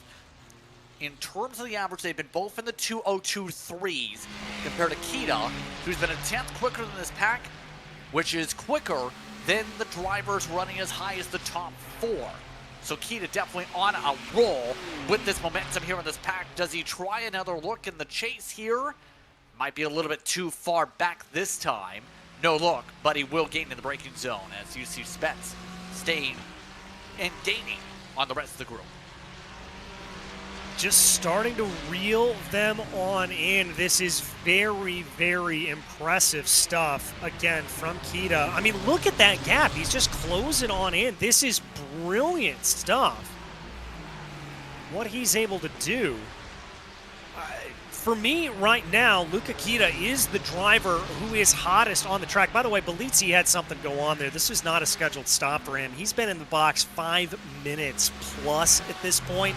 Unfortunately, something going wrong for that number 2. Well, there is a counterpoint. That 2 car did pass every other car that was out of the race. They can't go any higher, DJ, unless somebody DNFs. That's a good point. So this may be a bit of a situation where they have called it quits and they are happy with where they are. So maybe this is a semi-retirement from them. Just kind of waiting to see what happens a little bit later. I don't love that. I mean, if you've already put in the time, gotten your way through the field, might as well. One driver who's definitely getting his way through the field, that's Luca Kita on the back of Ryan Barnfeld here. This Ferrari coming alive, pushing, coming out and into Skyline, down through the S's, and the plunge into the Dipper. Looks like he lost a little bit of ground there, but he has been so strong coming out of Forest Elbow, down the Conrad straight and into the chase. Let's see what this Ferrari from Grid and Go Esports can do.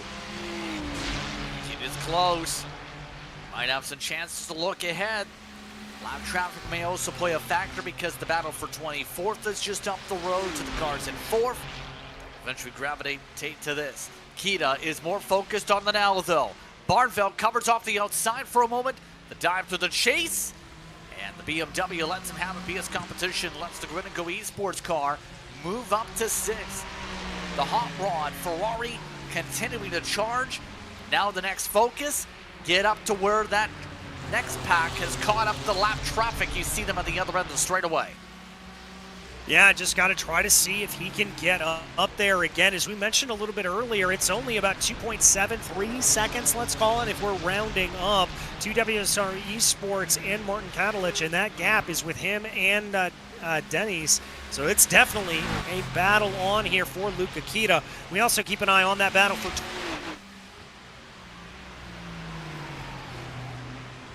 That will be the Maniti Racing Machine you see in the lineup, fiercely forward, staying behind. They've stayed connected much of this stint here, by the way.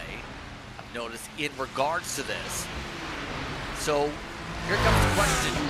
In terms of the situation, DJ, when you have a battle of, say, lap cars that are for position, how do you play that as the leaders here? Because as Paul Smith had mentioned earlier, it's advisory for the blue flag. It's not mandatory.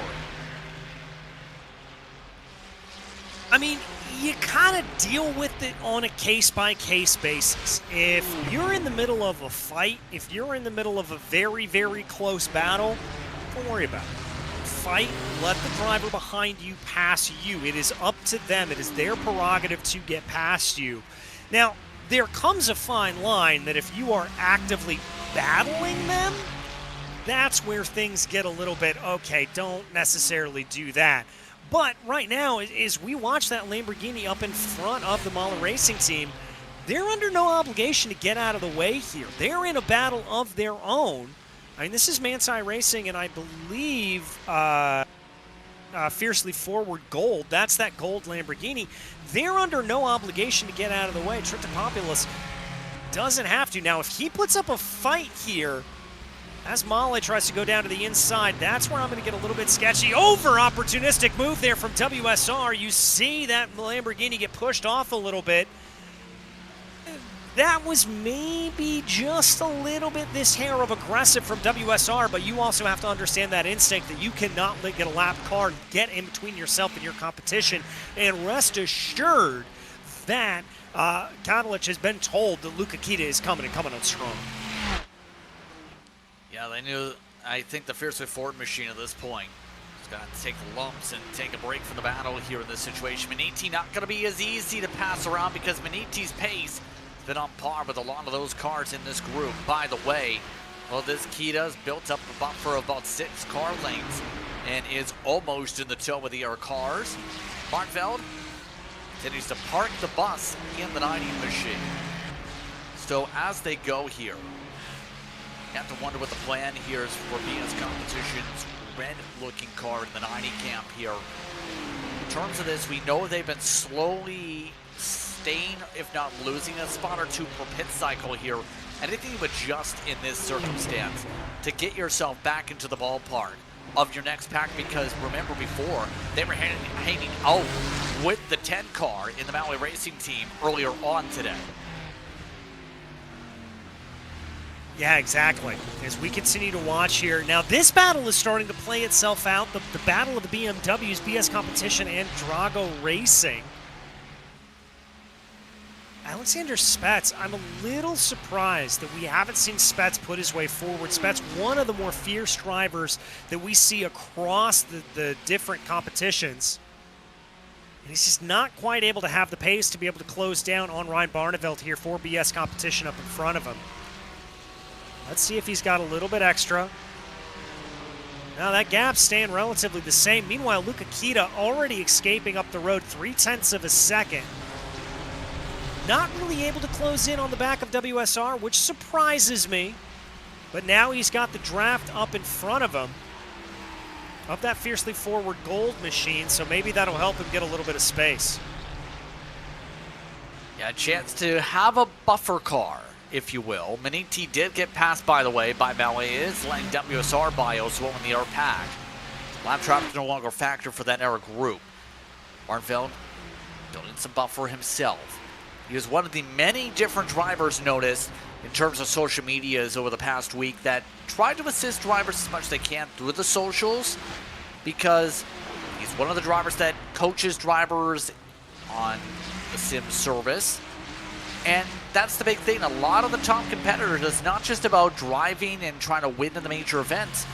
part of being a full-time sim racer, as crazy as that may have sounded in 2020 to say, in terms of that, you can also get yourself busy in the business by teaching drivers how to drive in these races and improve the next generation also. Yeah, you really can, and I think the prime example of that to me is a driver that we've seen quite a few times over on the sim side that has now ventured out into real life and has made coaching a big part of everything, and that is Suelio Almeida, who now has raced a couple of races in IMSA. I'm not sure what his 2026 schedule is. I haven't gotten a chance to check on it. Kita makes the move down to the inside of Fiercely Forward Gold. And that pass is going to be, looks like that Lamborghini will lift off, just kind of let him have it. Good play there. But Suelio has really built a business for himself as a coach, as a sim racer, and now he's been able to translate that into real life. Raced in Radical for a while, then made the jump over into Michelin Pilot Challenge, running in the GT4 category, or excuse me, the TC category. It's been a very impressive run, and I think he is one of the many that has really been able to make that charge forward. Yeah, that's just amongst those that have gone to the sim to reality pathway that's really come into play for some of the top drivers in some teams, as one of the Green Go 4 machine, in fact, comes on down for its scheduled service. Remember, they are off cycle by half a pit cycle compared to everybody else with their situation. Was about to say, a lot of these drivers, and note comes up every major conversation, you're talking about competitors in many of these cases that, if you put them in the right spot, can help develop a real-world team. We've seen a couple of the drivers in the sim world really become vital as simulator drivers. Here's a good example that comes from the Coanda camp. Your team leaders, Keegan Leahy, remember from eNASCAR competition, works right now with 2311 Racing in real life. Actually was contributed to when they won at Circuit of the Americas with Taro Reddick a couple of years ago, just because of, remember, how good Coanda was in the first place with the roadside, and that developed because of what happened in 2020 and the connections built up with Denny Hamlin at the time. So you build the connections, you have the talent, you know how to engineer a car, you can be put with a real-world team. And some of the drivers I've seen up to the ranks that are now coming out of university now, that were some of the young guns a few years ago, are now some of the new race engineers on the state side and in Europe too. Yeah, I mean, it's really impressive stuff to be able to see just how many opportunities there are for a lot of these drivers to make their way forward. I mean, it's not an easy path, rest assured, as is anything in motorsport. Motorsport's a difficult industry to get yourself into, but at the same time, it's pretty impressive to be able to see everything and see all of these drivers really make their way into the real world. I mean, another driver that I always talk about is Adam Block. On the IndyCar side of things, he had run in multiple different series, runs in the Thrustmaster iRacing Pro Series right now, and he's an engine guy over on the Indy Next Series. I mean, you know, you see these folks that are able to marry the love of motorsport and sim racing, make it work in real life. And Justin, you and I are two prime examples of that as well. We've been able to do some stuff in real life that I would have never thought possible 5-6 years ago. Exactly, and it's really, again, being able to not only have some of the experience coming in, at least is my idea of it, but also then building connections and building the exposure in terms of being able to compete against them, the best, or showcase yourself with the best available, really allows your opportunities to blossom over the course from sim to reality. That's the big difference we've seen pop up here. By the way, in terms of what you've been seeing on screen, Battle for Fourth has stayed within 2 to 3 tenths of a second down the hillside. It should be worth noting that Kita is right behind that Maui car, or rather that Maniti car, should say, just about that 7 car lengths difference from this pack. So Kita is digging. He just needs to get around the lap traffic, and then he can focus on gaining, because he's running 201.9s. to these drivers 202.3s. Yeah, he's really starting to close in He is really, really pushing here at this point, and that gap back to BS competition has expanded upwards of about 2 seconds as things run. It's a very impressive day for Luca Kita, you have to say, as he continues to close on in on the back of this pack, able to get by that Aston. So now it is just full speed ahead, focus forward, and see what this driver can do. I think this is just a matter of time before he makes his way up into the top 5. Indeed, as they continue to sort things on out. Talking about the wacky side of storylines, I guess you can say, in terms of the popularity of sim racing, in terms of teams. Go back to Grid and Go. We know we were talking a lot about Kita. Talk about the team itself in that grouping for a second. I want to mention an idea of this. The popularity of esports is to where now you have fan bases that are built up on the team side. The Grid and Go side, apparently, a few weeks ago, announced its own card game for its drivers. A card game. They legit have their own trading card game at this point. You're at the point where sim teams now have trading card games. If you had told me that a couple of years ago, I would have called you a crazy man, Justin, but nowadays, nothing really surprises me all that much anymore when it comes to the world of sim racing. I kind of love it. It's a little bit off the beaten path, but it's super fun. Why not? Have a good time with it. Yeah, I'm surprised to see doing the social dig in terms of that, in terms of when you have booster packs for your respective team, it kind of showcases just the ability to connect to the marketing side, because it's not just in terms of the big teams now. Let's just drive, gas and go. Not pun on Grid and Go. You also have that ability for a lot of these teams to connect with the drivers now. For example, it's about being able to communicate with the fan base. It's about streaming the perspectives. We've seen some of the teams today on their own Twitch feeds. They do have some personal perspectives here today that they provided. So it's a chance to really extend to not just, okay, we're just a bunch of drivers, we're people too. Yeah, I think that's very right. We see that's one of the things, and you also see that in real-world racing as well. I think particularly over on the U.S. side a little bit more, although I will say Drive to Survive certainly has changed things, obviously overseas as well. But you want personality, you want fun, you want drivers that are going to have a good time with everything. You're not going to want to necessarily see the old school dead forward, never laughing kind of thing. You want to see a little bit of fun. Whether that's the IndyCar drivers back in the day playing pranks on each other, that still happens in the bus lot nowadays, whether that's obviously the rivalries and the personalities that you see on the Cup car side of things, or the personalities in we talked about Turner Motorsport a little bit earlier, tacos. Victory Tacos, and they always bring out the little plushy taco guy whenever they get a victory. It's always super fun. Yeah, fun, different aspects. It's about fun. Broadcasts are fun. Race cars are fun. Being able to race cars are fun. You know what I mean? It's not just about vroom vroom, car, go zip zip. By the way, in reference to the card game, one of the cars you can get is practice if you're Grid and Go. That's a half a second quicker advantage. Guess what? That card may have been used by Luca Kita because his gap was half a second quicker last time by than the rest of the cars now in his pack. All right, I just got to tell you, that was a brilliant transition. That was really, really nice. I loved that segue. But yeah, Luca Kita absolutely on it here. I wonder if we're going to see this pass up into Griffin's Bend. He's going to start pushing ahead onto the back of Kadlich. Let's see.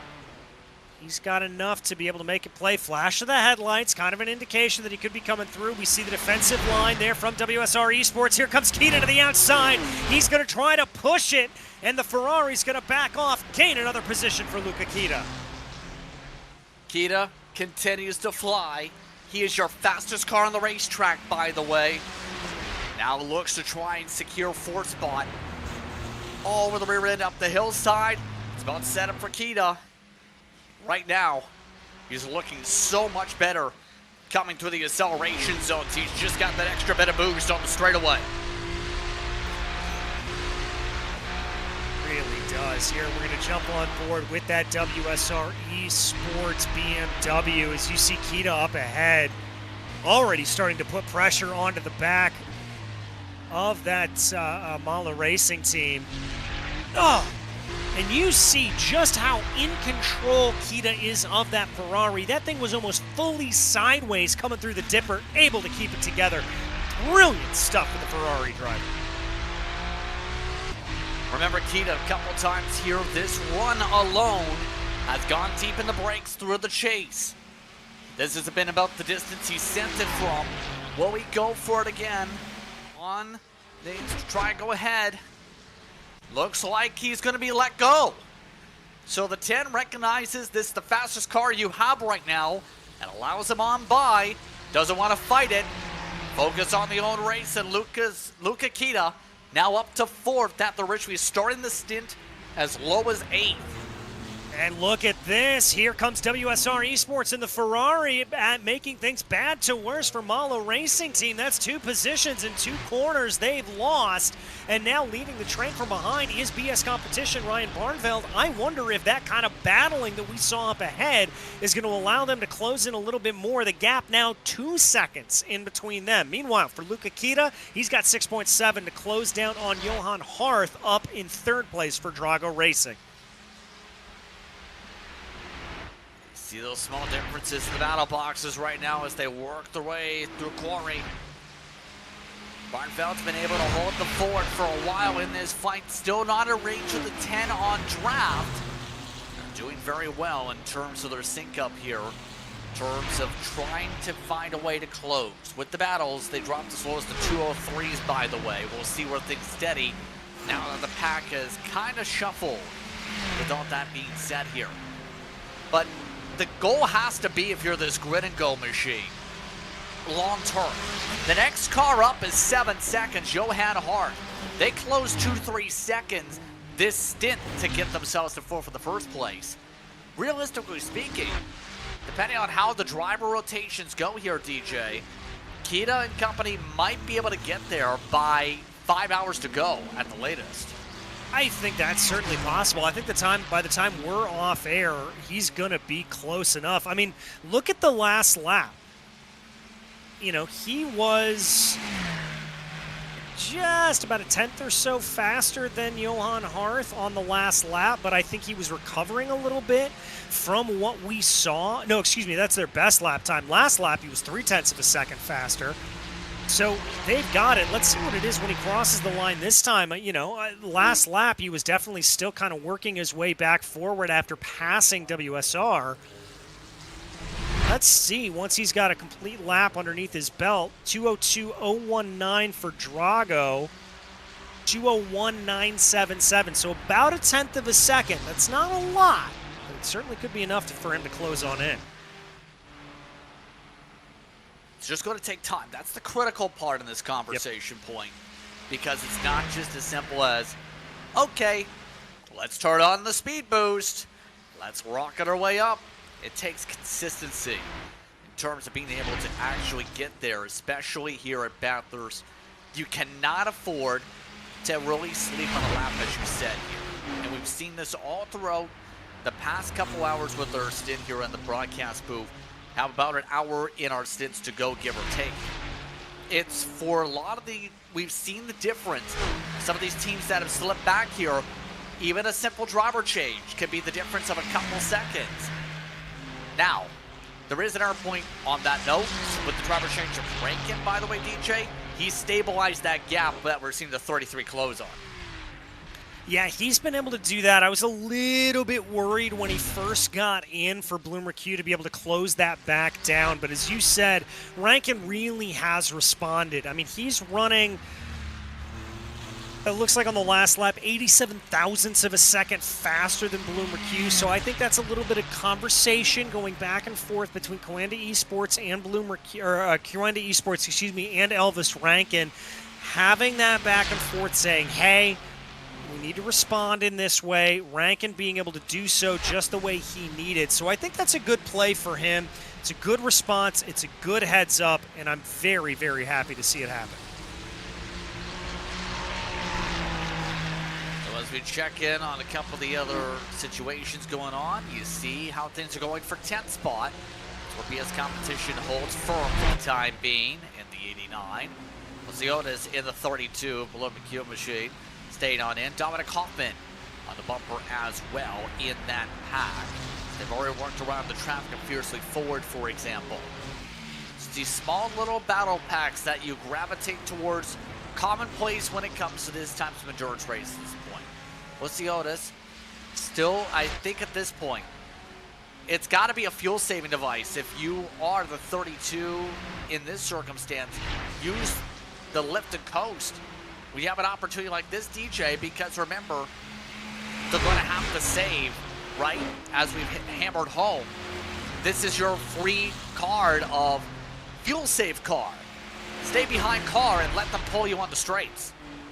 Yeah, and I worry about the flip side here as we get down into that fuel-saving window for Luca Kita, that may be the reason why we're seeing so much speed out of him, is that he may have to pull into pit lane a little bit earlier than anticipated. So I'm going to keep my eye on that grid and go machine. But yeah, for the rest of the field, that we continue to watch the Parker White and the grid and go machines in the back, that fuel save is going to be huge. And the same is true here for WSR.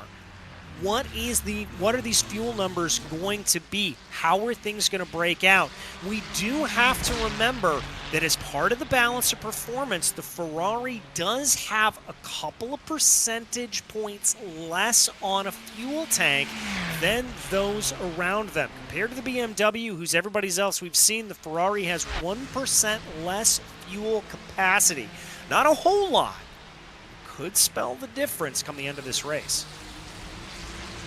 Bad news if you're Paul Giffreau and company. The 86 car just had a technical issue. The Unity RDV competition machine just had its car have to reset to the pits because its driver ended up falling out of the session. Unfortunate for them, they were running in the mid-pack and have already lost a lap. So that's why you may have noticed one car just fall a lap down here.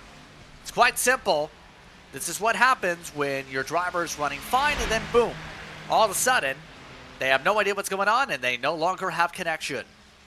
Yeah, and that's one of the scariest things you can have happen, not only as a driver personally when that does take place and you sort of go, what's this going to be? And you realize that you've lost the session and you don't have any communication with your team. You're jumping back and forth trying to figure things out as quickly as possible. But it's also very, very difficult when you are a driver around them. Thankfully for them, nobody else around them. But there is nothing more terrifying than seeing that car blip out of existence and not knowing when or where it is going to reappear.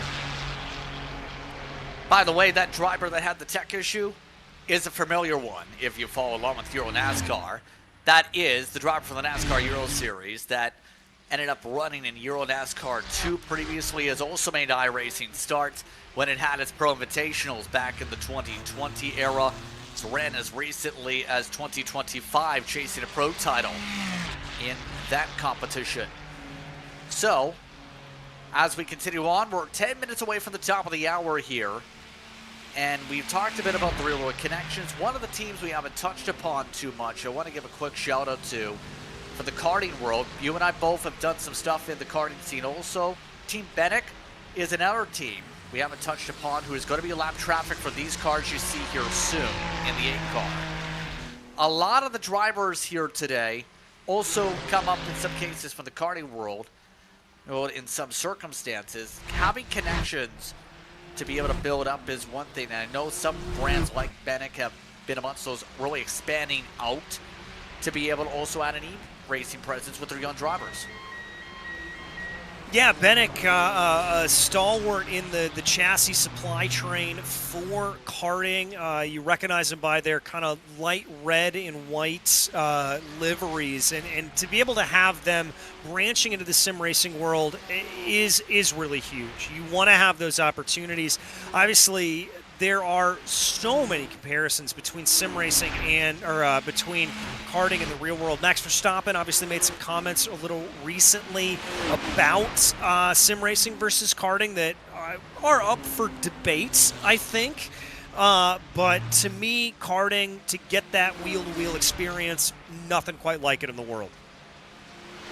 So we'll see that car pop up eventually in these battle packs here. That's going to be your 8 car for the course of this. Bosiotis, by the way, as we were having that quick point, did take pit stops in the 32 car.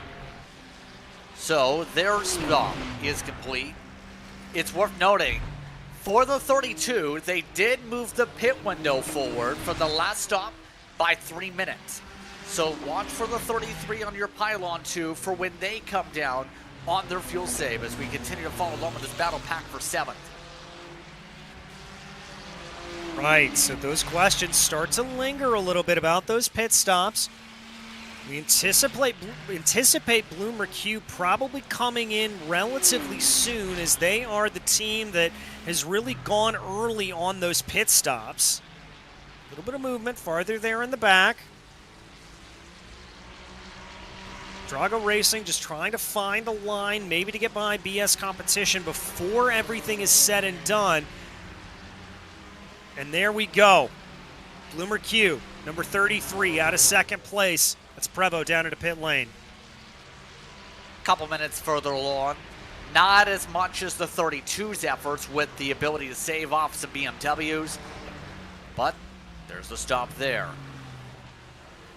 As they now get the service up on the jacks. No driver change in this circumstance. Everybody else should be coming down in a couple minutes' time. And as they continue to chug along here in this circumstance, for a lot of these teams left here on the order with about 32 cars left on the racetrack. It's worth noting, over the course of basically the past 2 to 3 hours or so, attrition's been at a minimum. The Blue Mercure 34 also comes down. But for the most part, we haven't really lost any cars that were involved in incidents already, that haven't been involved in major incident. We've kept stable for a couple hours. Yeah, we really have gotten into a good rhythm of the race here at this point, and it's been impressive to see everybody continuing to run the way that they are, not seeing a lot of silly mistakes. I mean, I think really since we jumped on here, Justin, I think we've only seen 2 spins. I think that's correct, and both of those have been coming in and out of pit lane. Yeah, exactly. And so far, been good racing throughout the course of this run. As we get towards the top of the hour here, remember we'll be making some switches when it comes to our stint in terms of our broadcasters at about 1:45 to 2 o'clock Eastern time. That will see Jake Sperry and Brad Dalton shuffle in. Dalton set to come for 1:45. Sperry around 2 p.m. Eastern time for those on the East Coast. As we continue on with the racing here. By the way, you see that gap? Only about a second, 1.6 between the 10 and the 90. So they've almost migrated and almost magnified back together here as Maui's fallen off late. Yeah, really kind of has. I'm a little surprised by that, frankly. Maybe just overran the tires a little bit. I mean, we've seen Dennis do really, really well. But again, I don't think you're going to have a tire wear issue. Maybe, you know what it is, now that as I work this out in my brain, it really is, I think, a situation where they're probably in a fuel save mode here at this point, trying to stretch out one more lap, maybe pushed a little bit too hard, missed their numbers, and they're trying to back off just a little bit more. That would be my guess out of this BS competition, or out of this Mahle Racing team. Absolutely. Again, we do have live time minute scoring for those watching on the RaceBot TV side of things. It is pinned on your YouTube comment section for today. To be able to find line timing, it's, again, be sure to find that here. We'll get you exact links forward to those direct channels for those on the Twitch side and RaceBot. Specifically, RaceBot TV's watch timing is usually the main hub. You can find timing here for these broadcasts here today. Now, back to the cards at hand here.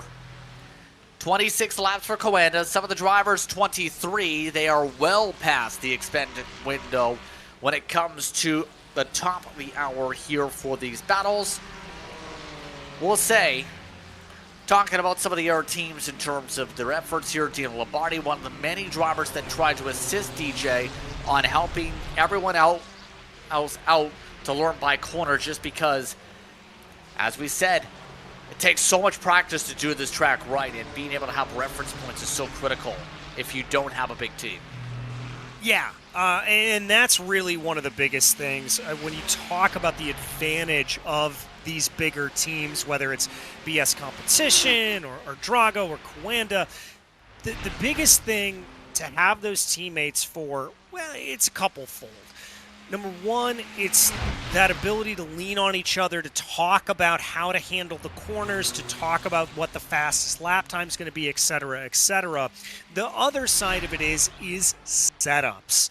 Dealing with setups, getting setups together, testing setups over the course of a long run, over the course of changing conditions. Remember, we started in the dark, and now we are running about midday here, and we're talking about 31 degrees Celsius, 88 degrees Fahrenheit track temperature. That's raised about 15 degrees since I came on the air about 2 hours and 15 minutes ago. Indeed. See right now, Kita continuing to chug along with this spot. 18 seconds, by the way, the margin. He's gained about a second on the race leader. It's the last time we really checked in. His teammates and Snow just completed stops the 005 for their stints. But again, a busy special event here today. Again, happy to have Ready, Set, Sim a part of this event this year.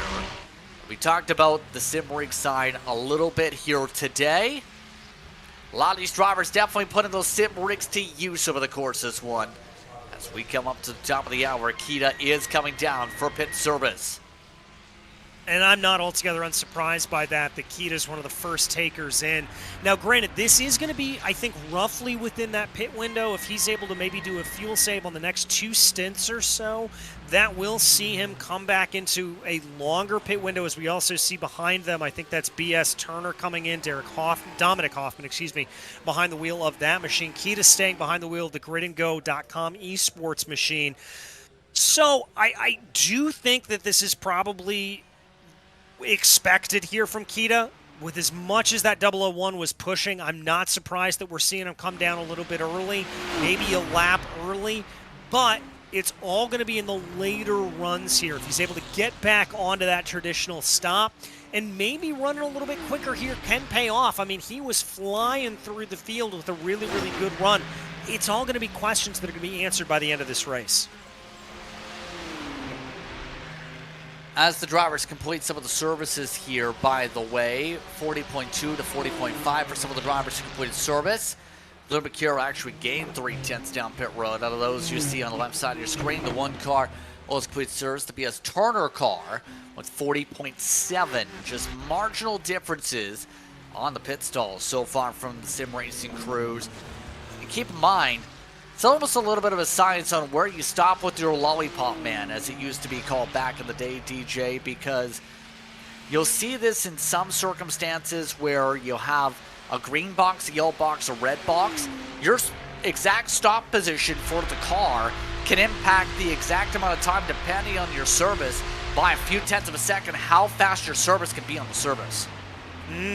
It really is very, very touch and go. in terms of that. If you're running in the actual service, it's kind of funny. It's a fun animation. You'll actually see your pit team kind of shuffle forward or shuffle back depending on where you are in the box, but that can cost you a couple of tenths of a second in that pit box. It's very, very different. You've got to be aware of it. You've got to stay on your toes about it, but yeah, it can certainly throw you for a loop if you're not careful. A lot of drivers came down that time by, including your leaders, Coanda. BS Competition also made a change to BMW M Team BS Competition, I should say, in the 89 car. There is that distinction with Felix Bombach now behind the wheel of that car. 78's also in. Lasse Back's now in the 4 car. A part of those changes here for service. Remember, the BMWs seem to have that little extra ability to push here as they continue to now lead up on the track. And as we get ourselves now through past the top of the hour here, past 1 p.m. in real life time, Eastern time, reaching the top of the day. Haven't talked about the weather too much as of late. The temperatures are slowly rising, DJ. Slowly. Because it's stayed partly cloudy. There is a mostly cloudy system expected to hit the track in less than 20 minutes. All right, that's going to bring temperatures on the track. I don't know if it's necessarily going to bring them down. It is 11 a.m. here, and as Reese said before I jumped on, especially in Australia, everybody kind of thought that the hot part of the day going to be between 11 and 3. Pretty true across the world as well, but the question's going to be with that then, how does this track respond to it? 32 degrees Celsius as things stand right now. That's 89 degrees Fahrenheit. If that cloud cover moves in, we may see it stay at about 90 to 95 degrees Fahrenheit, which is going to be just about where you want it to be. That's going to be in perfect range. And remember, a lot of these teams plan for when a majority of the race is going to be, knowing majority of this race is going to be likely, obviously, in the daytime compared to Daytona, where, say, you're going to have a lot of racing in the cool temperatures in the peak part of the time of the clock. Those balances so critical to be able to calculate for your team and make sure you know the right conditions here. As some say, some of these teams can practice as high as 15 hours a day. I know that sounds like a lot, but here's a lot of trouble if you're the 006 car, the Grid and Go that's a lap down. Isaac Phelps, he just picked up a black flag, I think, here, we're being told. Yes, we have a black flag for the first time in the past few hours, and this is an interesting one. They just completed service about a lap or two ago. Now Phelps will have to come down pit road. That's got to be a pit lane speeding penalty, I would have to imagine. Or unless we're talking about incident limit here. An incident limit, by the way, is every 50 incidents or 20 thereafter. So it is a compounding problem if that is what happened. Have to see if we can get a better read on that, but yeah, that's what broke down. Now, the speed limit we haven't touched upon too much today yet is 31 miles per hour today when it comes to pit road. That's in the miles per hour. That's, my math is really bad on terms of miles per hour to kilometers. That's around 50-ish kilometers, give or take. Now, keep in mind, you have to stay at the 31 to the cone. Can confirm what Phelps did here, DJ. He hit 33 miles an hour at the cone. Just a hair over, just enough to make things difficult for him. You hate to absolutely see that, but again, coming back to bite, you've got to play within the rules. And there it is, coming back to hit you hard. So that car, one lap down, likely going to fall an extra half a lap to 3/4 of a lap down. As there goes fiercely forward, you see their box pop up for the pit service. We chug along with their stint. We hope you've enjoyed the action so far, by the way, here at iRacing and our race spot here today. Be sure to hit those like and subscribe buttons to keep an eye on the biggest events in all of iRacing. Be able to keep up with World Championships, to keep up with special events and more. Be sure to do the same with the race spot. Again, broadcaster for today's action here for the Bathurst 12 here in Australia. Just out of curiosity, have you gotten the chance to go to Bathurst yet, DJ? I have not. As a matter of fact, I just took my first overseas trip in many, many years, and I just got back from Japan a couple of days ago. I have not been able to make it over to Bathurst, but it is certainly on my list. Everyone that I have talked to that has gone has said it is a once-in-a-lifetime kind of experience, because we've got a little bit of a pass here. That's Tarika. Good move there for the Mike Colino team. Able to get the zippity-zip going. Off into Quarry. The 11. Able to cut ahead. By the way, that pass to get around in terms of the traffic there, that is past your only Ford in the field, Team Floral by Impulse. So they dig up the hillside. Oh, wow. It's pit stop time. Likely going to be coming up for a couple of these drivers that are still on circuit. If you're at 29, that includes Maui that just came on down. BS Competition comes down. Dronco, they're still on 28. They can keep going here and will keep going. Able to extend an extra lap and continue to save.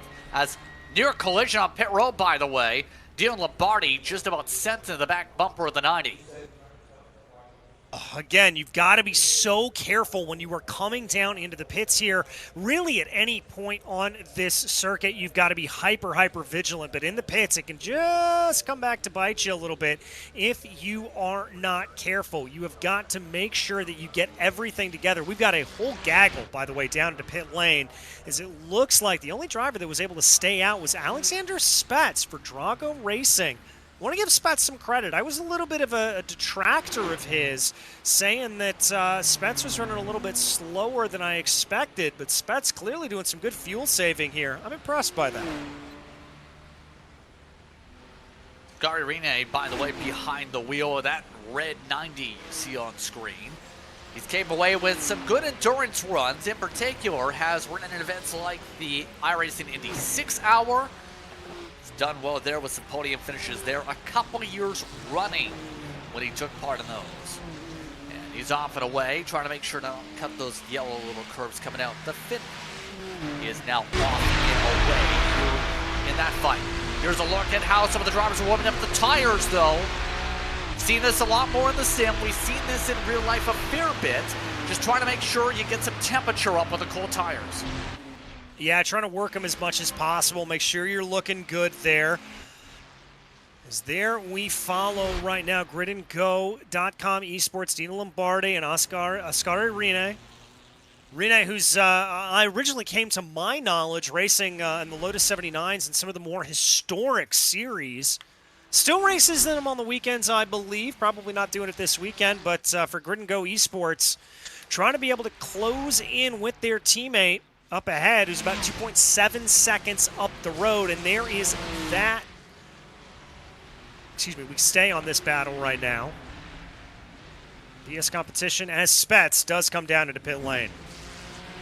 This will close out the window this time through, by the way.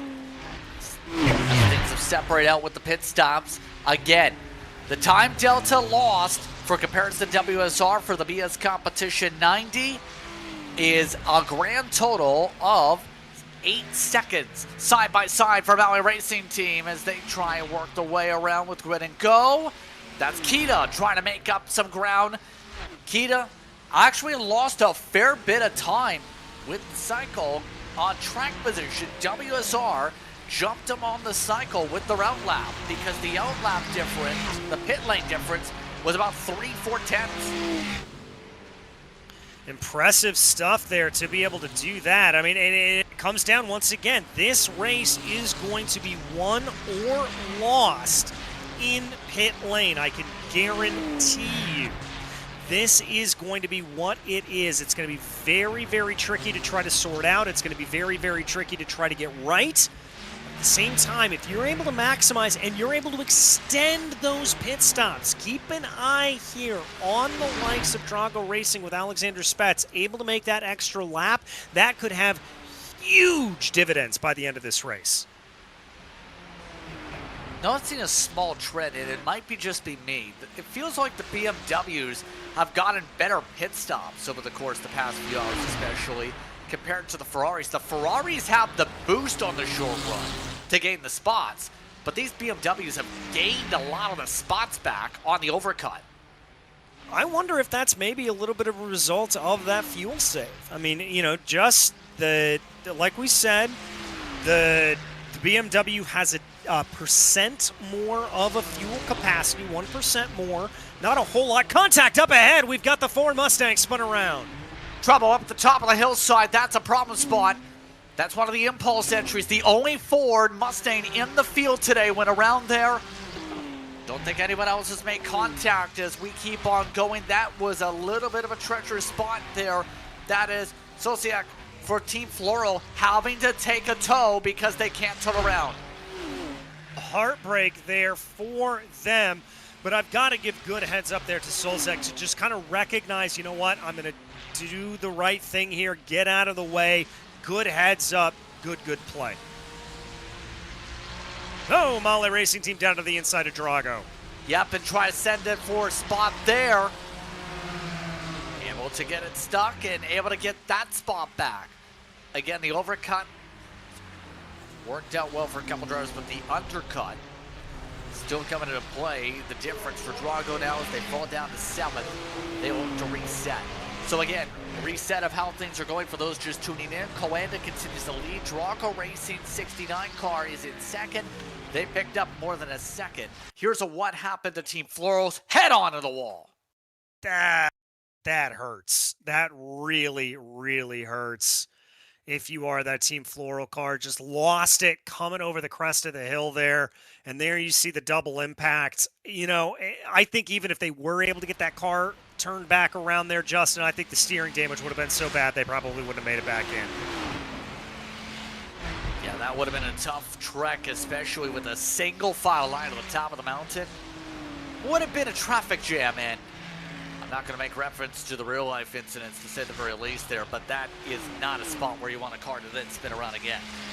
Now, no, it certainly is not. And look at this here. Molly Racing Team. Field that is starting to pull away a little bit from Alexander Spets, but as we may suspect here, Spets in a little bit of a fuel save mode. So I'm not worried about that. If Spets is able to last this out, I think this is going to be a strategy that will come into play for Drago Racing near the end of the race rather than early on. Exactly.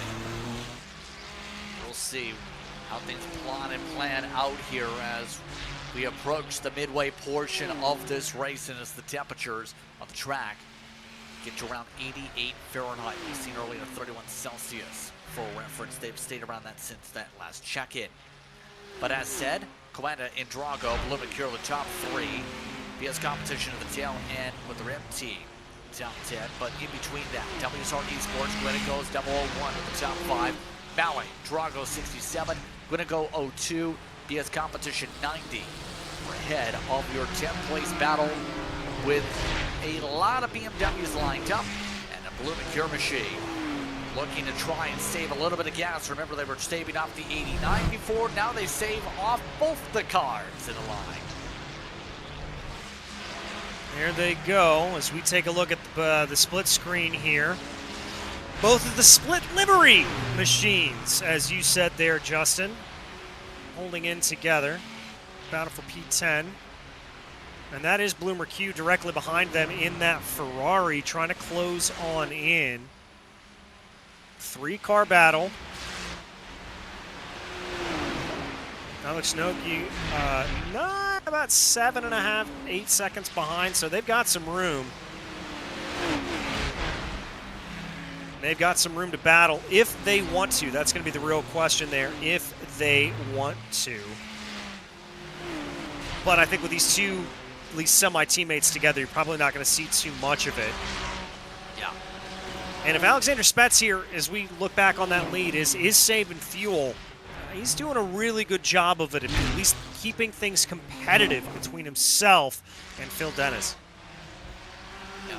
Right now, 207.7 for the 10, 202, or rather 202.7, then 202.8 for Spets on the person last time by on the time stopwatch.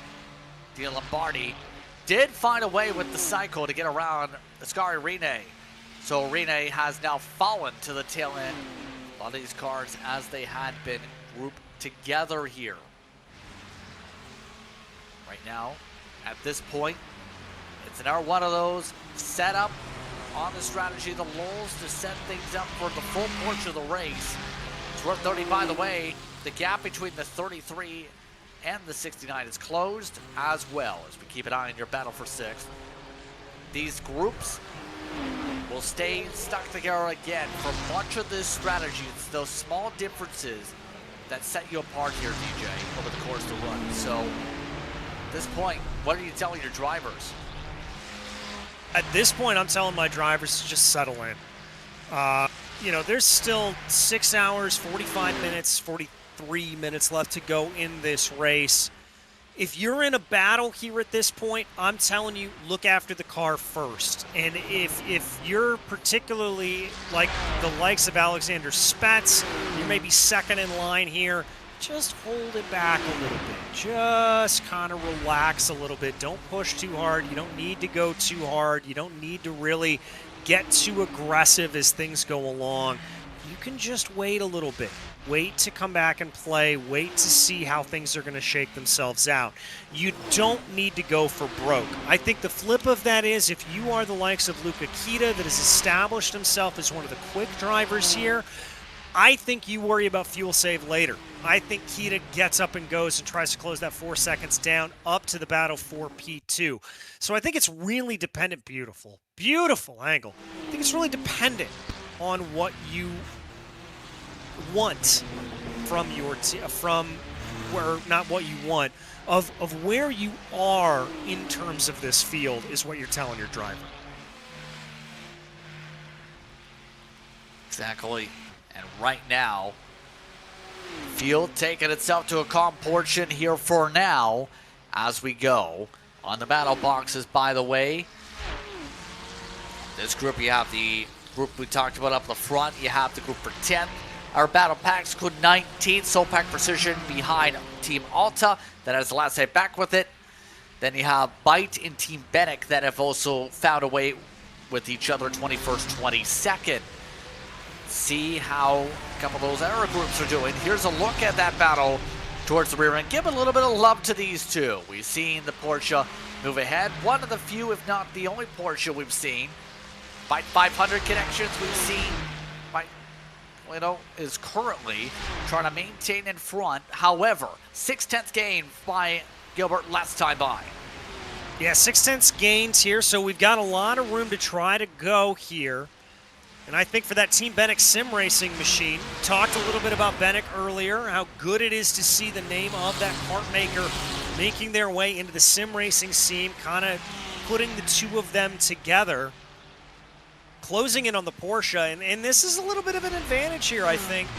Could be typeset, could be kart style for the two of them, as this is Porsche versus Ferrari, and we have not seen the Porsche really favored here, which normally goes to show you that Porsche is very familiar to a lot of drivers. A lot of drivers know what it does, and so it tends to be a favorite if it's in the balance of performance range, and that just kind of tells me that Porsche has not necessarily had the bop hammer the way it wants to. Yeah, at Daytona, we talked about this in length during the multiple stints then, was that balance of performance for the Porsche. It just handled the curbs better. It just had better turning. That's why a lot of teams went with it, even though we've seen a lot of teams also pick the difference for straight line speed when it comes to Daytona. There's not a lot of curbs to take advantage of. It's a lot of your ability in the elevation changes we've seen be the major difference, and a lot of longer straightaways down the mountainside and up the mountain a little bit before you get to those technical areas that we've seen kind of be a little bit of a difference maker. Yeah, and so it just doesn't favor the Porsche. That's not necessarily the way that it comes into play. And not an indictment of the balance of performance. It's different different horses and different courses. It's what it is. But I'll tell you right now, we've got a good battle here between BMW and Ferrari. This is Drago Racing and Blue Mercue. Hearth and Prevo up the front of the field. This is that battle for P2, and the Ferrari coming on strong. Hart, 27 years old. He's been in the sim for a while, to say the least. He's raced in the Porsche Motorsport Esports Super Cup, for example. Also was picked up by Drago Racing just 7 weeks ago. They also picked up Peter Berryman at that same time. Hart, one of those veteran drivers you want in your corner. We've called his name for so many big events, and he's contended for so many wins. Big pickup for Drago a few weeks ago. Yeah, it's a big, big pickup to get that Frenchman on board. And again, this goes back to that silly season conversation that we had a little bit earlier and how that all plays in.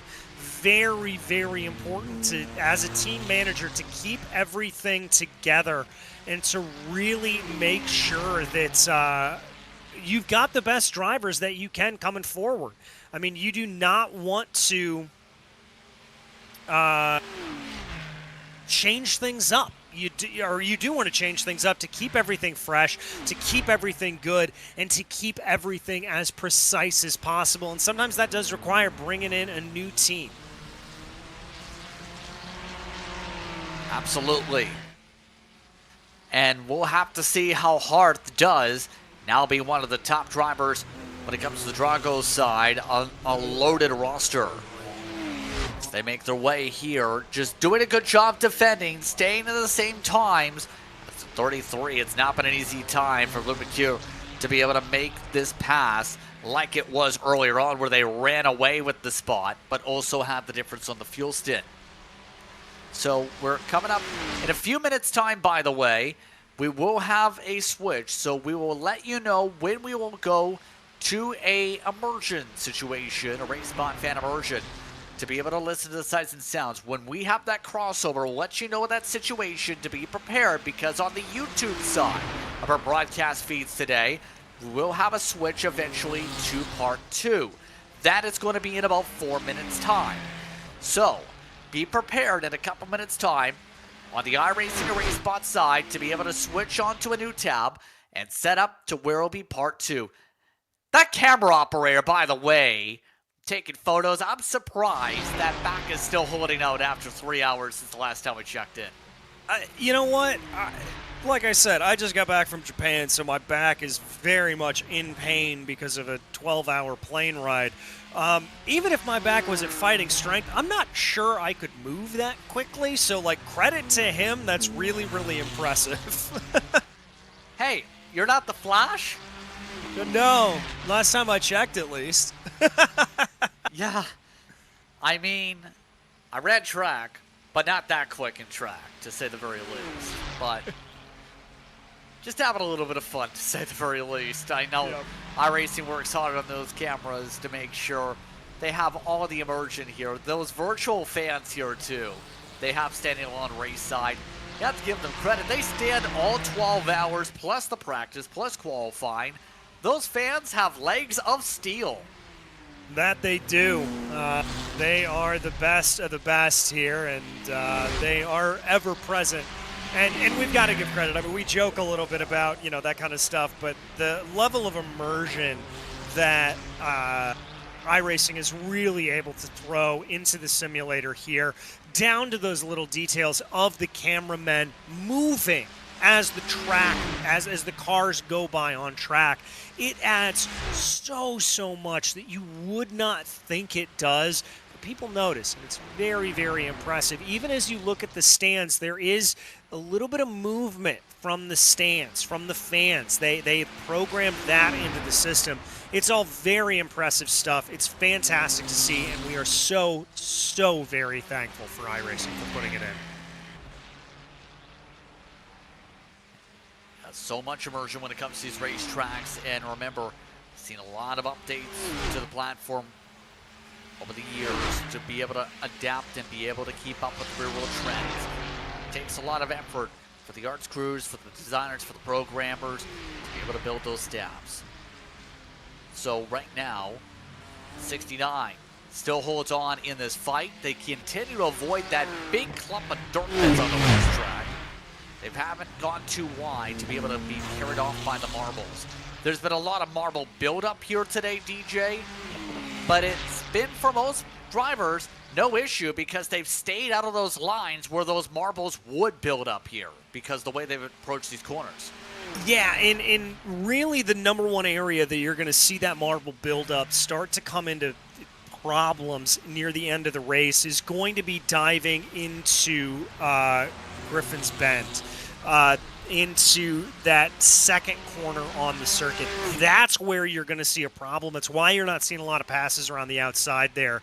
But nevertheless, very, very clean driving here, very heads-up driving from everybody, and a good run for him. So guess what, everybody? It's that time. It's time to set things up for a RaceSpot fan immersion. So, if you're watching along on YouTube on the iRacing and RaceSpot feeds, be sure to tab open your Part 2 segments for today. We will be following on board for this switchover with one of the BS competition cars. Scary Rene has a good view of one of the battle packs here. 4 cars in the train. Let's follow on board with the 90 and listen to the sights and sounds here from Mount Panorama.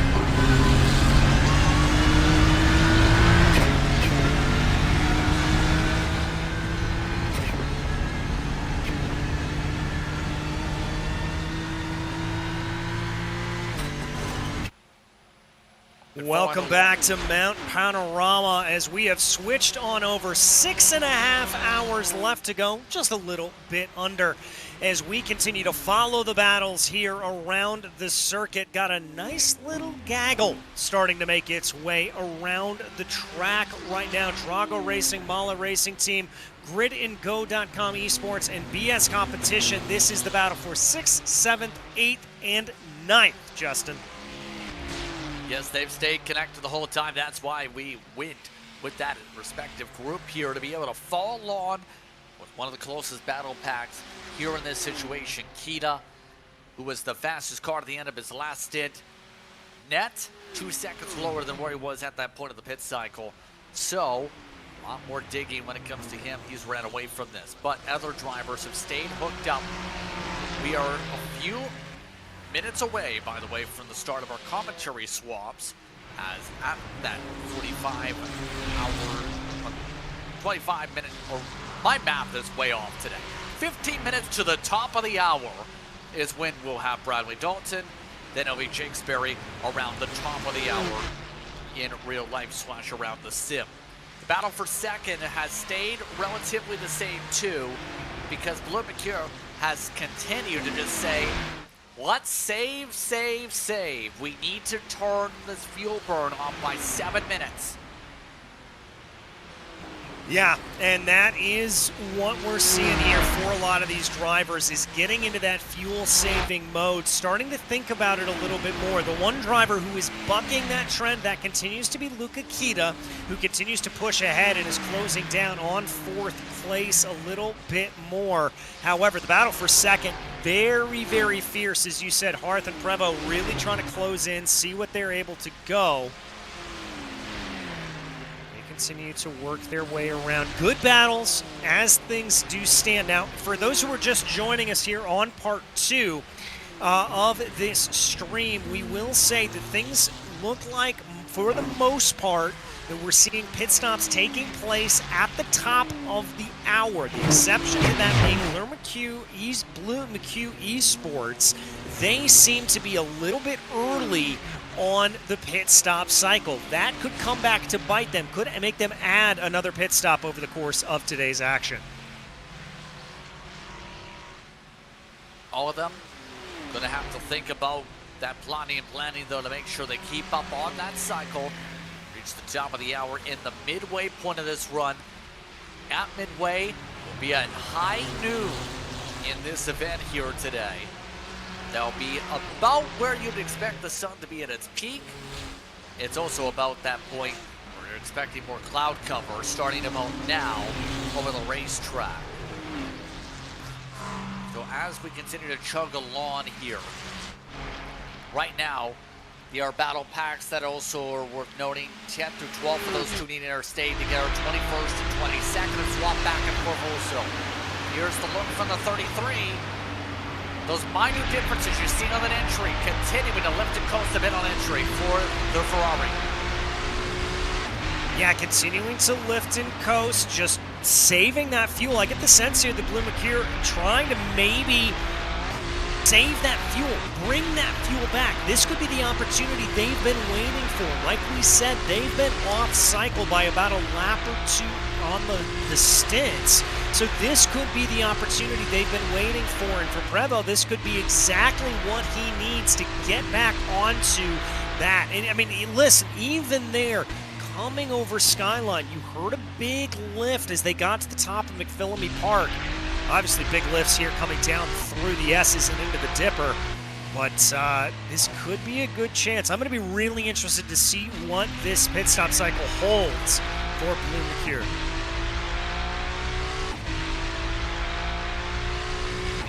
Going to be an important cycle to be able to tell how much fuel save they're going to need, along with some of their fellow teammates, by the way. The rest of the way after the hard push to start the day, and of course some of the night conditions. Speed's obviously going to be a little bit higher with the track a little bit cooler compared to now, than really balmy feeling out at the moment. The estimated laps to go for those keeping track in mind, if you want to break it down lap by lap 2 here by that point, you're factoring in about 189 more laps to go this time by. The mathematicians are definitely calculating at this point, based on those estimates here, DJ, to make sure you know by the minute where your fuel is going to be. Those strategists are big for those huge teams where you have those Excel sheets or Google Sheets or whatever to make those calculations on average fuel burn per lap. Oh, most certainly, and they are working overtime here at this point. What's crucial for this race, however, is that on road courses such as this, we do not see full course yellows being displayed normally. There sometimes can be weird little glitches with that, but I wouldn't expect it to take place. The other big part of it is we do not anticipate any yellow or any rain coming down over the course of the day, which means you're going to be able to run your standard